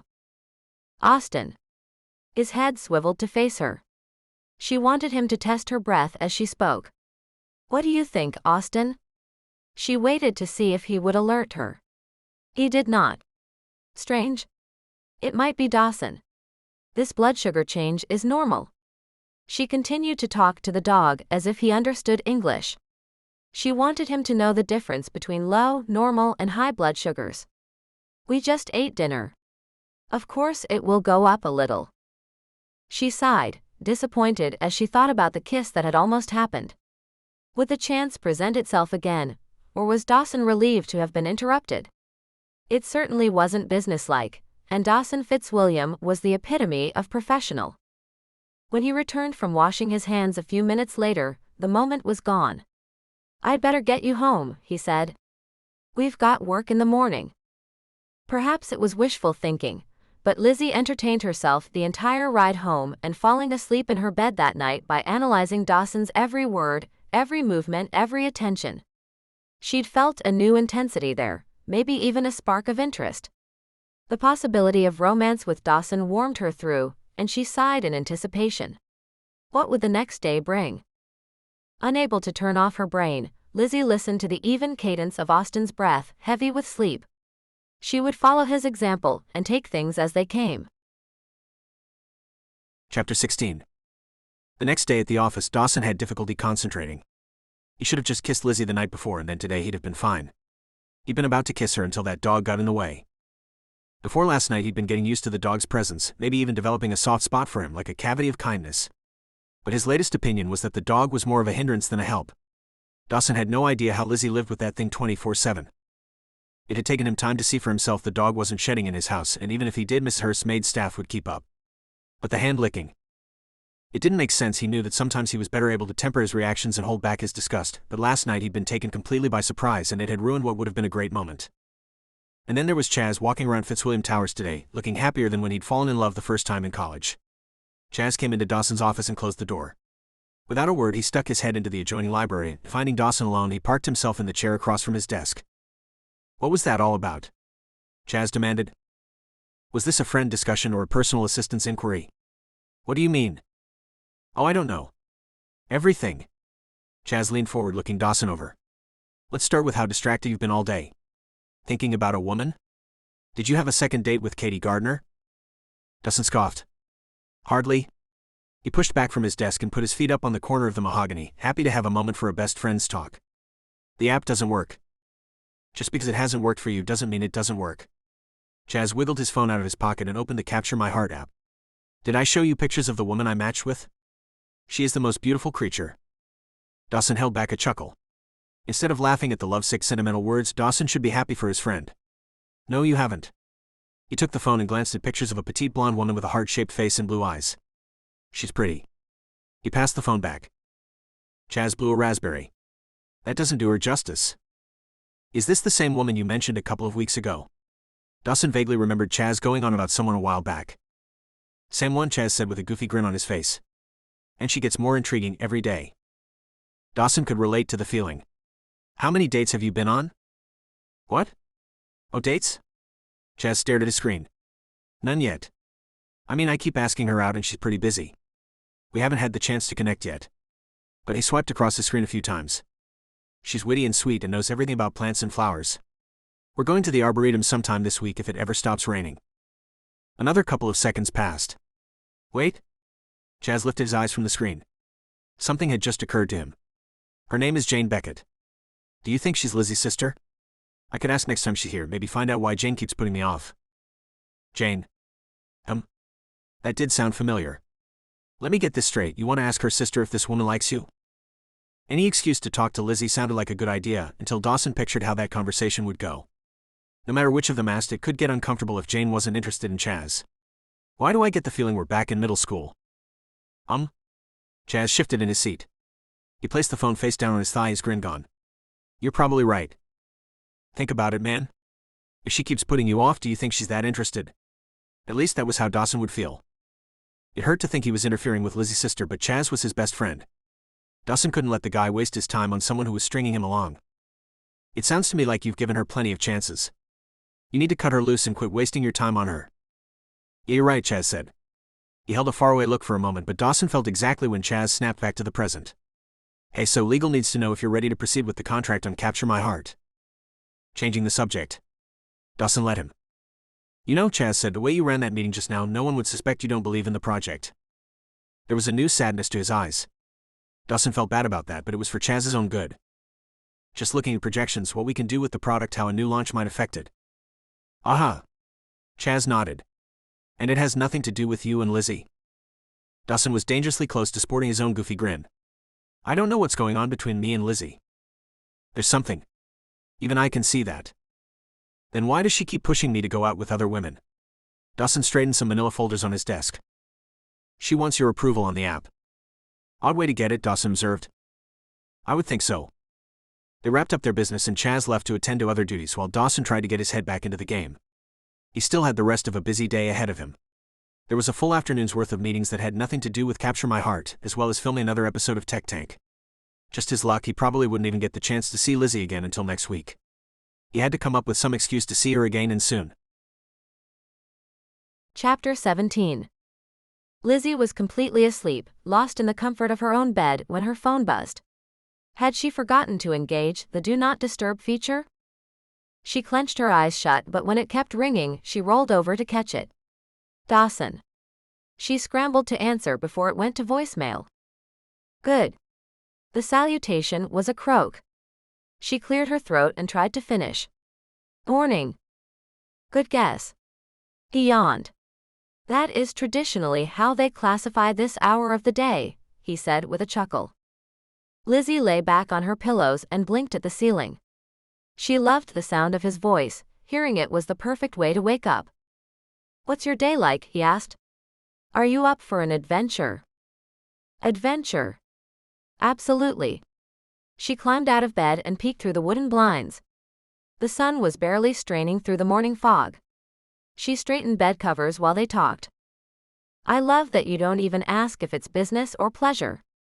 She could hear the smile in his words. Dawson wanted to spend time with her. It didn't matter what they did, if it meant she was with him, she was in. Lizzie tried to picture where he was in his palatial house. One thing she could almost bet on, he wasn't making his own bed. Which is it? Does it matter? He quipped. For wardrobe purposes it does. Him. She heard a door open on the other end, but he continued speaking. I would say wear sturdy shoes and dress in layers because it will start out chilly, but possibly get warmer. Something for outdoors. And you aren't going to tell me. This wasn't a question. Why bother asking any more when they both liked Dawson's surprises? You've got it. Also, a favor. Do you mind driving out here? We're going to take off from my neighbor's backyard. Boat trip. Hike. I can be there in 40 minutes. She dug through her closet to find what she hoped would be the right clothes. Outdoors didn't exactly narrow it down, but if they meant to get wet, he probably would have said so. If you skip the makeup, can you be here in 30? Hey. She didn't need some guy telling her if she did or didn't need makeup. Just saying you're beautiful without it. His backpedaling made her laugh. Take all the time you need. I'll just tell Lincoln we're at your mercy. Fine. She rolled her eyes, glad he couldn't see it. I'll be there as soon as I can, but I can't finish getting ready until we get off the phone. Fine, he said. See you soon. He sounded excited, and her heart gave a little flip. Lizzie didn't even have Austin out of the car before Dawson drove up next to her Subaru in his Range Rover. I'm all packed. He opened the passenger side back door and flicked the strap of a backpack on the floorboard to prove it. He waved a hand for her to bring Austin over. Lizzie helped Austin get situated on the back seat and then climbed into the seat beside Dawson. Let's do this. What a relief it would be to forget about work and spend the day together. Ever since their after-work dinner and almost kiss 5 days ago, she'd been looking forward to spending time with him away from the office. They drove through the cove, past perfect landscaping, stone and iron fencing, a lake with a dock and a gorgeous gazebo, and mansions that took her breath away. What must it be like to be the architect who dreamed up such homes? Lincoln said he'd meet us in the hangar, Dawson said as he maneuvered through a back entrance and toward a huge structure near a landing strip. Hangar, as in another private jet? Which of course meant another trip away from Seattle. Possibilities swam through her head. Outdoors and flying to get there. Flying to Europe on Dawson's private jet had been decadent and luxurious, but it was nothing like the plane she saw when Dawson drove into the hangar. A small red and white airplane with a front propeller was being checked out by a man with dark hair and a baseball cap. His friend loaded a cooler into the back. When Dawson had said they would take off from his friend's backyard, she hadn't thought he meant it literally. "This is so cool." Lizzie jumped out of the Range Rover to get a closer look at the plane. She'd appreciated the private jet, but this was way more her style. "I've always wanted to learn to fly." Lincoln finished his pre-flight check and started on the instructions for riding in what he kept calling his beaver. "Is everyone ready to hike the redwoods?" he asked.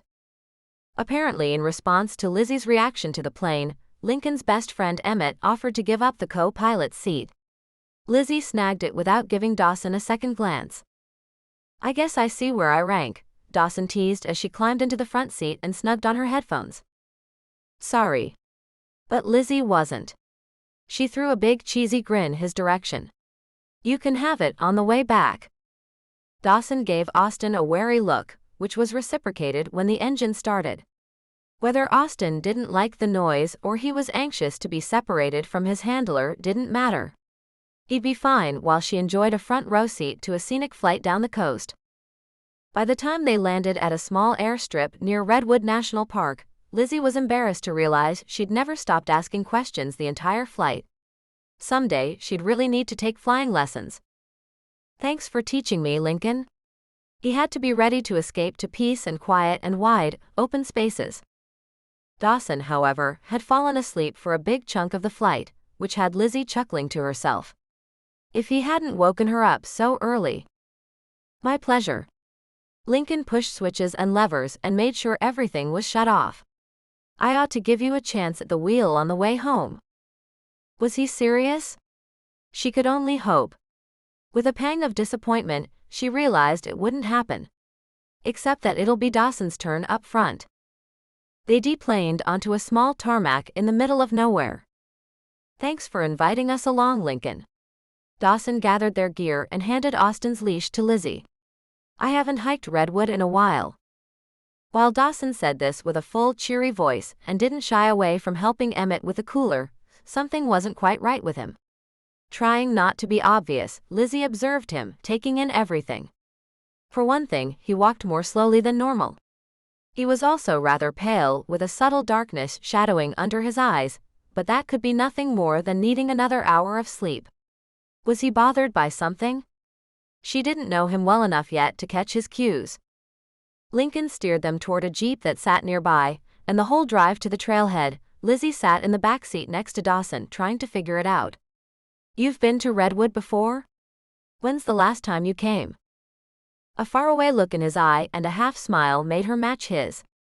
"It was the summer before my older sister went off to college." "That means I was in middle school, and Georgiana was." He rubbed a hand over his stubbled chin. "I don't remember how old she was exactly, but she was a little kid, annoying as all get out. She loved the redwoods, kept running ahead and then doubling back to get me to follow her. In fact, when she called this morning and I told her where we were going, she wanted me to promise to show you the waterfalls."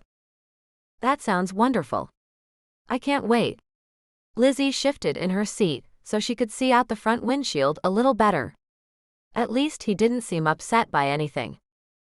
Dawson fished a water bottle out of his backpack and offered it to her. "Thirsty?" She shook her head.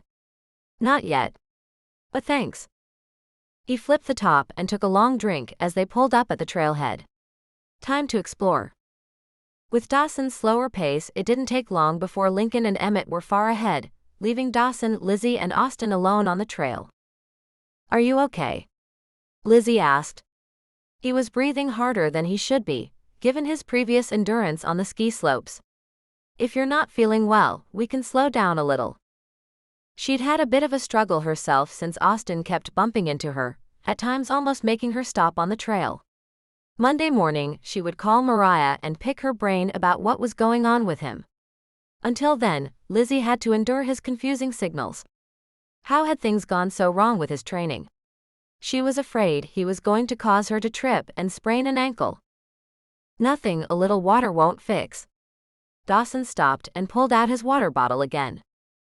Lizzie lifted her eyes to watch the tops of the trees swaying in the breeze, feeling the air that whispered through the leaves. "Listen," Lizzie whispered almost to herself. She closed her eyes and let the sound fill her like music. "It's one of my favorite sounds." Dawson stepped to her side and his hand slipped around to the small of her back. She heard a contented sigh. That could be another of her favorite sounds. "I agree." She opened her eyes, and the two of them started walking along the path. "It's so beautiful here." Lizzie tried to take in every detail, but there was so much to see, from the enormous trees to the delicate ferns and intricate lichens.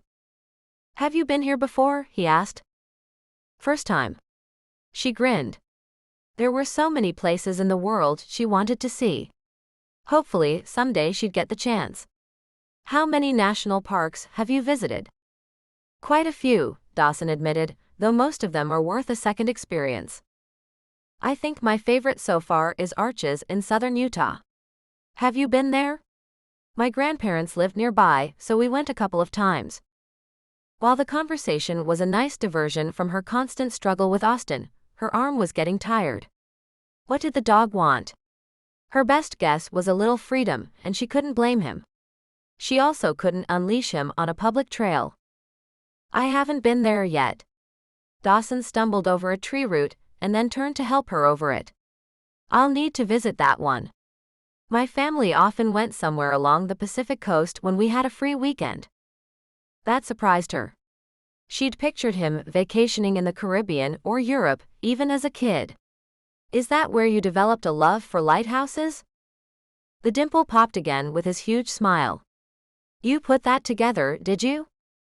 "I've always wanted to see one myself." She suddenly felt shy. She hadn't meant to imply that he should give her a tour of his own lighthouse, but she hoped he would take the hint. "Something I've always wanted to do. Take a summer and visit every one of the national parks from the farthest northeast, which I think has a lighthouse, and zigzag my way back to Seattle." "That sounds so fun. How long do you think it would take?" "That depends on what stops we're including." They were in the middle of debating whether they should add special national landmarks, like if they should try to hit the world's largest pecan in Missouri and the largest squirrel in Texas on the same day, when Lincoln and Emmett came around the bend toward them. "Hey, Dawson." Lincoln reached them and pulled out a folded trail map. "You said something about a waterfall. There's a fork in the trail up ahead." He pointed to the map. "Do you know which direction it is? Will you recognize it when we get there?" "I guarantee I won't have a clue. It was forever ago." Dawson sighed. He looked exhausted. "I guess we can look at it when we get there." The four of them started along the path again, but Austin had gone from bumping into Lizzie's every other step to angling in her way more and more forcefully. She looked down at him. "Austin, are you okay?" He whined in response. "Hey guys, I'm going to need a minute." They all stopped along with her. "What's up? Are you all right?" Dawson's concern for her was evident. She crouched in front of Austin, putting both hands along the sides of his head. He wiggled his head out and tried to pull away from her. Lizzie looked up at Dawson. "He's a little antsy. I'm going to give him some water and a moment to collect, just the two of us if you don't mind. Wait for me at the fork." "Are you sure?" She nodded. "I'll just be a few minutes behind you." Austin's whines had begun a few minutes into the hike, and while Lizzie doubted that a moment away from everyone else would help him get back to the well-trained service animal, it was worth a shot. "Okay." Dawson waved with his water bottle. "See you soon." As soon as the men were out of eyesight, Lizzie pulled a bowl and a water bottle from her pack. Technically, she wasn't supposed to let him off the leash while he was working, but since they were alone, she gave in. "All right, Austin, I'm going to take your jacket off for a minute to give you a chance to relax." As she removed the head collar and service jacket, she carefully rubbed his fur, looking closely to make sure he didn't have a burr in his coat that could have been giving him problems. "You have to promise to stay." She poured the water into the bowl and Austin licked his chops. He ducked his head and Lizzie thought he would drink, but instead, he lifted his head and sniffed the air. He barked once, that quiet low sound she rarely heard, and took off running down the path. Startled, Lizzie left the bowl and her backpack to catch him. Austin. She ran after him, confused that he'd taken off. He'd never done anything like that before. She made it around the next bend to find Dawson sitting at the side of the trail, knees up, back slumped, his chin dipping below his kneecaps. Fear washed over her like ice water. Austin was beside him, licking his face, and instead of being offended, it looked like Dawson was holding on to the dog's neck. Dawson. She rushed to his side and dropped to her knees. His skin felt clammy. He was pale and breathing hard. What's wrong? What can I do? Dawson. Lizzie. She looked up to see Lincoln down the trail. He obviously had seen Dawson and recognized something was wrong. A moment later, both he and Emmett were at his side.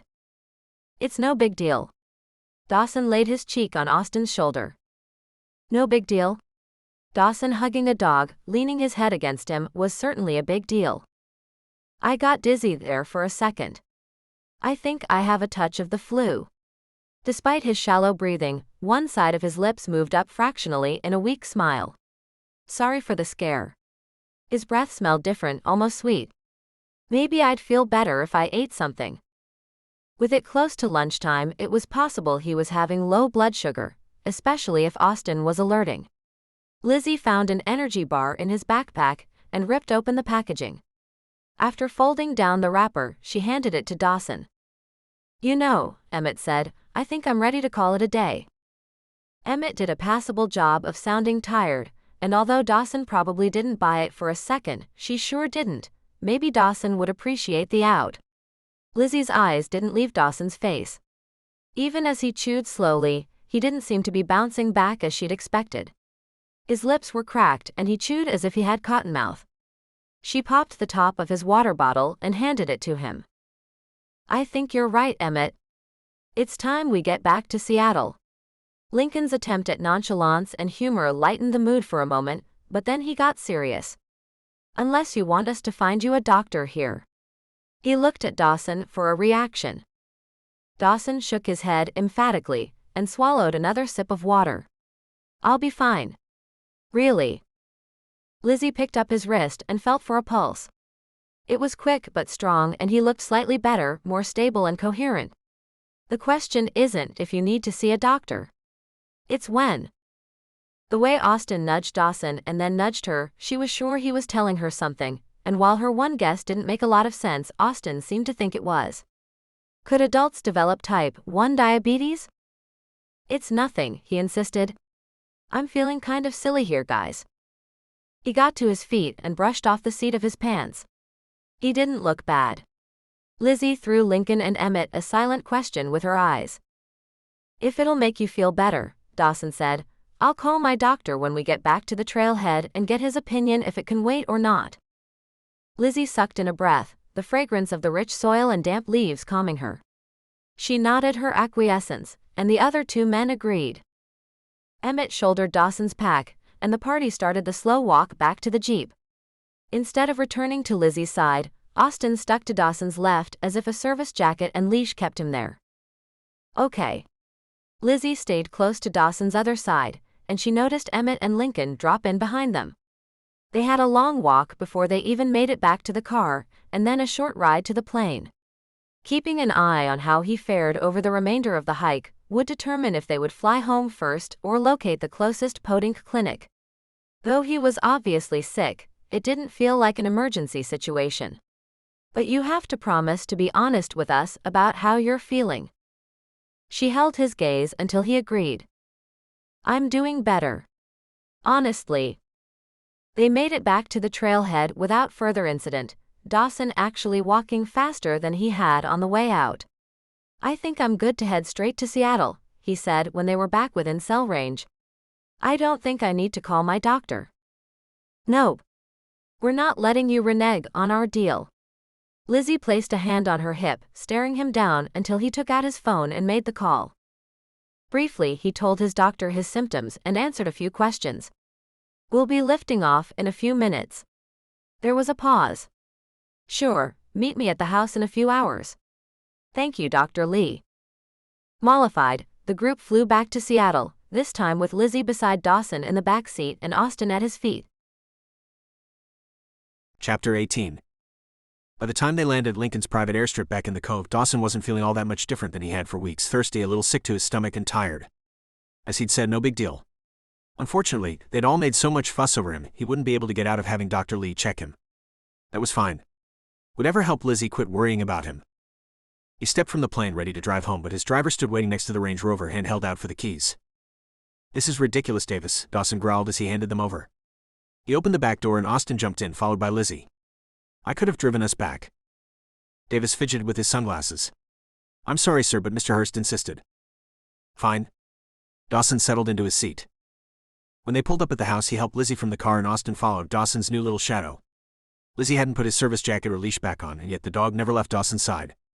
Every chance he got, the dog laid his head on Dawson's thigh or stuck his tongue out as if he was going to lick Dawson's hand.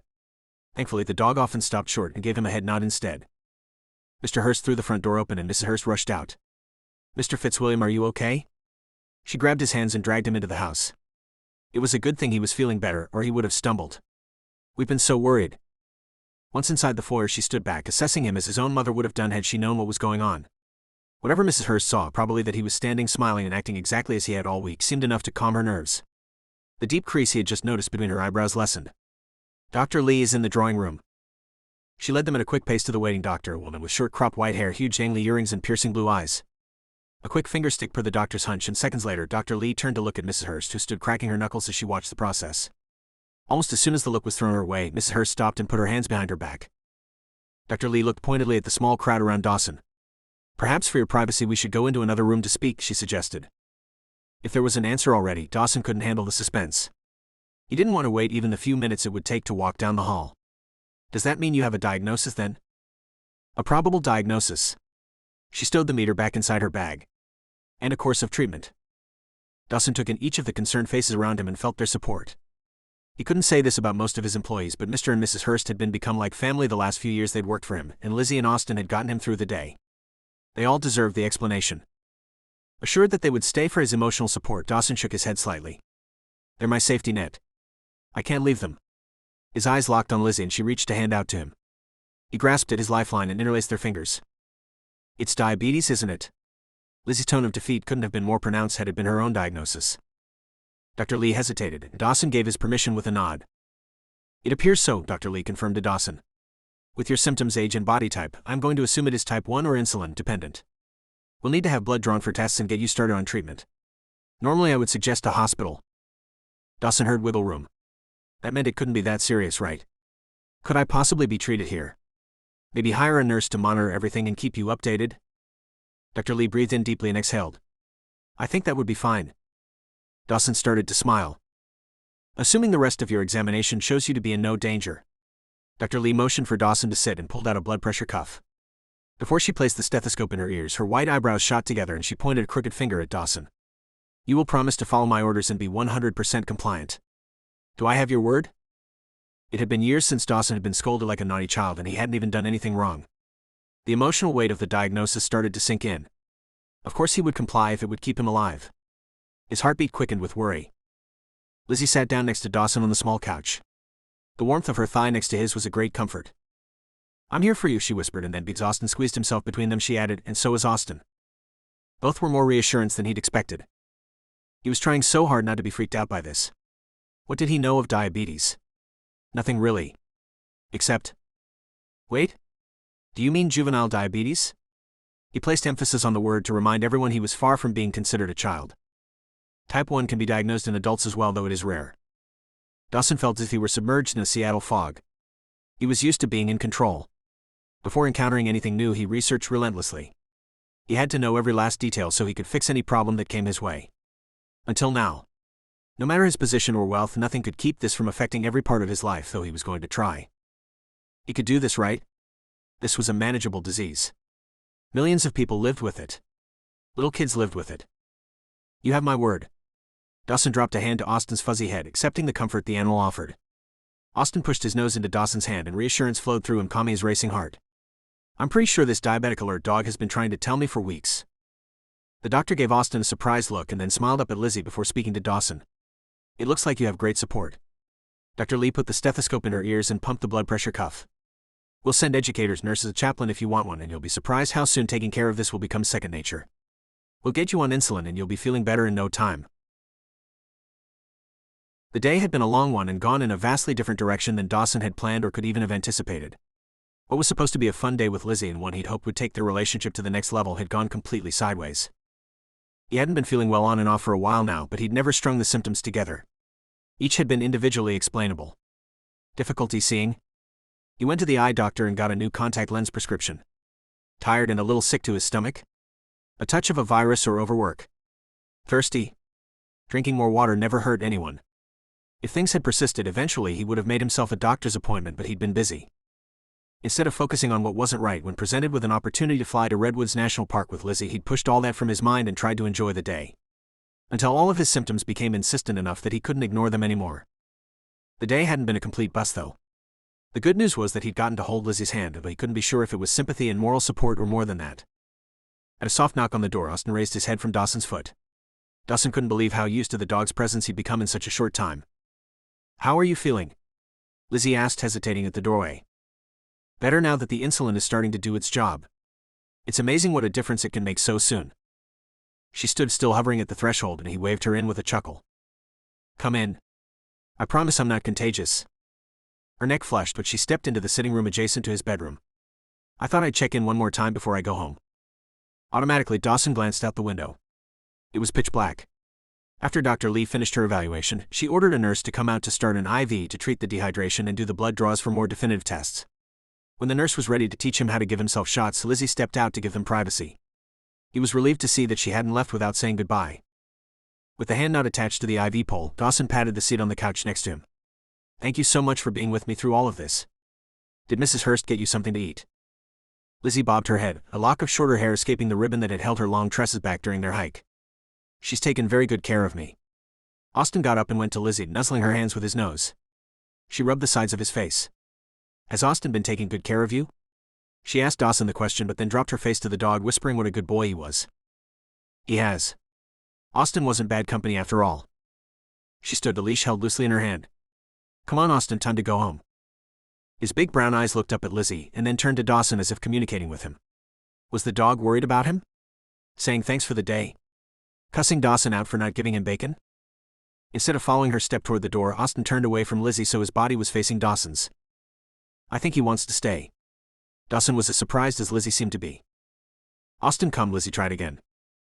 The obstinate animal lay down at Dawson's feet. "I guess you really will need to come back tomorrow."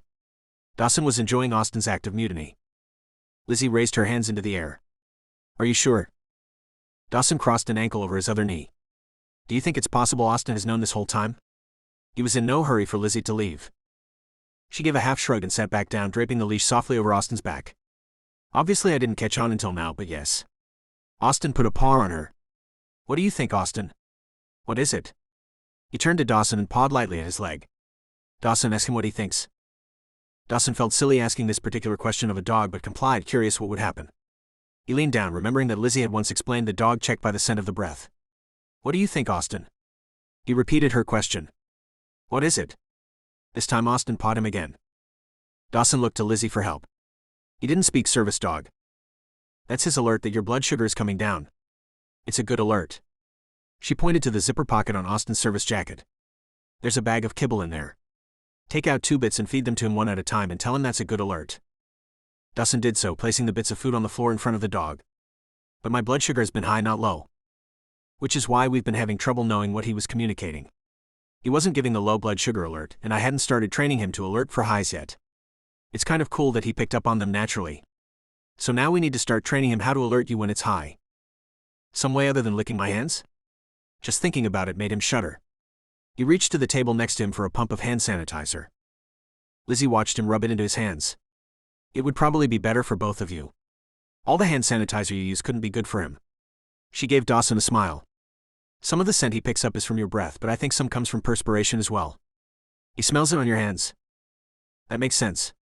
Dawson kept himself from rubbing his hands down his pant leg. "We can work on a different alert. I've noticed he's picked up a sort of head bob around you. That's not something I taught him. Have you noticed it?" "I have," Dawson admitted. "That works for me." Lizzie yawned and stood up again. Well, if you two are sure. She waited as if expecting Austin to follow her. He simply looked up and blinked at her. Okay then.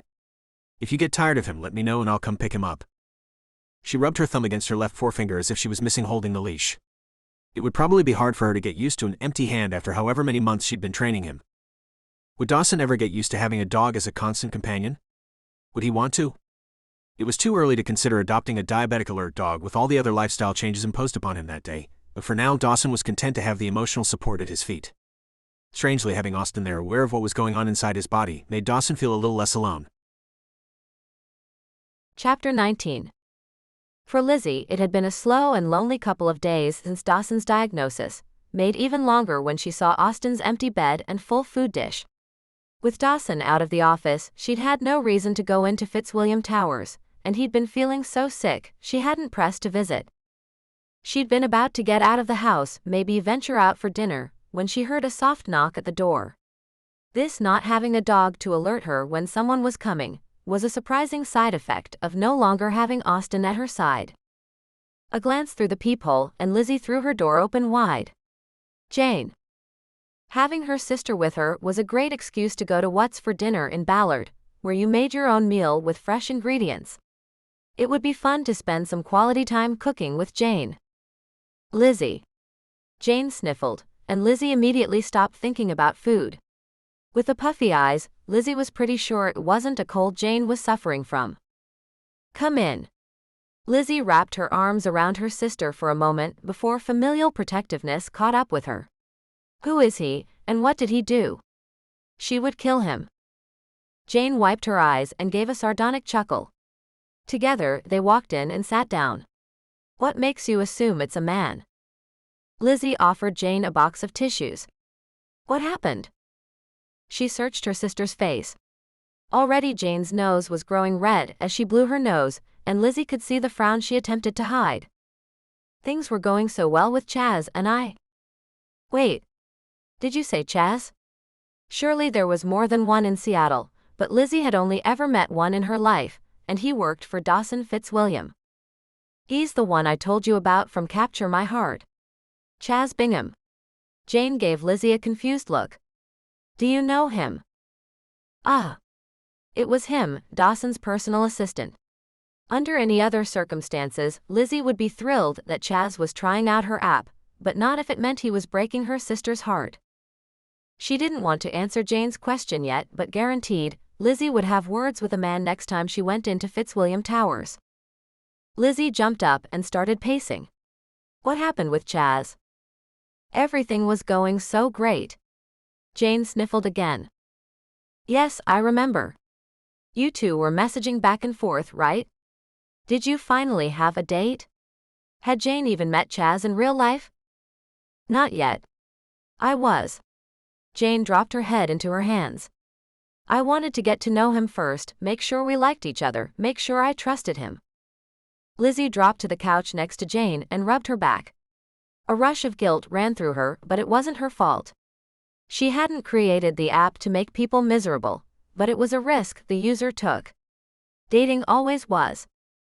And then what happened? Lizzie could guess the man got tired of waiting. He doesn't want to date me, Jane sobbed into a tissue. He went straight from I'll wait until you're ready to I'm moving on. Said his best friend helped him see I was leading him on. He didn't even give me a chance to make a date. His best friend. Dawson. How could he? Betrayal knocked the breath out of her. Betrayal that felt personal to Lizzie. Jane blew out a shaky breath and wiped her face with another clean tissue. I'm sorry. This is pathetic. I only now found out. With the tears all but stopped, she tipped her head onto Lizzie's shoulder beside her. Lizzie should have some heartfelt post-breakup encouragement, but she couldn't stop obsessing about Dawson's involvement. Why hadn't he talked to her about it first, if he was going to meddle in someone else's life? Thank you for listening. Jane sniffled. I just needed to get it off my chest. Even as the weight settled onto Lizzie's. Anytime. That's what sisters are for. If she knew her sister at all, this emotional disappointment was far from over, and who could blame her? but if Jane was ready to change the subject, Lizzie would allow it. "Can I treat you to dinner?" Jane checked her watch. "Can't. I have a stack of papers to read." She blew out a breath. "I guess I shouldn't have procrastinated, but I have to have the grades entered by midnight." She stood and grabbed her purse. "I'm good now." She looked better, but only slightly. "I just knew if I didn't say something to someone, my mind wouldn't let me focus." Jane walked to the front door. "I can't help but wonder what happened though. We had a real connection, I know we did, but then all of a sudden it doesn't matter to him anymore?" "I don't matter." She swallowed, her delicate blue eyes full of disappointment. At the door, Lizzie wrapped her sister in another tight hug. She would give her all the happiness in the world if she could. "You do matter. You matter so much to me." Jane relaxed against her for a moment. "Thank you. But just so you know, I'm never dating again." Duly noted. Her mind scrambled to come up with some way to help Jane feel better. "How about a hike on Saturday, just you and me?" Jane nodded and stepped back. "That sounds fantastic." She looked deeply into Lizzie's eyes. "How are you doing without Austin?" She bit her bottom lip as if afraid to ask. Longing surged in Lizzie. Her eyes darted to his empty dog bed. "I really miss him." The only way she'd been able to endure the separation so far had been knowing Austin was working with Dawson, helping him acclimate to his new diagnosis. But that was before Jane's depressing news. She couldn't let that change her mind. She was proud that Austin was doing exactly what she'd trained him for. It's been an abrupt adjustment, that's for sure. "I'm sorry, Lizzie." At least the conversation shift to Austin and Lizzie's loss had given Jane something else to think about, and when she left, she looked strong enough to handle her disappointment. Jane's unexpected visit, however, did nothing to lift Lizzie's melancholy. She no longer felt like heading to Ballard. She flopped back down on the couch, wasting her time scrolling through her competition on the App Store. A new one caught her eye. It had been almost a week since she'd last checked where her own app ranked and what else had popped up. She'd never seen this one before. Curious, she clicked on it. Screenshots of the app's features were hauntingly familiar. No way someone else came up with the exact same things she had. No way this was coincidental. Had Fitzwilliam Industries created an app of their own that mimicked hers because aside from the graphics and colors, this app, Photo Match, was her intellectual property. To add to the injury, it had leapfrogged ahead of Capture My Heart in the search results. Taking note of the developer name, Lizzie quickly bought the app and downloaded it. "Wick Entertainment," she muttered, furious. George Wick hadn't made this treacherous discovery difficult. Figuring out who was behind Photo Match didn't even require a simple internet search. As soon as the app downloaded, she opened it and began a dummy profile, jumping through the process as quickly as possible. She was 20% of the way through, as evidenced by the very same type of progress bar suggested by Dawson, when she realized she shouldn't only be angry at George. Betrayal soured in her stomach. Dawson had used proprietary information to create an app of his own. He'd never had the intention to improve her app or help her become successful. He'd been ready to poach from day one. That was why they delved into coding even before he'd signed a contract to invest. That was why they invested so many labor hours Fitzwilliam Industries potentially wouldn't get reimbursed for. Lizzie had thought Dawson wanted to spend time with her, to get to know her, and all along it had been so he could steal her idea. She felt used and stupid to have fallen for it. Why hadn't she consulted an intellectual property lawyer about the contracts? Lizzie was not going to sit back and watch her dreams disappear into the oblivion of the lower ranks without a fight. She wasn't going to have another app fail, not after she'd worked so hard on this. It had been days since she'd last seen Dawson, and she'd thought it was because he wasn't well. She bet he was feeling just fine. Starting insulin wasn't so difficult that he had to be absent all this time. He'd probably been avoiding her, so she wouldn't be around when George's app was launched. And to top it off, the thief had her dog. Well, she would track him down and confront him. She'd check every now melted ski slope in the area if she had to. Determined, she dressed professionally, heels and all, freshened her makeup and hair, and pointed her Subaru downtown. Dawson and his cronies at Fitzwilliam Industries would have no reason to dismiss her, even if she was small potatoes compared to them.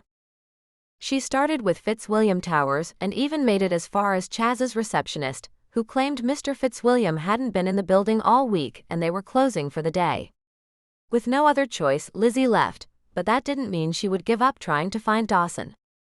An hour-and-a-half manhunt might give a person time to calm down, collect a clear head, and decide not to confront the one she'd been falling for, but it had the opposite effect. She was seething. Lizzie didn't even trust herself to call him. Only a face-to-face encounter would give her the satisfaction she needed. It was a good thing that David at the security booth recognized her from the many times she'd been in and out of the cove. He'd picked up the phone to check with the house for permission to let her through when she stopped him. "Oh, please don't." Her head spun, trying to come up with an excuse to get her through. "I wanted to surprise Dawson." "Oh." He settled the phone back into the cradle. She anticipated his question. "It's our 1-month anniversary." It was the truth, just not the way she was leading him to believe. "Congratulations." David smiled and waved her through. "Happy anniversary." "Who said it was happy?" She forced a broad smile. David let her through. Driving faster than the posted, ridiculously conservative speed limit, Lizzie went straight to Dawson's house, parked her clunker in the prime spot by the massive front doors, and rang the bell with purpose. "How may I help you, Miss Beckett?" If Mrs. Hurst was surprised to see Lizzie standing on her doorstep, she masked it well. Perhaps they had made it past the cold, impersonal stage. "I was missing Austin." Lizzie fought to appear calm, though she felt anything but. "Is Dawson here?" "Is Mr. Fitzwilliam expecting you?" Mrs. Hurst's choice of words revealed he was there. The icy formality had returned. Dawson must have told her he didn't want to see Lizzie. A conversation. "He owes me that much." Lizzie clenched her jaw, her heart thumping in her chest. Mrs. Hurst shifted her weight from one foot to the other, the first time the housekeeper had ever hinted at discomfort. "He's been extremely busy this morning. I could invite you in, but he may not be available for a few more hours. I could pass your message along, though." After the day Dawson was diagnosed, when Lizzie and Mrs. Hurst had spent some time together bonding over their shared worry, this reception felt stiff and dishonest. A dog barked, and Austin ran straight to Lizzie, covering her with doggy kisses. She dropped to a crouch beside him. His soft fur, along with the warmth and weight of his body, brought her more comfort than her fuzzy blanket. If only she were in a better state of mind to enjoy it. "Austin." She hugged him. "I missed you." "Who's here?" Lizzie stood when she heard Dawson call down the hallway. A moment later, he emerged. With one glance Lizzie's direction, he turned to the housekeeper. "I've got this, Mrs. Hurst." He paused, giving Mrs. Hurst time to disappear around a turn, and then gave Lizzie a confused look, hands raised in question. "Are you upset at me for some reason?" The dark circles under his eyes were gone, and he seemed to have found his energy. The guy was definitely not sick. "What do you think?" Lizzie hissed her displeasure, priding herself on keeping her voice down so the entire household wouldn't hear their conversation, but she wouldn't be able to hold it long. "Would you like to come in?" Dawson stepped back from the doorway to give her room. She stepped backward. "No." She took a quarter turn, her mind spinning with where to have the conversation, how to start it. "I can't." After all that time ranting in her head, planning what she would say to him, she wasn't sure how to form a complete, coherent sentence. Trying to get a hold of herself, she sped straight through the gardens, walking as briskly as her long legs allowed. Dawson matched her step for step with Austin at his side instead of hers. Not only had the guy stolen her app, he'd stolen her dog. He ran ahead of her, and then stopped in her path. "What is going on?" he demanded. She could see his frustration level growing, responding to hers. "Good." She veered past him, her jaw tight and her eyes fixed on the choppy waves of the sound ahead. A few yards further, Lizzie broke through the vegetation and onto the rocky edge of the beach. She stopped and whirled around to confront Dawson face to face. "What happened to your app doesn't work, Lizzie." There's something wrong with the algorithm, Lizzie. Dating apps always fail, Lizzie. Huh, Dawson? His eyes went wide with momentary shock. Was he surprised she'd figured it out? And yet you go straight to George Wick with my ideas? Did you sell it to him outright, or are the two of you in on it together? The wind whipped through her hair, blowing it across her face, and she tugged it back, unwilling to stop talking so he could respond. Did you wait until the 30 days was up before you sold it to George, or have you been working on it all along? Wait. Dawson put out both hands like stop signs. What are you talking about? Stealing your app? And George Wick? He breathed hard as if he'd been running. I'm not following you. George Wick's new dating app photo match doesn't ring any bells? You're going to tell me you know nothing about it? No, Lizzie shook her head. I don't believe it, Dawson, because it's exactly like Capture My Heart, including the progress bars you wanted to add. It's hard to believe you didn't have a hand in this. You saw an opportunity to get rid of me and the app you never wanted, and lucky you, you made a quick buck at the same time. She turned her back on him, her own breath jagged as she tried not to hyperventilate. She was too worked up. How can you live with yourself? Are you done yet? Dawson's green eyes flashed, not backing down. No. Lizzie shook her head, hands on her hips. I trusted you. You actually led me to believe you were going to invest in the project, that it was worth fixing the little glitches. Don't kid yourself, Lizzie. There are major glitches. Work still needs to be done on it. And although I don't see it being the next big thing, it might just compete.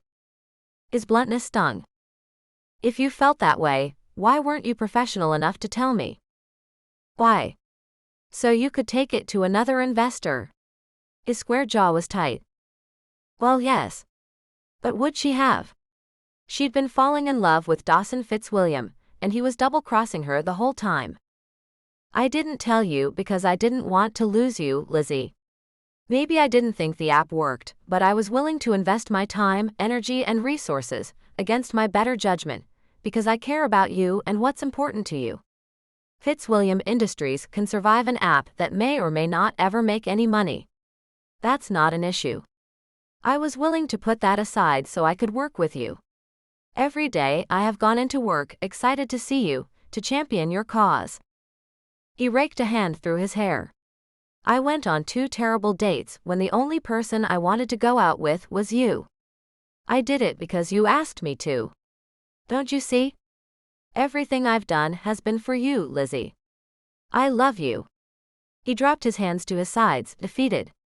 I can't believe you would think I could do this to you, that I would go behind your back and sell your idea to George Wick. He'd moved closer during his monologue, and over the sound of the waves, Lizzie found herself reading his lips to follow every word. For a moment she was mesmerized by the lips that were telling her he loved her, but the delivery. Against your better judgment? Survive my little app? Willing to put that all aside? Am I supposed to be flattered? She turned her face to the turbulent waves in the sound. As if that wasn't enough. She shook her head, anger bubbling up again, and turned to glare at him. What about Jane? He stepped forward as if he couldn't hear. Jane.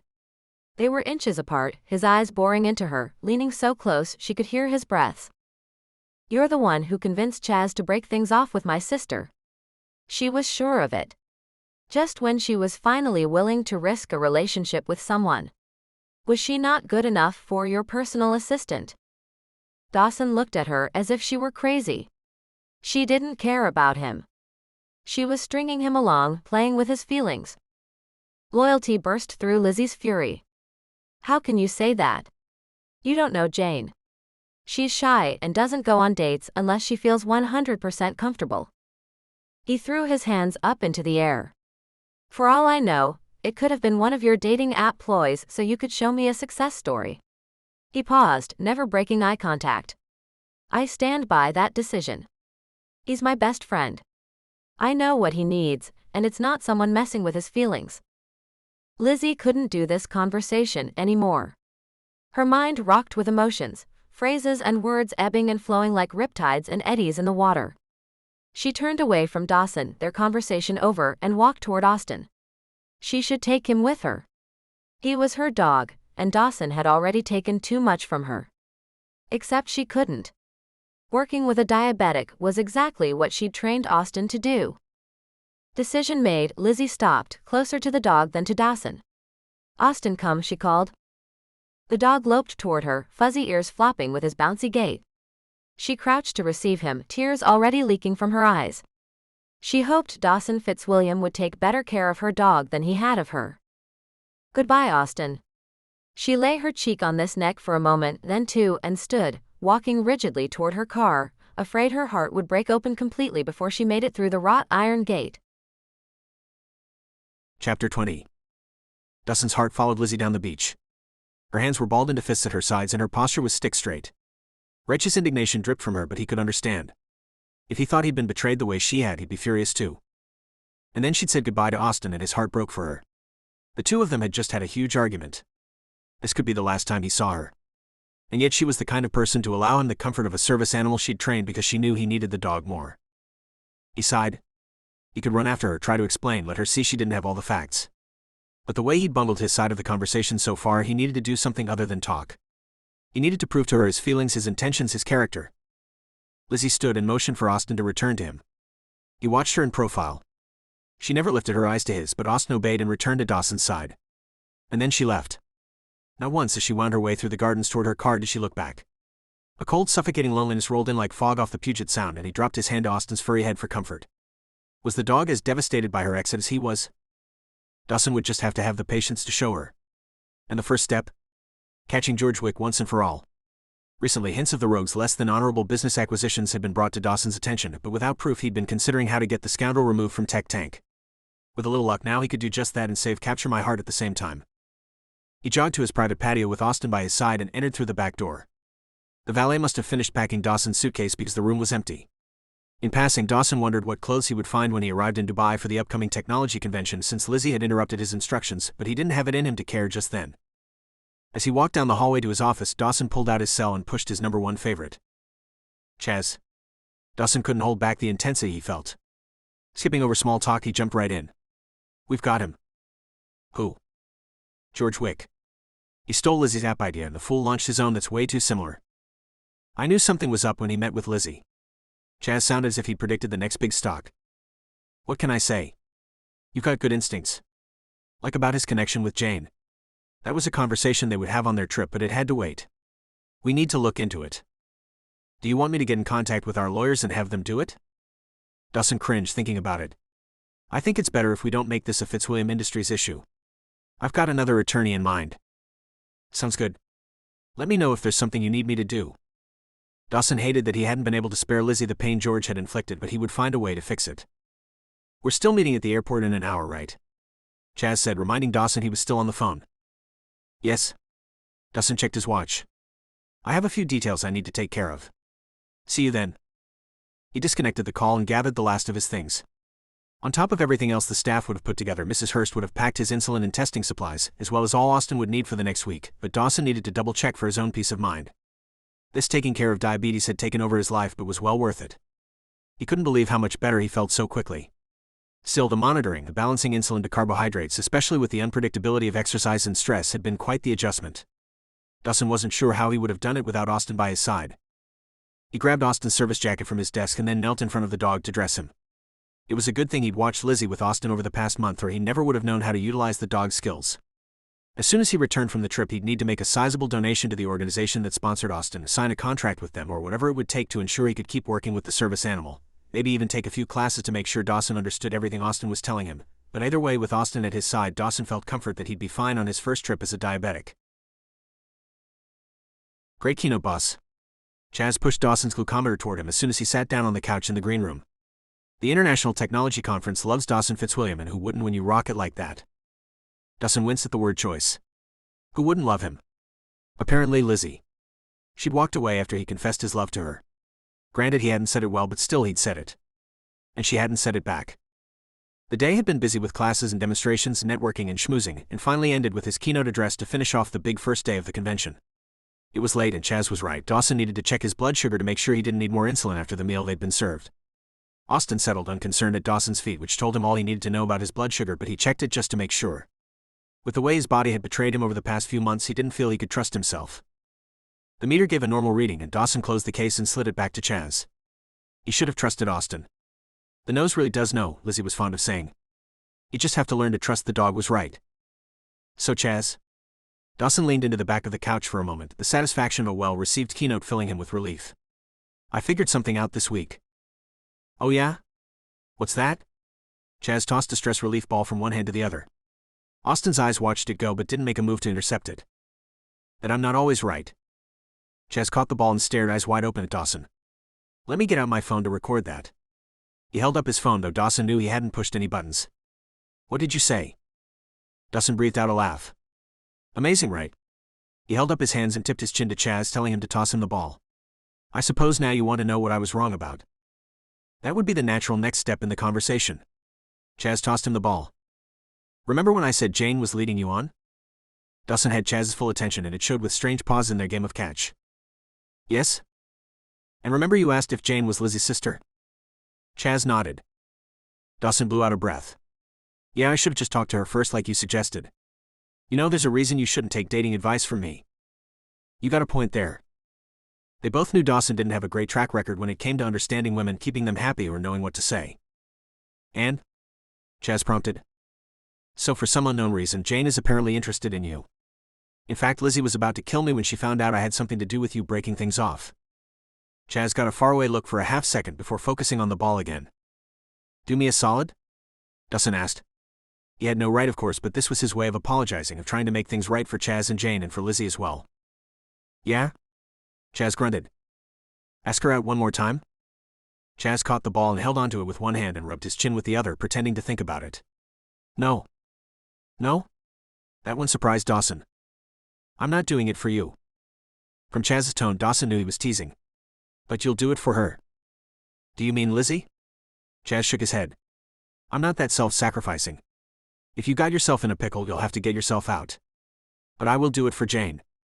Chaz looked up to the ceiling and tossed the ball into the air and caught it again. One question. Why wouldn't she go out before? Cautious, Dawson explained. But from what I understand, she's over that now. Sweet. Chaz tossed the ball a little too hard and it bounced away from Dawson's grasp. Austin scrambled to recover it. He brought it back to Dawson. Good boy, Austin, Dawson said, happy the dog was able to multitask. If he was going to have a service animal, he also wanted to see that he was able to live content and carefree as a dog should.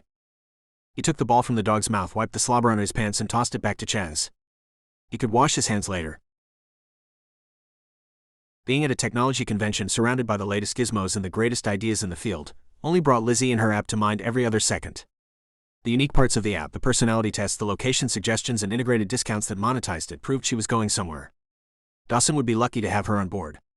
So when he was sitting on a panel and a question was asked about the latest in contextual deep linking, Dawson went into the details of an innovative new app, Capture My Heart, by up-and-coming app developer Lizzie Beckett.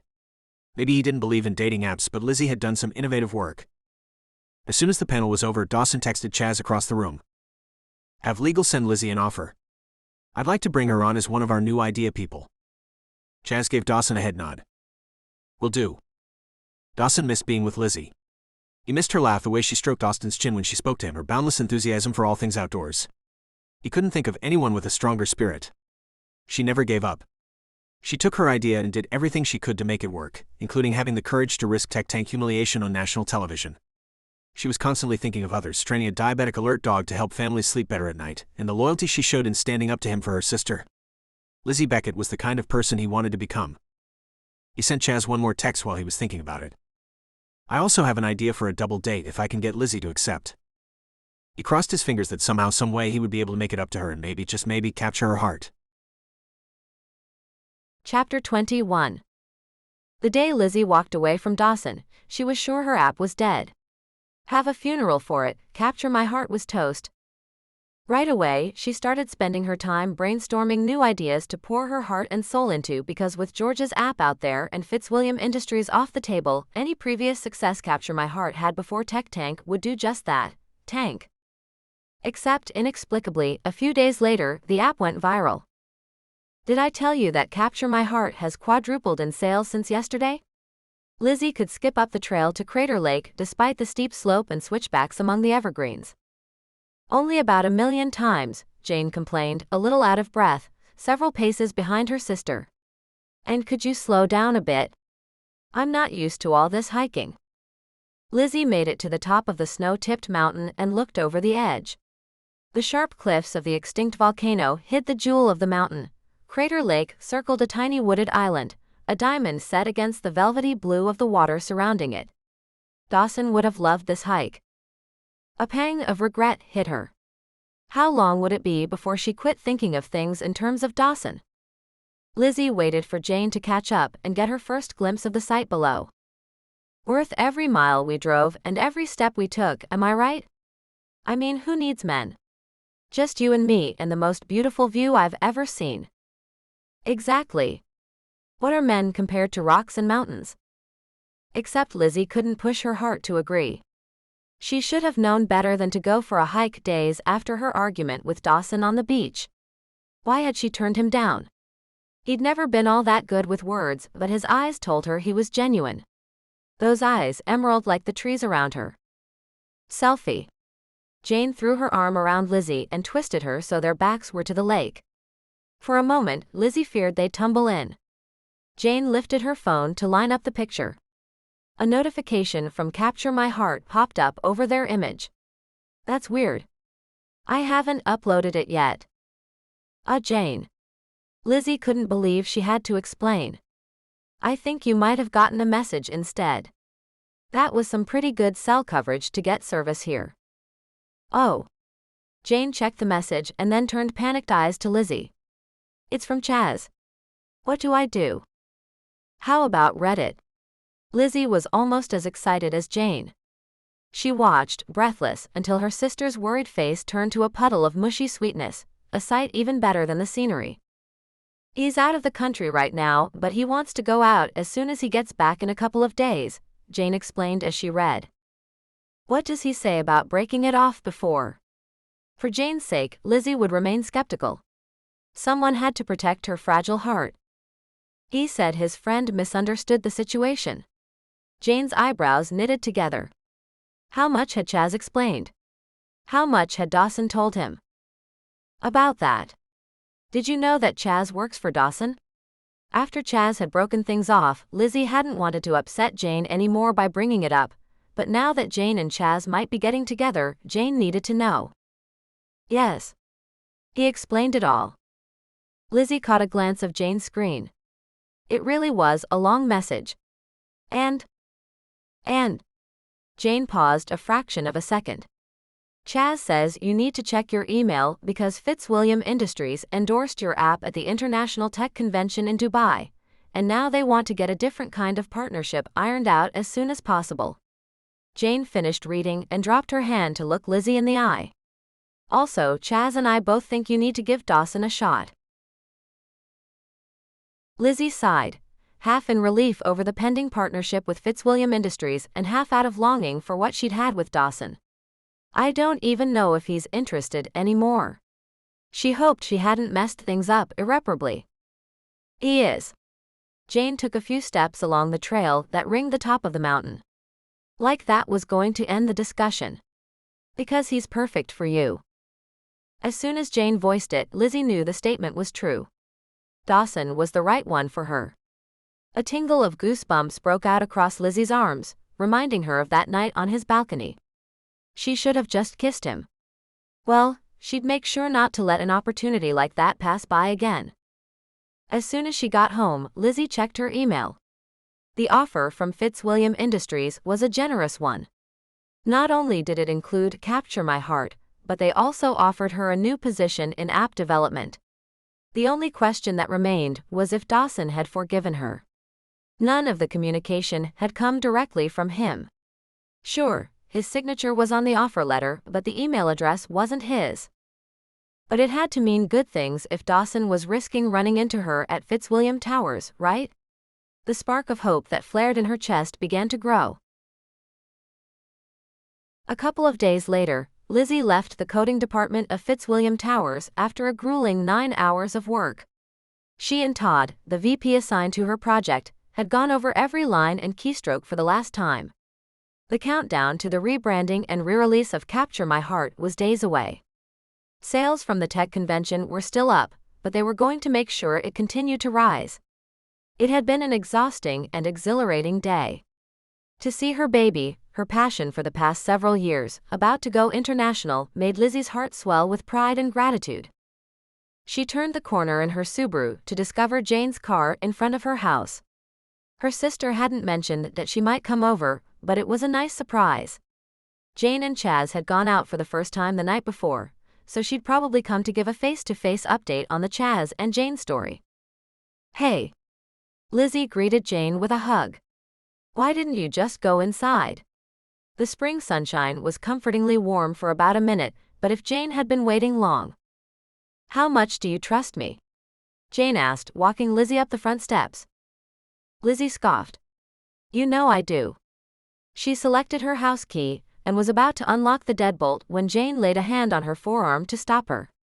Lizzie looked at her. "What's this about?" Chaz asked me to meet him here with a key, and he brought in a few items." "And you didn't go in with him?" Lizzie's heart thumped with excitement. Jane shook her head hesitantly. "Why not?" The mystery was killing her. What had Chaz wanted with Lizzie's house? Had Dawson sent something over? While she was excited to find out what the surprise was, she would much rather have just seen Dawson. And Austin, she missed his furry face too. Chaz said it's a surprise for both of us. Jane gave Lizzie's arm a little squeeze. "Interesting." "Then the question you should have asked," Lizzie kept her tone teasing so Jane would know she was kidding, "was how much I trust Chaz." Jane bobbed her head. "I suppose that's correct." She clenched her hands at her sides, rolling up onto the balls of her feet. "Open the door. I have to know." "I can't believe you didn't peek before I got here." Jane had more willpower than Lizzie would have had. After opening the door, Lizzie's first thought was, how long was Chaz in here? Her living room had been transformed into a scene right out of a romance movie. Double rows of battery-operated tea lights in shimmering silver and gold glass votives created a path from the front door up the stairs. On pretty much every available surface was a bouquet of exotic flowers, until they got to the table at the bottom of the stairs. There, strangely, was a large carton of movie-style popcorn in 2 thick ivory envelopes, one each with their names in beautiful calligraphy. "Shall we open these first?" Jane clutched hers to her chest. "Of course." Lizzie ran her thumb over the initials DF on the wax seal before she broke it open. Inside was an invitation from Dawson Fitzwilliam to an advanced screening of Tech Tank in his home that Saturday night, 2 days before it would air nationally. With the gold leafing and handwritten lettering, there was no question it would be a red carpet type of event. The thought thrilled, excited, and scared her to death. "Did you get the same thing?" Lizzie held her invitation out for Jane, and they switched. The sole difference was that Jane's was as Charles Bingham's +1. "This is going to be amazing," Jane gushed. After Lizzie's many descriptions of the Cove and Dawson's Fitzwilliam's mansion, Jane had been begging for a chance to go, and now she would. Lizzie nodded at the glowing votives that continued up the stairs toward her master and guest bedrooms. "I think there's more." Wanting to enjoy every bit of the elaborate surprise, Lizzie took the stairs at a normal pace, though her heart skipped ahead. What was still to be discovered? On the landing, the candle path forked, clearly heading to each of the bedrooms. Jane tipped her head toward the guest room and widened her eyes in question. Lizzie shrugged, and they separated. Thank goodness Lizzie had made her bed that morning, because every solid surface of her master bedroom was covered in more battery-operated candles of all different sizes and more vases of flowers. On a freestanding brass clothes rack hung half a dozen gowns with matching shoes and jewelry. Jane squealed from the other room and then ran to Lizzie's doorway. "Can you die of happiness?" Lizzie couldn't hold back her smile. "You got the same treatment?" Jane's eyes went wide, and she nodded vigorously before running off again. Prominently displayed in a vase of 24 roses was a small envelope. Lizzie removed the card and read, "I wanted to give you options in case you were inclined to say yes. Give Mrs. Hurst a call when you've chosen a dress." She'll have the designer come to ensure the right fit. It was signed simply, Dawson, but the sight of his name in his own handwriting, with or without a salutation, melted her heart. As if she would say no. Chapter 22. Dawson struggled with his bow tie in the mirror one last time and tugged just hard enough to completely mess it up. He considered asking for Mrs. Hurst's help, but with only minutes before guests were scheduled to appear, she'd be busy orchestrating the additional staff hired for the evening's preparations. From previous experience, he was aware he'd as likely get his head bitten off as get his tie fixed if he approached her now. In her defense, he had thrown this at her with only a couple days' notice.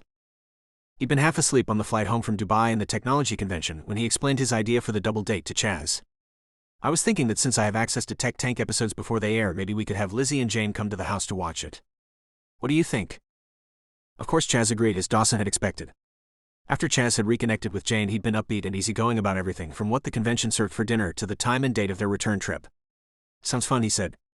Is there anyone else we should invite? From there, the two of them brainstormed until a quickly growing dinner party turned into a black tie event. As soon as he and Chaz had settled on the details, they set to work disseminating his ideas to the appropriate staff members who would pull it off. That of course meant that his estate managers, Mr. and Mrs. Hurst, would see to everything from hiring caterers and valets, issuing invitations to the short list he typed out for them, and anything else necessary for making it an elegant affair. Dawson only needed the bare bones of an idea, and Mrs. Hurst would do what she did best: embellish and organize. This making a big deal of the episode's debut was a new thing for Dawson. Half the time he didn't even watch the Tech Tank episodes, he'd been in so many by this point. But this was a one and only for Lizzie, and he wasn't going to miss an opportunity to make it nice for her. He couldn't wait to see her again. He disentangled both ends of the bow tie and let them dangle around his collar, noticing that his hands shook. As many times as he'd done this in his adult and even teenage life, Dawson ought to be able to do this half asleep and sick with the flu. Was his blood sugar low? Hypoglycemia caused his hands to shake sometimes, but Austin lay on his dog bed monitoring him from across the room. What do you think, Austin? Dawson said, more as someone to talk to than because he expected the dog to react to his breath. No, it wasn't his blood sugar. He was nervous. The stakes felt high, although he should be fairly confident. Lizzie had accepted the invitation in the same style and tone as he'd sent it. His eyes flicked to the handwritten card she'd asked Chaz to deliver when she'd gone into the office the following day. And while it might be old-fashioned that Dawson and Lizzie hadn't spoken or even texted directly in the 2 days since the invitation, it served to heighten his anticipation for that night's first official date. A soft knock at his door prompted Dawson to turn. Please excuse the interruption, Mr. Fitzwilliam. Edwin Hurst stepped forward and reached for the ends of the bow tie. Chaz has just now arrived, and David from security called to inform me that the limo is on its way through the front gate. Edwin finished his announcement at the same time his experienced hands finished tying. He stepped back and nodded once. Which meant that Lizzie was almost there. She would look amazing in whatever dress she and the designer decided upon, but Dawson wished he knew what color it was just so he could picture it against her dark hair and creamy skin. A roller coaster feeling in Dawson's middle intensified, and he bit back a smile. It wasn't nervousness but pure excitement he was feeling. Thank you, Edwin. I'll be down momentarily. Edwin walked out, and Dawson took one last look in the mirror. He ran his fingertips through the front of his hair to mess it up just enough. That's the best it's going to get, Austin. He walked over to the dog and grabbed his leash. Are you ready? Dawson fastened a small clip-on bow tie around the dog's neck with his flat collar. And you said nothing goes with your jacket. Dawson rubbed Austin's head. The black goes great with the royal blue. He led the dog out of the room and found Chaz near the entrance. Edwin told me the limo's almost here. Shall we go welcome our guests? Walking through the entertainment suite to the grand entrance, Dawson took in the transformation. What had been all play with the pool tables and putting green was now an exquisite space with an elegant table setting and thick oriental rugs. Candles and dim lighting set the ambiance, and the smell of fresh flowers complemented the scent of salmon lobster. Excellent, Dawson commented to Edwin when they stopped in front of the door. He'd noticed, but he was more fixated on Lizzie's imminent arrival. Everything looks amazing. Thank you. Edwin opened the wide wooden doors, and Chaz and Dawson stepped out onto a stone landing awaiting the limo. This is it, Dawson said, trying to play it cool for his friend but feeling he was failing miserably. She's going to love it. Chaz clapped Dawson on the shoulder. Don't stress. Who's stressing? Dawson laughed him off. He might be nervous, but it was an excited nervous, and I'm finally going out with the woman of my dreams nervous. Car lights swept over them, the limo pulling through the arched driveway until the car parked parallel to the entrance. Two doormen opened the side-by-side passenger doors, with room for both women to exit the car simultaneously. Dawson's breath hitched as Lizzie and her sister stepped out. Dawson held himself back from going straight to Lizzie to wrap her in his arms and give her that kiss he should have weeks ago, but he allowed the doorman to escort the women forward from the curb in a dignified manner. He felt a tug at the leash and realized that he wasn't the only one impatient to greet Lizzie. Knowing he would never get a chance to have Lizzie to himself if he didn't let Austin have his turn first, he bent down. Austin, do you want to visit? Lizzie's here. As if the dog couldn't sense that himself. He draped the leash across Austin's back and the dog rushed down the stone steps to her, body wiggling and tail wagging. Lizzie crouched down to greet the dog, rubbing under his chin and talking softly to him, and Dawson felt the weight these past 2 weeks must have been for her. Even still, his leg jiggled in anticipation and he tried not to sigh impatiently. He and Austin weren't all that different when it came down to it. Dawson longed for his turn to greet Lizzie. Would she be as excited to see him as she'd been to see Austin? In the meantime, Jane made it up the stairs. She was pretty, with her blonde hair swept back in a twist, her midnight blue dress bringing out a similar shade in her eyes. Dawson stepped forward. It's an honor to finally meet Lizzie's sister. He held out a hand to Jane, who blushed when he squeezed her fingertips lightly and then transferred her hand to Chaz's. A sparkle lit her eyes when Chaz lifted her fingertips to his lips and pressed a kiss there. Dawson returned his attention to Lizzie. She said one more word to Austin, then rose to her full height while Austin ran back up to Dawson's side. Lizzie's eyes met Dawson's and he almost forgot to breathe. She'd chosen bold color for her dress, a black cherry red that warmed her skin tone and matched her personality. It hugged her curves in all the right places and beads glittered like the constellations in the sky above them. Lizzie might not think Mrs. Hurst liked her, but Dawson's housekeeper had picked out a phenomenal dress, or at least a phenomenal designer. When Lizzie reached the top of the steps and the doorman let go of her arm, Dawson took a moment to memorize every feature of her beautiful face. You look amazing, he whispered. Her hair was styled over one shoulder in long corkscrew curls. He was truly in awe. Thank you. Lizzie blushed and then reached a hesitant hand toward his chest, his jacket. At the last second, she barely grazed the lapel of his coat with the backs of her fingers. Even with so slight a touch, his skin underneath sizzled. You look pretty great yourself. She then flared out the skirt of her dress with both hands. You don't think this is a little much to watch TV? She smirked at him before slipping her hand around his elbow. The roller coaster feeling was back, but he was enjoying every second of this ride. He turned to lead her into his home. I don't know. I don't watch much television. This isn't normal TV attire. She chuckled and shook her head. I don't usually do this when I tune into Tech Tank. Too bad he hadn't known her well enough at the time to take her to Adam Moreau's ball. He would have loved showing her off. Well, we are celebrating something special tonight, he said. Yes, we are. She agreed, but was she referring to Tech Tank National Television, her union with Fitzwilliam Industries, or did she mean the same thing he did, celebrating the start of a new kind of relationship between them? While Dawson had hoped for a few minutes alone, the other guests began arriving in pairs. Cove resident visiting tech on this episode, Rylan Nielsen and his +1 and next-door neighbor Mary Alice Howe, were the first to arrive. Shortly thereafter, Tech Tank's production assistant Charlotte Lucas and the show's producer Denny Forrester brought the dinner party to an even 8. Dawson was so distracted by being in Lizzie's presence that he barely took note of the food, other than to register that his estate managers had planned and carried out another exquisite event, and he judged that by Lizzie's reaction. Dawson couldn't get enough of watching her, observing her pleasure in interacting with the other guests, her soft laugh and the joy she emanated, her ease and grace among the staff and surroundings. So how did you two meet, Jane? Mary Alice asked during the salmon course. Did Lizzie introduce you? Jane took a sip of water before speaking. Sort of, she said. Not really, Chaz said at the same time. They looked at each other and laughed. It was through Lizzie's app, Jane said, sending a sly wink Lizzie's direction. What can I say? Chaz added. The app is great. I had one match and she's perfect for me. Dawson wasn't used to seeing his best friend so completely taken in by a woman. It was nice. Lizzie's hand slipped down Dawson's forearm to his hand under the table and sparks sizzled through his skin. He opened his palm, accepting her hand and intertwining their fingers. He felt so lucky to be at her side for her to choose him. He leaned over. I missed you, he whispered in her ear and squeezed her hand. The scent of her perfume sent him wild. I'm glad you're here with me instead of down at that vintage vinyl shop. I realize it's a sacrifice since it's National Record Store Day. She giggled and then slapped his arm with her free hand. We'll have to do that next week instead. Monday, he agreed, and she nodded, a huge smile across her delicious-looking lips even as she trained her eyes back on the dinner conversation. After dinner, the party of 8 retired into the media room for the grand event. Each couple had their own plush reclining leather couch with surround sound heaters and massagers. Dawson stood in front of the screen. Thank you all for coming tonight. I'm sure I say enough during the show that you don't want to hear from me now. Everyone chuckled and Dawson continued, I just want to thank each of you for your part in making this happen. Not only for the success of Tech Tank and Fitzwilliam Industries, but also if it weren't for each of you in one way or another, I never would have had the opportunity to get to know that amazing woman over there. He held a hand out toward Lizzie, who smiled but covered her eyes with her hand. She was so adorable. And for the dog who has saved my life. Dawson clicked the app on his phone to start the show, and everyone clapped as he sat down next to the woman he wanted to spend more than this evening with. Now that she was in his life in more than a professional role, he would do everything he could to persuade her to stay. When he wasn't distracted by the woman next to him, Dawson was pleased to notice the difference between how he and Austin had regarded each other initially, and their comfortable rapport now, even as the dog wedged himself between Dawson's feet and Lizzie's. It still amazed him that of everyone in the room during the taping at Tech Tank, a dog had singled out Dawson. Even only partially trained, Austin knew long before Dawson did that he was diabetic. Lizzie had once said that she trained diabetic alert dogs to help others. Her words, if he remembered correctly, had been, "I want to not only help people live but to help them live well." Allowing Dawson to take Austin on the day of his diagnosis had healed him in ways Lizzie may not have anticipated. Not only did he alert Dawson about coming highs and lows in his blood sugar, but Austin was a huge emotional support. The anxiety and depression of a chronic life-changing diagnosis was much easier held at bay with his furry friend to lean on when he felt alone. But as Lizzie shifted and snickered at their first interaction and threw him a playful glance, Dawson knew he wasn't alone. Austin wasn't the only one who cared about him. If he let her, Lizzie Beckett just might be there for him as much as he wanted to be there for her. Chapter 23. Watching herself on the big screen was surreal.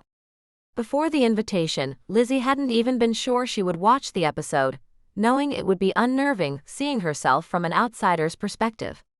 But now, with their hands intertwined, she loved analyzing every detail, every nuance, every interaction between herself and Dawson from their introduction. How wrong she'd been in her opinion of him. As the evening progressed, she never felt more beautiful, more cherished. It amazed her how every time she looked over at Dawson, he seemed to be stealing glances at her, and every single time warm tingles rushed through her body. She would never take that look for granted, that look that said he adored her. The man beside her, the one she'd once thought only cared about himself and his business, was making sure her every need was taken care of. He was attentive and charming. When he tossed another appreciative glance her direction, she knew. There was no longer a question if their interactions were only about business, and she had no more excuses not to take the risk of opening up her heart. Not only was it fun to see the chemistry between her and Dawson, seeing Austin's early alerts to Dawson left her speechless.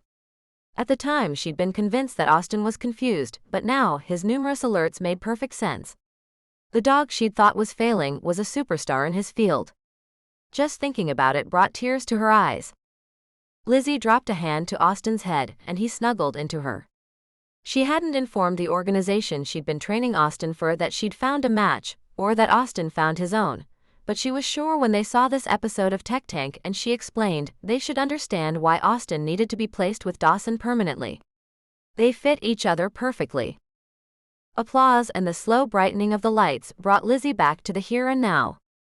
That was so much fun watching the before, Mary Alice, Ryland Nielsen's intimidatingly perfect date gushed, especially now that I caught a glimpse of the after tonight at dinner. My only question, Jane spoke up, is what will happen to Tech Tank when so many of its techs are no longer bachelors? Jane looked pointedly at Lizzie and Dawson, and then at Ryland and Mary Alice. Oh no. Mary Alice's hands flew to her chest. If Ryland is ever invited back on the show, that wouldn't be a concern on our account. We're just friends. She gave Ryland a playful wink, and Lizzie wondered why they weren't a couple when they were so comfortable with each other. Before the conversation turned back to Dawson and Lizzie about their relationship status, Lizzie blurted out the question that had been on her mind all evening. What about George's app? Is it going to gain traction again and hedge out Capture My Heart? Dawson's jaw tightened, but Ryland spoke up. George Wick has shot himself in the foot this time. Besides the fact that his app has nowhere near the complexity of yours. Or the backing, Chaz added. He's in a heap of serious legal trouble. He should have known it would come back to bite him. With the contracts he had to sign to be on the show. Ryland shook his head. I don't know why he thought he could get away with it. Dawson, I did tell you he'll be served papers before next week's out, right? Dawson clapped him on the shoulder. Thank you for that, by the way. All in an intellectual property attorney's day's work. Ryland smiled at Dawson and then turned to Mary Alice. Shall we call it a night? He ran a hand through his dark hair. I can't believe our mothers have us roped into another early morning. Yeah. Mary Alice picked up her bag and started toward the door. I can't even remember what it is this time, can you? No. He followed her, and as they left the room, Lizzie heard less of their conversation. At the door, they turned around and waved their goodbyes. Chaz and Jane's departure wasn't much later, especially when Dawson offered to drive Lizzie home himself. The limo's at your disposal for the rest of the evening, Dawson told Chaz. Just have her home by. He stopped short of saying anything else, but his eyes twinkled with mischief. Sorry. I'm your boss, not your dad. You kids have fun. Dawson turned to face Lizzie, sliding his hands down her forearms until he grasped both of her hands. He had the best smile. Especially with those perfectly full lips and the hidden dimple. Finally alone, he said. Butterflies rose up inside her, but before she could speak, he gave her hands a squeeze and dropped one. Come on. There's something I've been wanting to show you. Channeling his childlike excitement, Lizzie followed him through a couple of familiar hallways. If she wasn't mistaken, they were headed toward the plunge pool area. Is the work complete on your polar bear habitat? She teased. It is, and you should know it is fully Austin approved. Austin approved? As in he's tried it? For the man who seemed a bit of a germaphobe, Dawson allowing a dog to swim in what was barely larger than a bathtub was astounding. I can't keep him out of it. Dawson didn't seem upset about it. In fact, with the laughter in his tone, he seemed rather pleased. He opened the door into the huge room, but what caught Lizzie's eye wasn't the small plunge pool in the corner. Temporary walls blocked off the section nearest the patio. What's going on there? Had he taken her suggestion for a pool? Someone I care about had a really great idea for that space. Dawson's eyes twinkled. I was going to keep it a secret until construction was complete, but I couldn't wait to share it with you. He pointed to one end. A beautiful in-ground indoor-outdoor pool will extend onto the patio there. He turned slightly. And there will be a double-sided fireplace for just the right mood. He turned to face her, and she knew he was weighing her reaction. I can't wait to see it completed. It sounds like a perfect place to spend summer evenings with friends. That was awfully presumptuous of herself. While Lizzie knew she wouldn't necessarily be part of that, she hoped she would be. In 6 short weeks, she had gone from seeing Dawson on television and thinking he was simply a good-looking billionaire, to never wanting to be away from him. She walked to the glass wall, and he opened the door, leading her out to the patio under the stars. Dawson. Lizzie looked out at the sound. The lighthouse beam rotated around, intermittently gliding across the waves.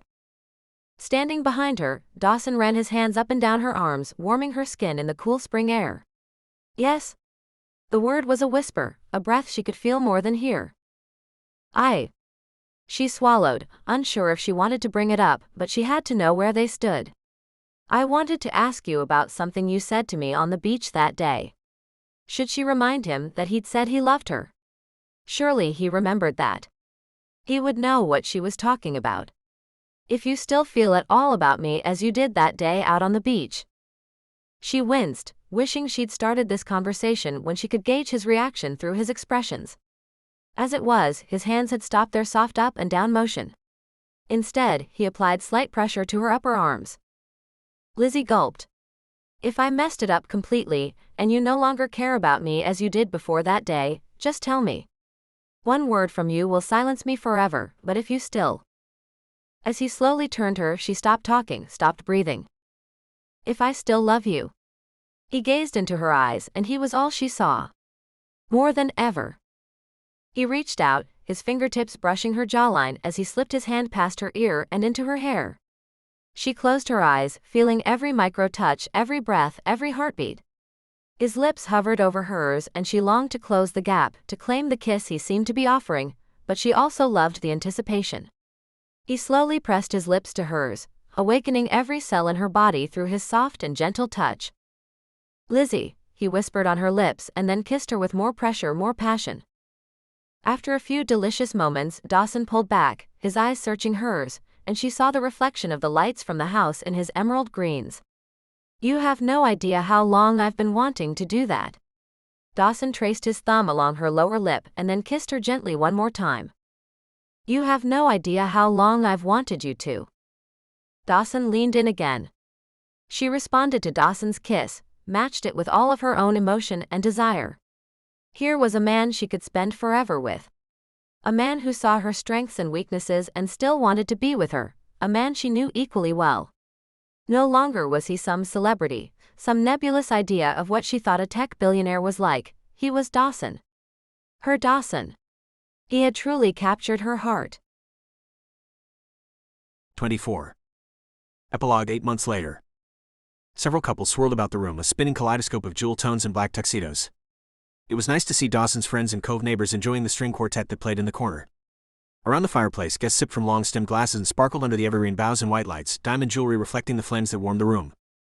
Dawson perused each face trying to find Lizzie. Where had she run off to? He only had a few minutes if he wanted the timing to be perfect. When Dawson had sat down with the architects to design this house, he had never planned to need a ballroom to host parties, and yet somehow Lizzie and Mrs. Hurst had found a way to carve out several perfect dance and mingling niches throughout the house. Here in the entertainment wing, his special putting green had been temporarily overlaid with a gleaming hardwood floor. Lizzie, however, was not in this room. Merry Christmas. Jedden Bolt clapped Dawson on the shoulder when he walked by. To you as well. Dawson nodded to Jedden and his wife Julie. Did the kids find the billiards room? Georgiana challenged them to a game. He smiled. I'm grateful she did because Day was contemplating climbing up the lighthouse. Not sure we want 3 kiddos up there at this time of the evening. At least not alone, Dawson agreed. Jedden's youngest was still in elementary school. Dawson would open the lighthouse for the guests after the lighting ceremony in about an hour, but he hoped it was still vacant for now. He had plans. Have either of you seen Lizzie recently? There's something important I needed to discuss with her. Sorry, no, Julie said, and they both shook their heads. Dawson left that wing, traversing the hallways to another section of the house. Evergreen garlands and white lights directed guests through the rooms, and Dawson followed the path into the main living area where more friends greeted him. This living area had the best views of Puget Sound, with a high balcony overlooking the gardens and beach. Candles and sparkling metallic votives shimmered in every nook and cranny. It really was the perfect home for a Christmas lighting party. Hey, Dawson? Lincoln looked furtively around the room before leaning in. Did you ask her yet? Emmett elbowed his old college roommate. It's a good thing she's not in here. You weren't exactly subtle. Emmett gave his friend a knowing look. And you wonder why you're still single? Which is why I looked first. Lincoln tried to look hurt, but he wasn't exactly single anymore, though she wasn't by his side at the moment. Both men turned to Dawson for an answer. That's why I'm looking for her. Have you seen her? Dawson felt panic start to rise, but he tamped it down. Lizzie would say yes. He knew she would. He was also convinced this was the perfect opportunity, he just had to find her. I saw her when I first came in, Lincoln said. She was talking to me about flying again. You know, if you're still looking for a Christmas gift for her, I'm 99% certain she'd want flying lessons. Especially since she's getting the jewelry early, Emmett chimed in. This time Lincoln elbowed him. What? Dawson shook his head. I'll see you guys later. You'll know it's good news when the lights go on. He'd already prearranged this with them, but he couldn't help but confirm. Be watching. When I take her outside to the lighthouse, get everyone ready for the lights. Good luck, man. Emmett shook his hand. Dawson checked the main balcony and a couple more areas, forgetting he even had Austin along with him until he stopped to have a short conversation with his neighbor Riker James. Looks like your dog has really taken to that kayak of yours, Riker said, nodding at Austin. He loves it. And Dawson loved the company. It was a good thing Austin was so well trained, or Oscar would have to worry. Have you taken him skydiving yet? Leave it to Riker to ask such a question. The usually debonair thrill-seeker looked a little worse for wear and shaven, beaten down. Clearly the pretty blonde at his side had her hands full taking care of those loud dogs that ran freely through the Price family land. She looked worn out. However, when her eyes rested on Riker, they were soft and gentle, and it reminded Dawson of how Lizzie looked at him. When Dawson finally left the two, he knew exactly how to find Lizzie. The hide-and-seek drills he and Lizzie played with Austin to keep his finding and alerting skills sharp might double as a way to find her now. Dawson crouched down in front of Austin and rubbed his neck. This was going to be a challenge, considering it wasn't how they played the game. Would Austin even know what he was asking for? It didn't hurt to try, even if there were a ton of competing scents in the mansion. Take me to Lizzie, Austin. Dawson stood up, still with Austin's full attention. Where's Lizzie? Dawson never should have doubted Austin's ability to understand or to find the woman both of them loved most in the world. A few minutes later, Austin guided Dawson into the conservatory, where more couples danced and mingled to the string quartet's music piped in from the other room. There, talking with a few friends including Chaz and Jane, was Lizzie. He should have known. Where else would she be than with her sister in her favorite room of the house? Dawson stood in the doorway a moment, surrounded by friends and family, mesmerized by her from across the room. She was beyond beautiful in her creamy white dress with gold detailing, but it wasn't the dress that made the woman. From the diamond accents in her hair to her smiles and laughter, Lizzie was like sparkling cider, light and bubbly, and she made him impossibly happy. She must have felt his gaze because she lifted her eyes to his and she smiled. She floated across the room. A walk? Dawson proffered his elbow, which she took, and he led her down the hallway and opened the door to the walkway that connected the house to the lighthouse. The white railing was wrapped with more evergreen garland and white lights. Wooden planks on an open skybridge led to a door with a cheery holiday wreath at the back of the lighthouse. I'm so glad we didn't miss the sunset. Once through the door, they went up the circular staircase to the observation deck but remained inside where it was warmer. They stood facing the sunset as they had done many times over the past several months they'd dated. Dustin's arms wrapped around Lizzie from behind and he breathed in her light perfume, her skin soft under his touch. Out the window, the clouds over Puget Sound were almost completely steel gray with tinges of pink and purple. Dusk was settling in around them. Watching the fading light, Lizzie leaned against his chest, her head filling the space between his chin and his left shoulder. It was a perfect fit. Lizzie, he whispered into her hair and kissed her temple. He ran his hands down her arms and pulled an Asher-cut open band engagement ring from its box in his pocket. He waited for her to turn around before he dropped to one knee. Lizzie. Immediately she started to tear up and Dawson hoped he could get through this. Almost a year ago I was standing in this very spot knowing I was missing something, someone. When you walked onto the stage at Tech Tank I knew. You are the one for me. I didn't believe in soulmates until you showed me you were mine. You have brought so much into my life. Laughter and joy and hope. Austin came over and bumped into him, probably because Dawson was on one knee. I'm fine, buddy, he whispered and then got back to his proposal. And Austin. They both chuckled. Lizzie, you have given me all the things I never realized my life was missing and that I now can't bear the thought of losing. He took a deep breath and reached for her left hand. Elizabeth Beckett, will you marry me? She nodded, her eyes sparkling. Yes, Dawson, I will marry you. She leaned down and kissed him before he could get up. I love you. Dawson stood and cupped her cheek. Her lips were warm, her breath mingling with his. He ended the kiss and tipped his forehead against hers. I love you, Lizzie. I will always love you. With the last of the light fading, the sound of the waves crashing beneath them and the growing ceiling of stars making their entrance overhead, Dawson slipped the ring onto her finger. It's beautiful, she said, moving it from side to side. I'm glad you like it. Knowing her, she would have said that about any ring he could have picked out. I have one more question for you. He spoke softly, not wanting to interrupt the magic of the night. Do you mind if I tell people? He tipped his head toward the houseful of guests they had waiting for them. Of course not. She breathed out a laugh. It might be hard to hide this. She looked down at the ring again, but he was thinking their matching smiles might be harder to hide. That's good because I might have slightly misrepresented this evening's party to you. She lifted an eyebrow. I told everyone I'd flip the switch when I got a yes. Lizzie's eyes went wide. Then I guess it's a good thing I did. Yes, it is. Dawson grabbed her hand and brought her over to the switch. The landscapers had draped the house in the lighthouse with millions of tiny white Christmas lights ready to usher in the happiest of seasons. Are you ready to announce our engagement to the world? Absolutely. Dawson counted down, and together he and Lizzie pushed the button, the darkness of the cove chased away by the light. Thank you for listening.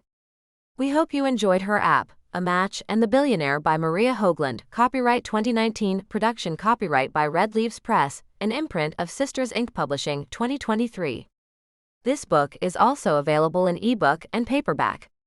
Check out the author's website at mariahoagland.com for a list of retailers, as well as other fun facts and behind-the-scenes information. Continue your journey into rewrites of favorite classic novels that will have you falling in love again and again. Billionaire Classics are 5 interconnected contemporary sweet romances inspired by classic literature that can be enjoyed in any order. Up next, follow along with Seattle Cove residents Ryland Nielsen and Mary Alice Howe as their lives take an unexpected twist. Inspired by Lewis Carroll's Alice's Adventures in Wonderland, read all about Ryland and Mary Alice's adventures in falling for her billionaire best friend by Maria Hoagland.